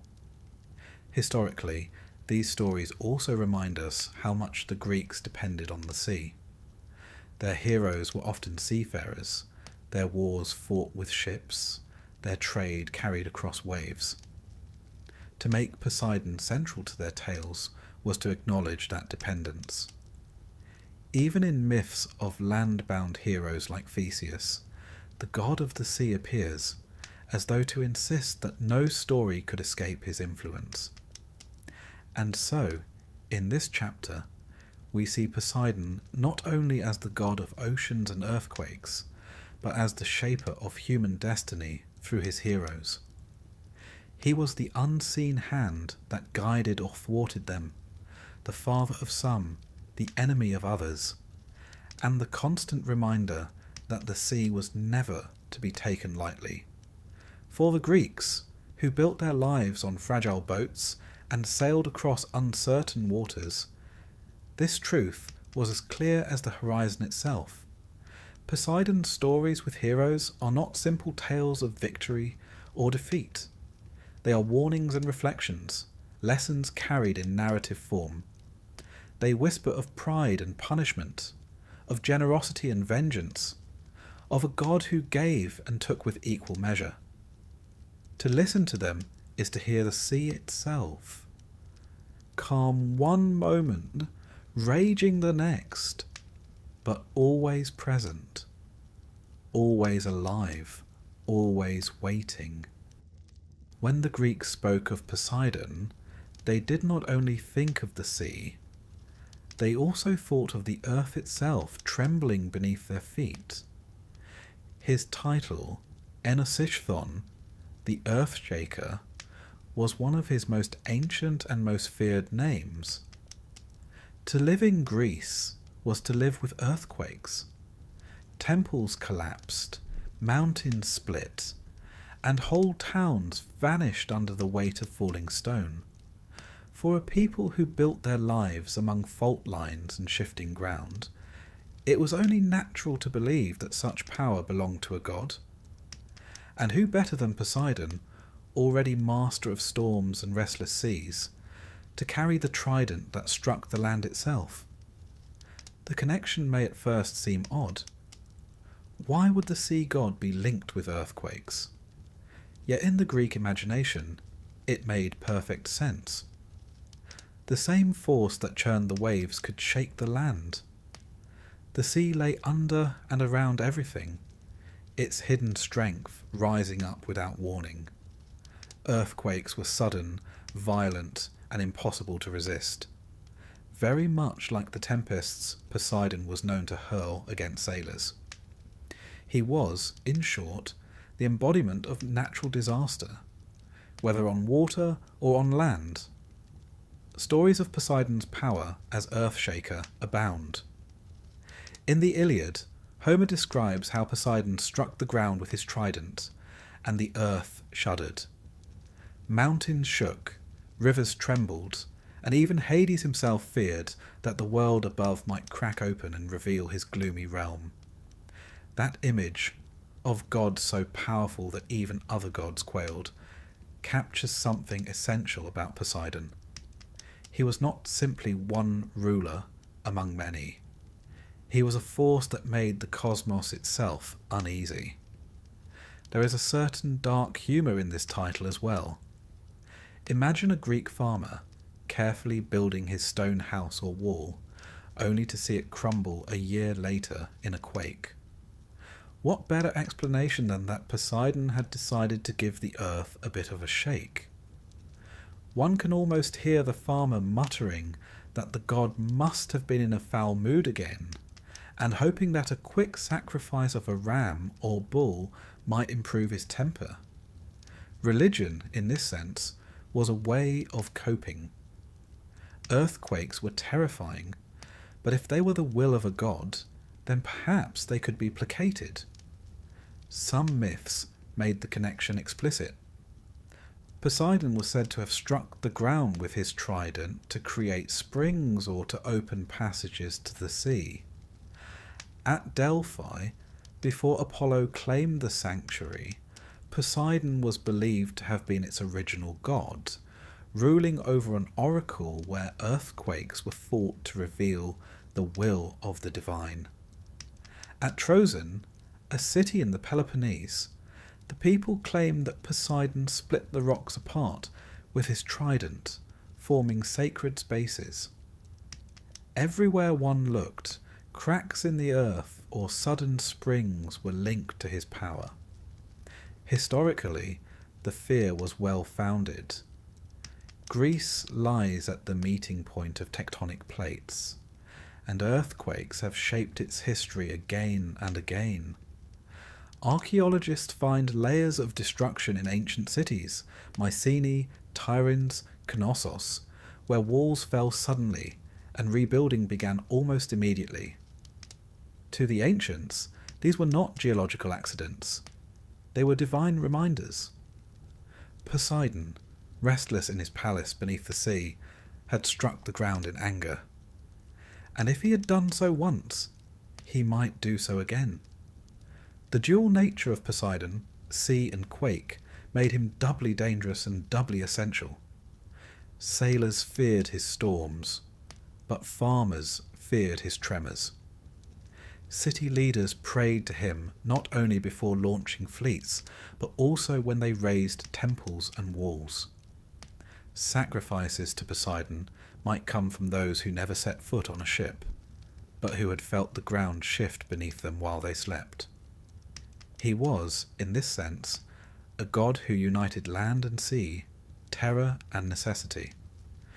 There are tales too of Poseidon using earthquakes as weapons. During the Trojan War, when the gods chose sides, Poseidon struck the walls of Troy with his trident, shaking them to their foundations. In another story, he shattered a mountain to punish impious mortals. For him, the quake was not simply a natural occurrence, but an act of will, a sign that divine justice had fallen. Just as Zeus hurled thunderbolts, Poseidon sent earthquakes.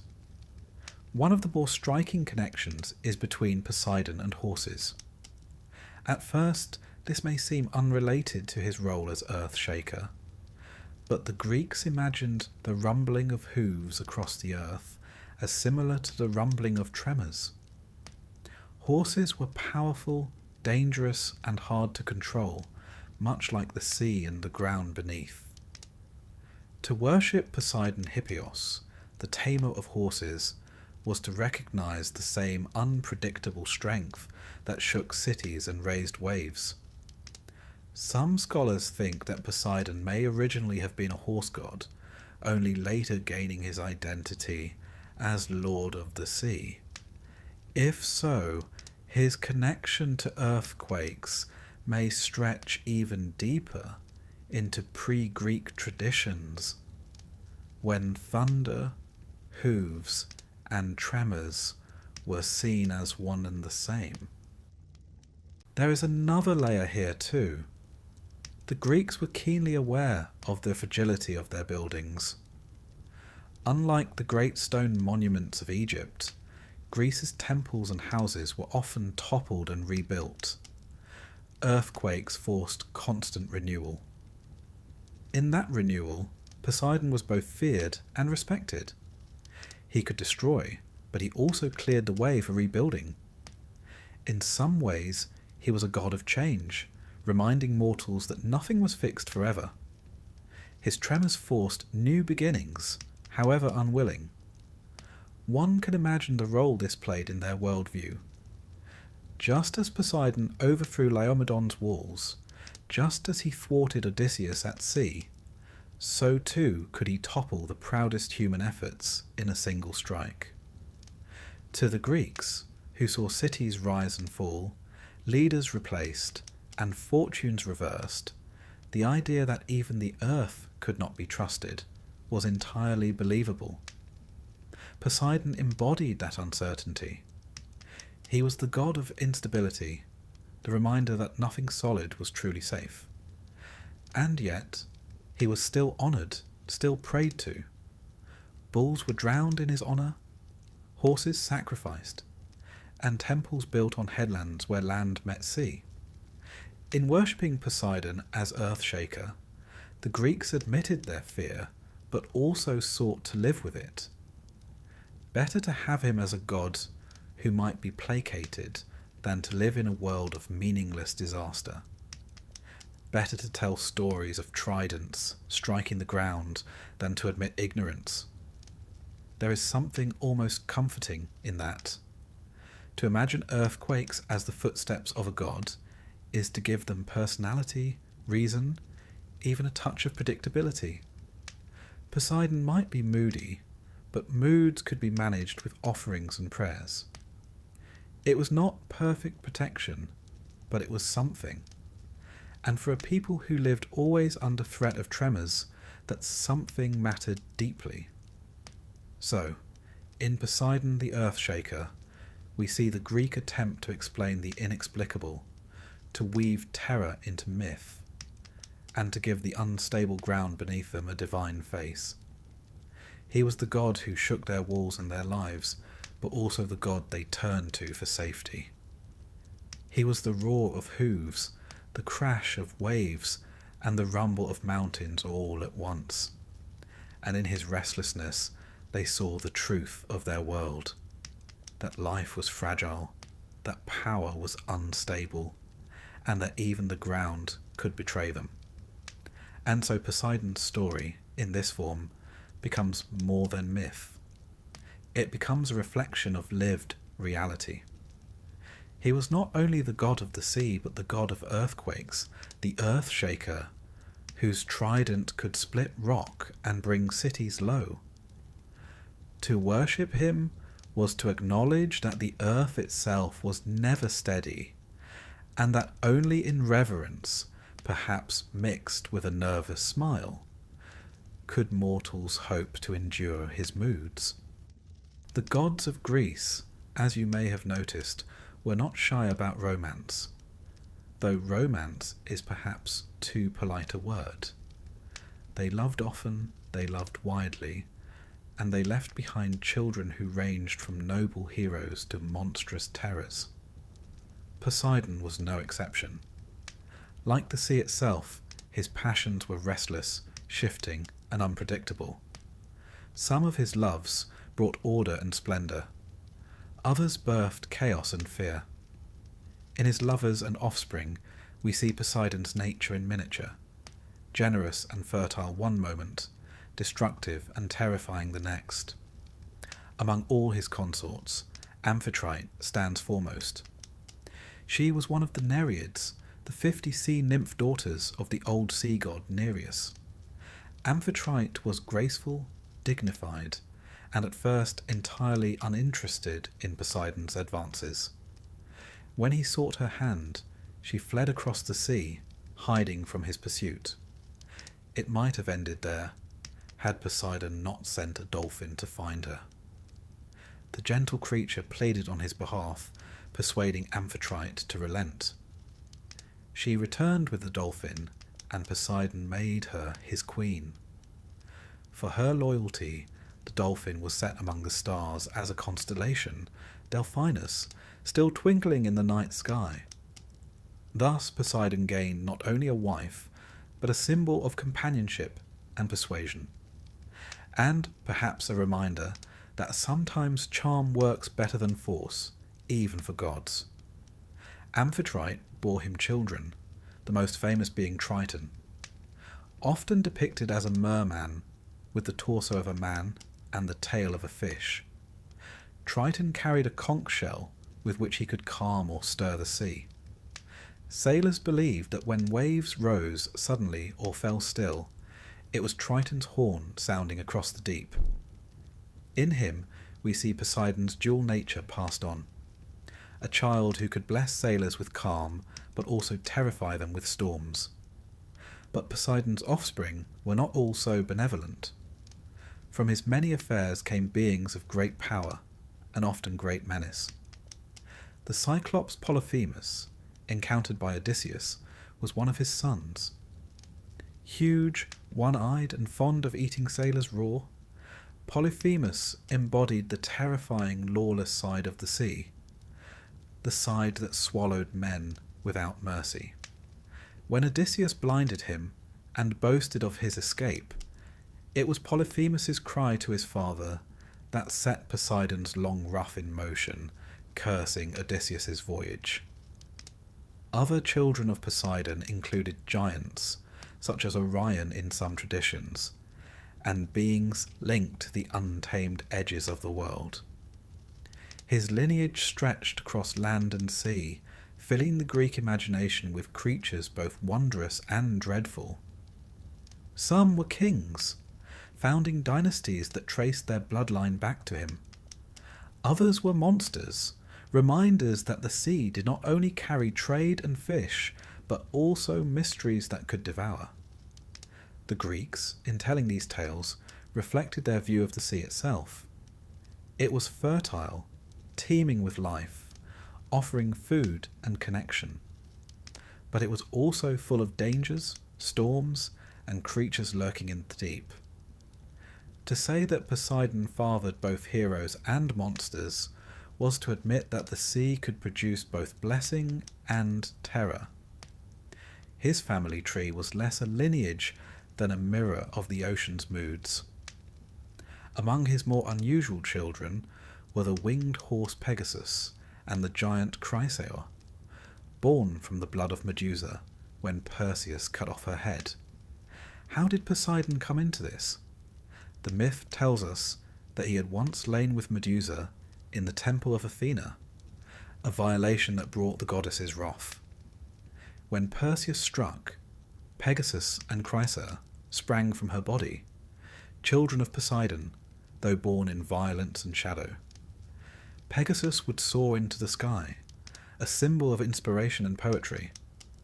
Chrysaor, less famous, embodied strength.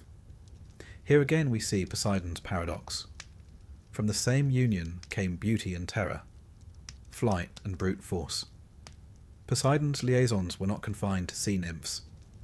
He sought lovers among mortals too, often with results that shaped dynasties. Many kings claimed descent from him, using his name to bolster their legitimacy. To say, "I am son of Poseidon," was to claim divine sanction, to suggest that one's rule had the strength of the sea behind it. In a culture where lineage meant power, such claims mattered. Poseidon became, in this way, a political tool as well as a god. His affairs provided not just stories, but excuses for rule. Yet his loves could also bring trouble.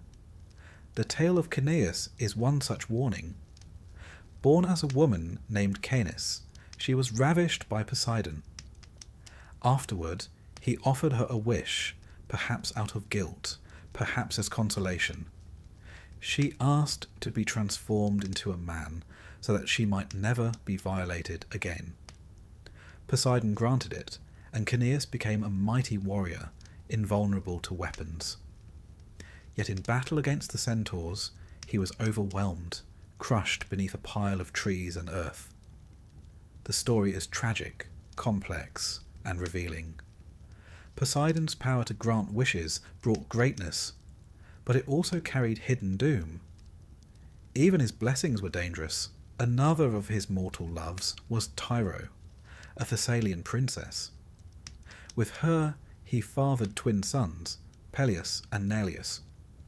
Peleus would later seize the throne of Iolcus, sending Jason on his quest for the Golden Fleece. Neleus became king of Pylos, remembered in Homer's epics. Thus, through Tyro, Poseidon shaped the course of Greek myth and epic history. His children were not background figures. They became rulers, heroes, and in some cases the causes of wars. When we trace Poseidon's offspring, we find them everywhere in Greek story. They appear as kings on thrones, as monsters in caves, as companions of heroes, as obstacles to voyagers. They embody the endless reach of the sea itself, touching every shore, every kingdom, every life. Some inspired awe, others fear, but all carried with them the stamp of the god of the sea. There is humour too in how the Greeks told these tales. A god as moody as Poseidon was bound to have a complicated household. One imagines Amphitrite's patience being tested by the constant arrival of new sons and daughters, some noble, some half-beast. Family gatherings in Poseidon's palace must have been lively affairs indeed. Triton with his conch, Polyphemus lumbering about with one eye, Pegasus pawing the floor impatiently, and perhaps a dolphin or two darting between them. The Greeks, who loved to tell stories of feasts and arguments, surely smiled at the thought of such a company under one roof. But beneath the humour lay serious meaning. Poseidon's loves and children explained the world. Why did storms rise suddenly? Because Triton blew his horn. Why did some families claim divine favour? Because Poseidon was their ancestor. Why did monsters lurk at the edge of the map? Because they were his offspring, reminders of the sea's mysteries. Myth was not idle invention. It was a way of mapping the human experience onto the natural world. Historically, the cult of Poseidon often included rituals that acknowledged his fertility and his dangerous passions. Horses were drowned in his honour, bulls sacrificed, and temples raised at the water's edge. In his dual nature as lover and destroyer, the Greeks saw the dual nature of life itself.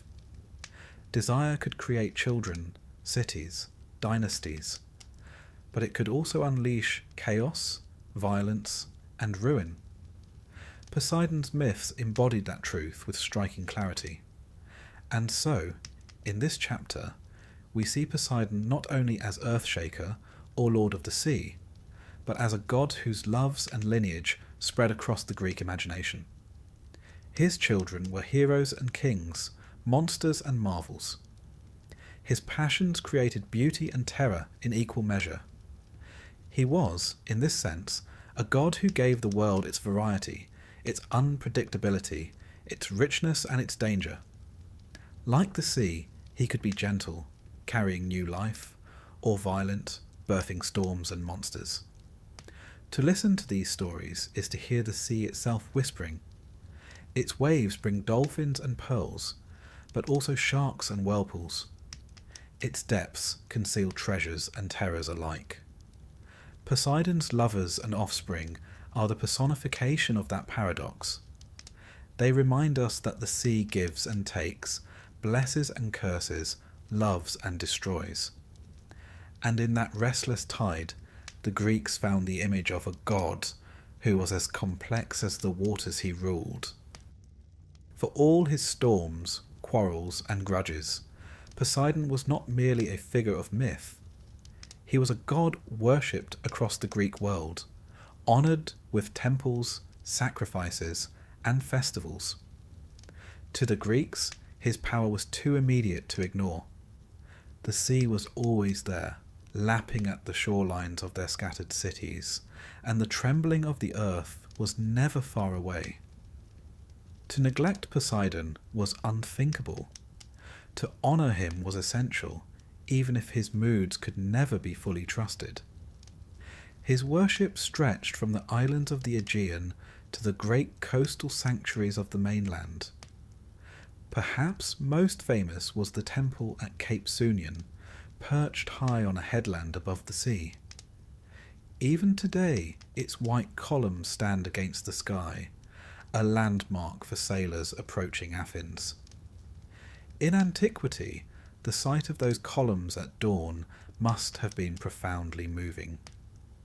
After weeks or months at sea, to see the god's temple watching over the harbour was to feel both awe and relief. Sacrifices of bulls and rams were offered there, prayers for safe passage whispered into the salt wind. The temple reminded all who saw it that the sea belonged to Poseidon, and that Athens, for all its devotion to Athena, never forgot him. Another major centre of worship was Isthmia, near Corinth. There, at the narrow isthmus that joined the Peloponnese to the rest of Greece, a great sanctuary of Poseidon stood. The location was perfect, a place where land and sea met, where travellers crossed from one side of the Greek world to another, and where fleets could gather.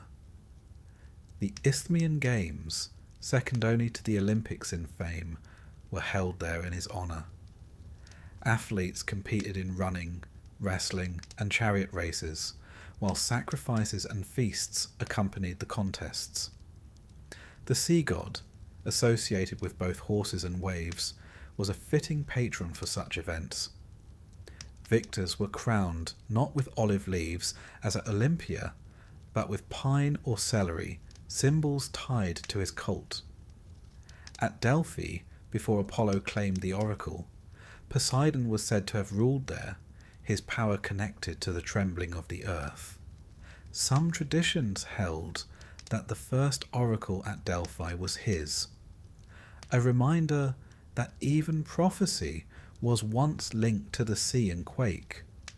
Though Apollo later became the dominant deity of the sanctuary, offerings to Poseidon continued, acknowledging his ancient claim. His worship also stretched beyond Greece itself. In colonies from Sicily to Asia Minor, temples to Poseidon rose near harbours, reminding settlers that no matter how far they travelled, the sea god had followed them. Wherever Greek ships landed, they brought not only pottery and language, but also sacrifices to the god of the sea. The rituals of his cult were as varied as his nature. Bulls, powerful and unruly, were often drowned in the sea as offerings, their strength thought fitting for the god who ruled horses and waves. Horses themselves were also sacrificed, a practice both costly and symbolic, for horses were wealth. To offer one to Poseidon was no small gesture. Sailors poured libations of wine into the waves before a voyage, hoping to calm the waters. Fishermen cast the first catch back into the sea in his honour. To neglect such rituals was to risk angering the god, and few were reckless enough to take that chance. In some places, Poseidon was worshipped in more peaceful aspects. At Mantinea, in Arcadia, inland and far from the sea, he was honoured as Hippias, lord of horses, a reminder that his power stretched across land as well as water. Farmers prayed to him for fertile fields, seeing in his storms not only destruction, but also the rain that nourished crops. His cults reflected his duality, feared for his violence, respected for his generosity, and never entirely predictable. The Greeks often held festivals in his honour, marked by processions, races, and feasts. At Corinth, the Isthmian Games drew crowds from across the Greek world. At Sunion, festivals combined religious sacrifice with political display, as leaders showcased their fleets beneath the god's gaze. In smaller towns, fishermen might gather on beaches to pour wine into the waves, singing hymns to the earth-shaker before setting out. Worship of Poseidon was not confined to grand temples. It was woven into daily life, wherever the sea touched human lives. One of the most striking things about Poseidon's cult is how it balanced fear and gratitude. Worshippers did not approach him with the same affection they showed to gods like Dionysus or Aphrodite. Poseidon inspired awe, not intimacy. His festivals carried solemnity, his sacrifices a sense of urgency. To pray to Poseidon was to plead for mercy or to give thanks for survival.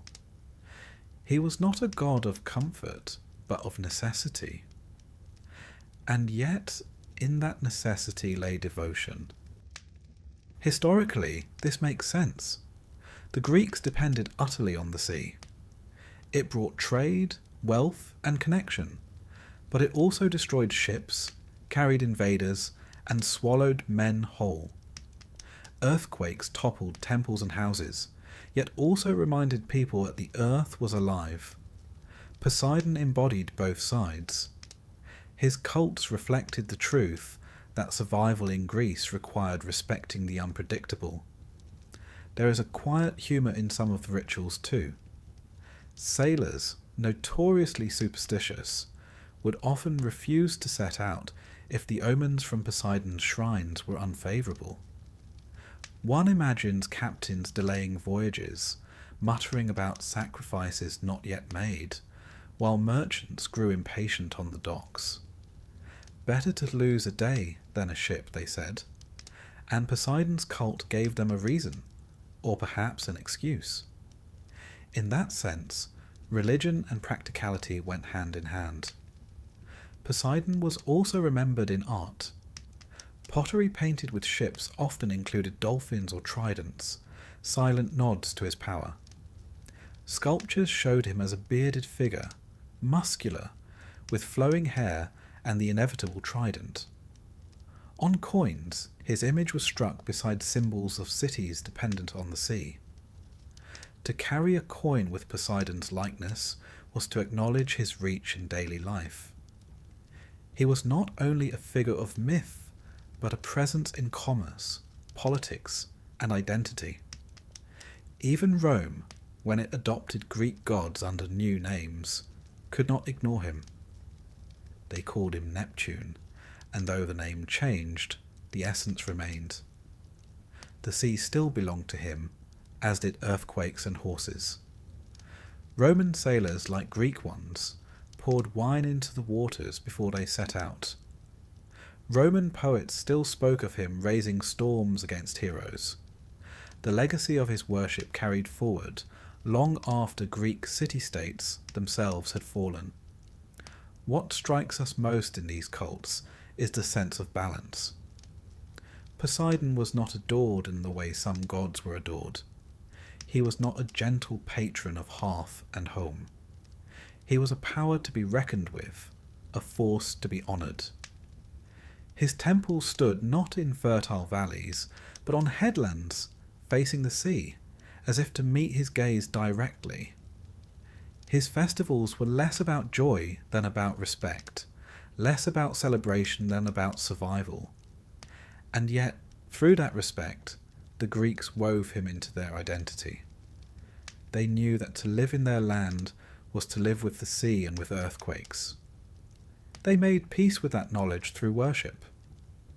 Poseidon's cult was their way of saying, "We see you, we fear you, and we honour you.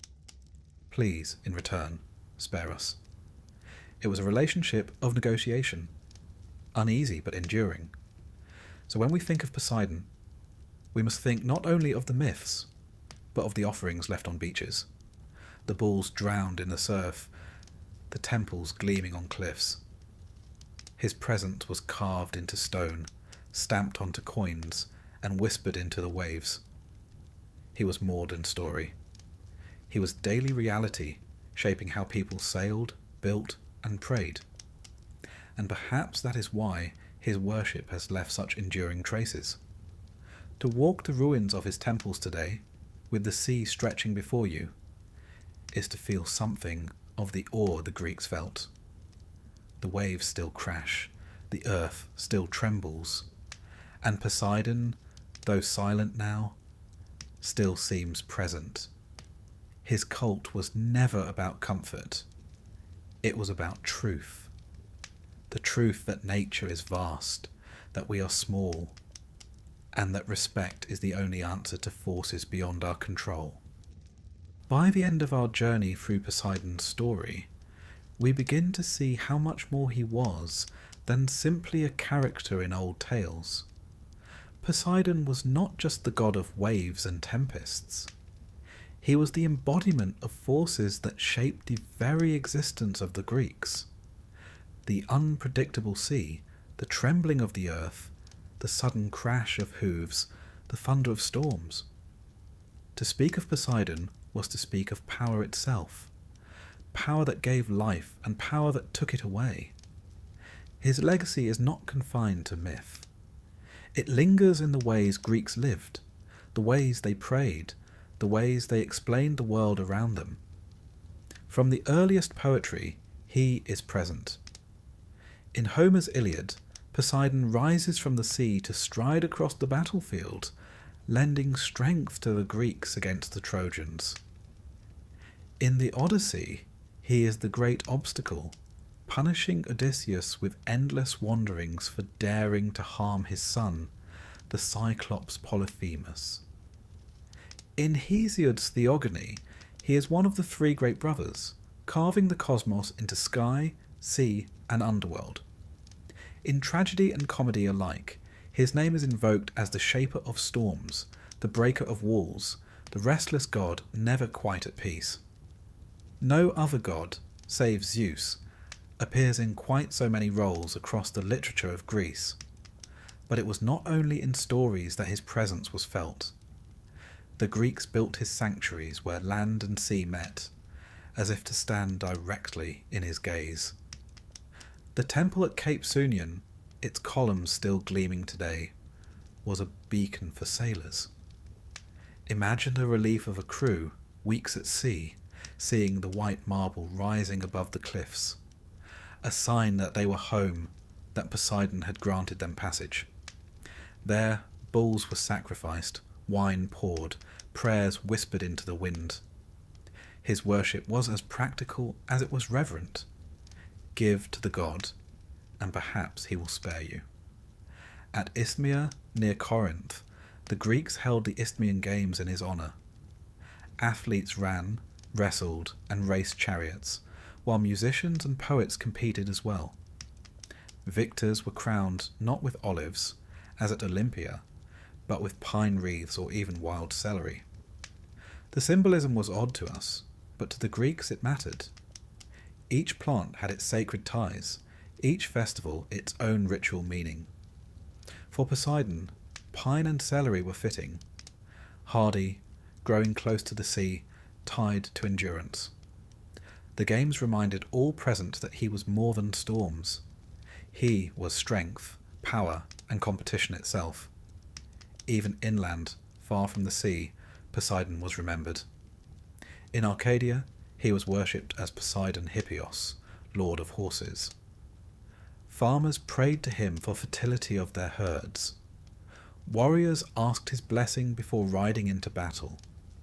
The horse, after all, was wealth. To honour Poseidon in this form was to admit his rule stretched even to the heart of the land. He was not confined to salt water. His reach galloped across the fields as surely as it surged across the waves. There is a curious humanity in this. The Greeks feared him, but they also sought to domesticate him, to turn the wild god of earthquakes and storms into a patron of agriculture and sport. Yet he always resisted complete taming. His myths remind us that he was moody, proud, and vengeful. One missed offering, one broken promise, could bring disaster. Cities knew better than to forget him, even if they gave their first devotion to Athena or Apollo. He was the god whose temper had to be managed.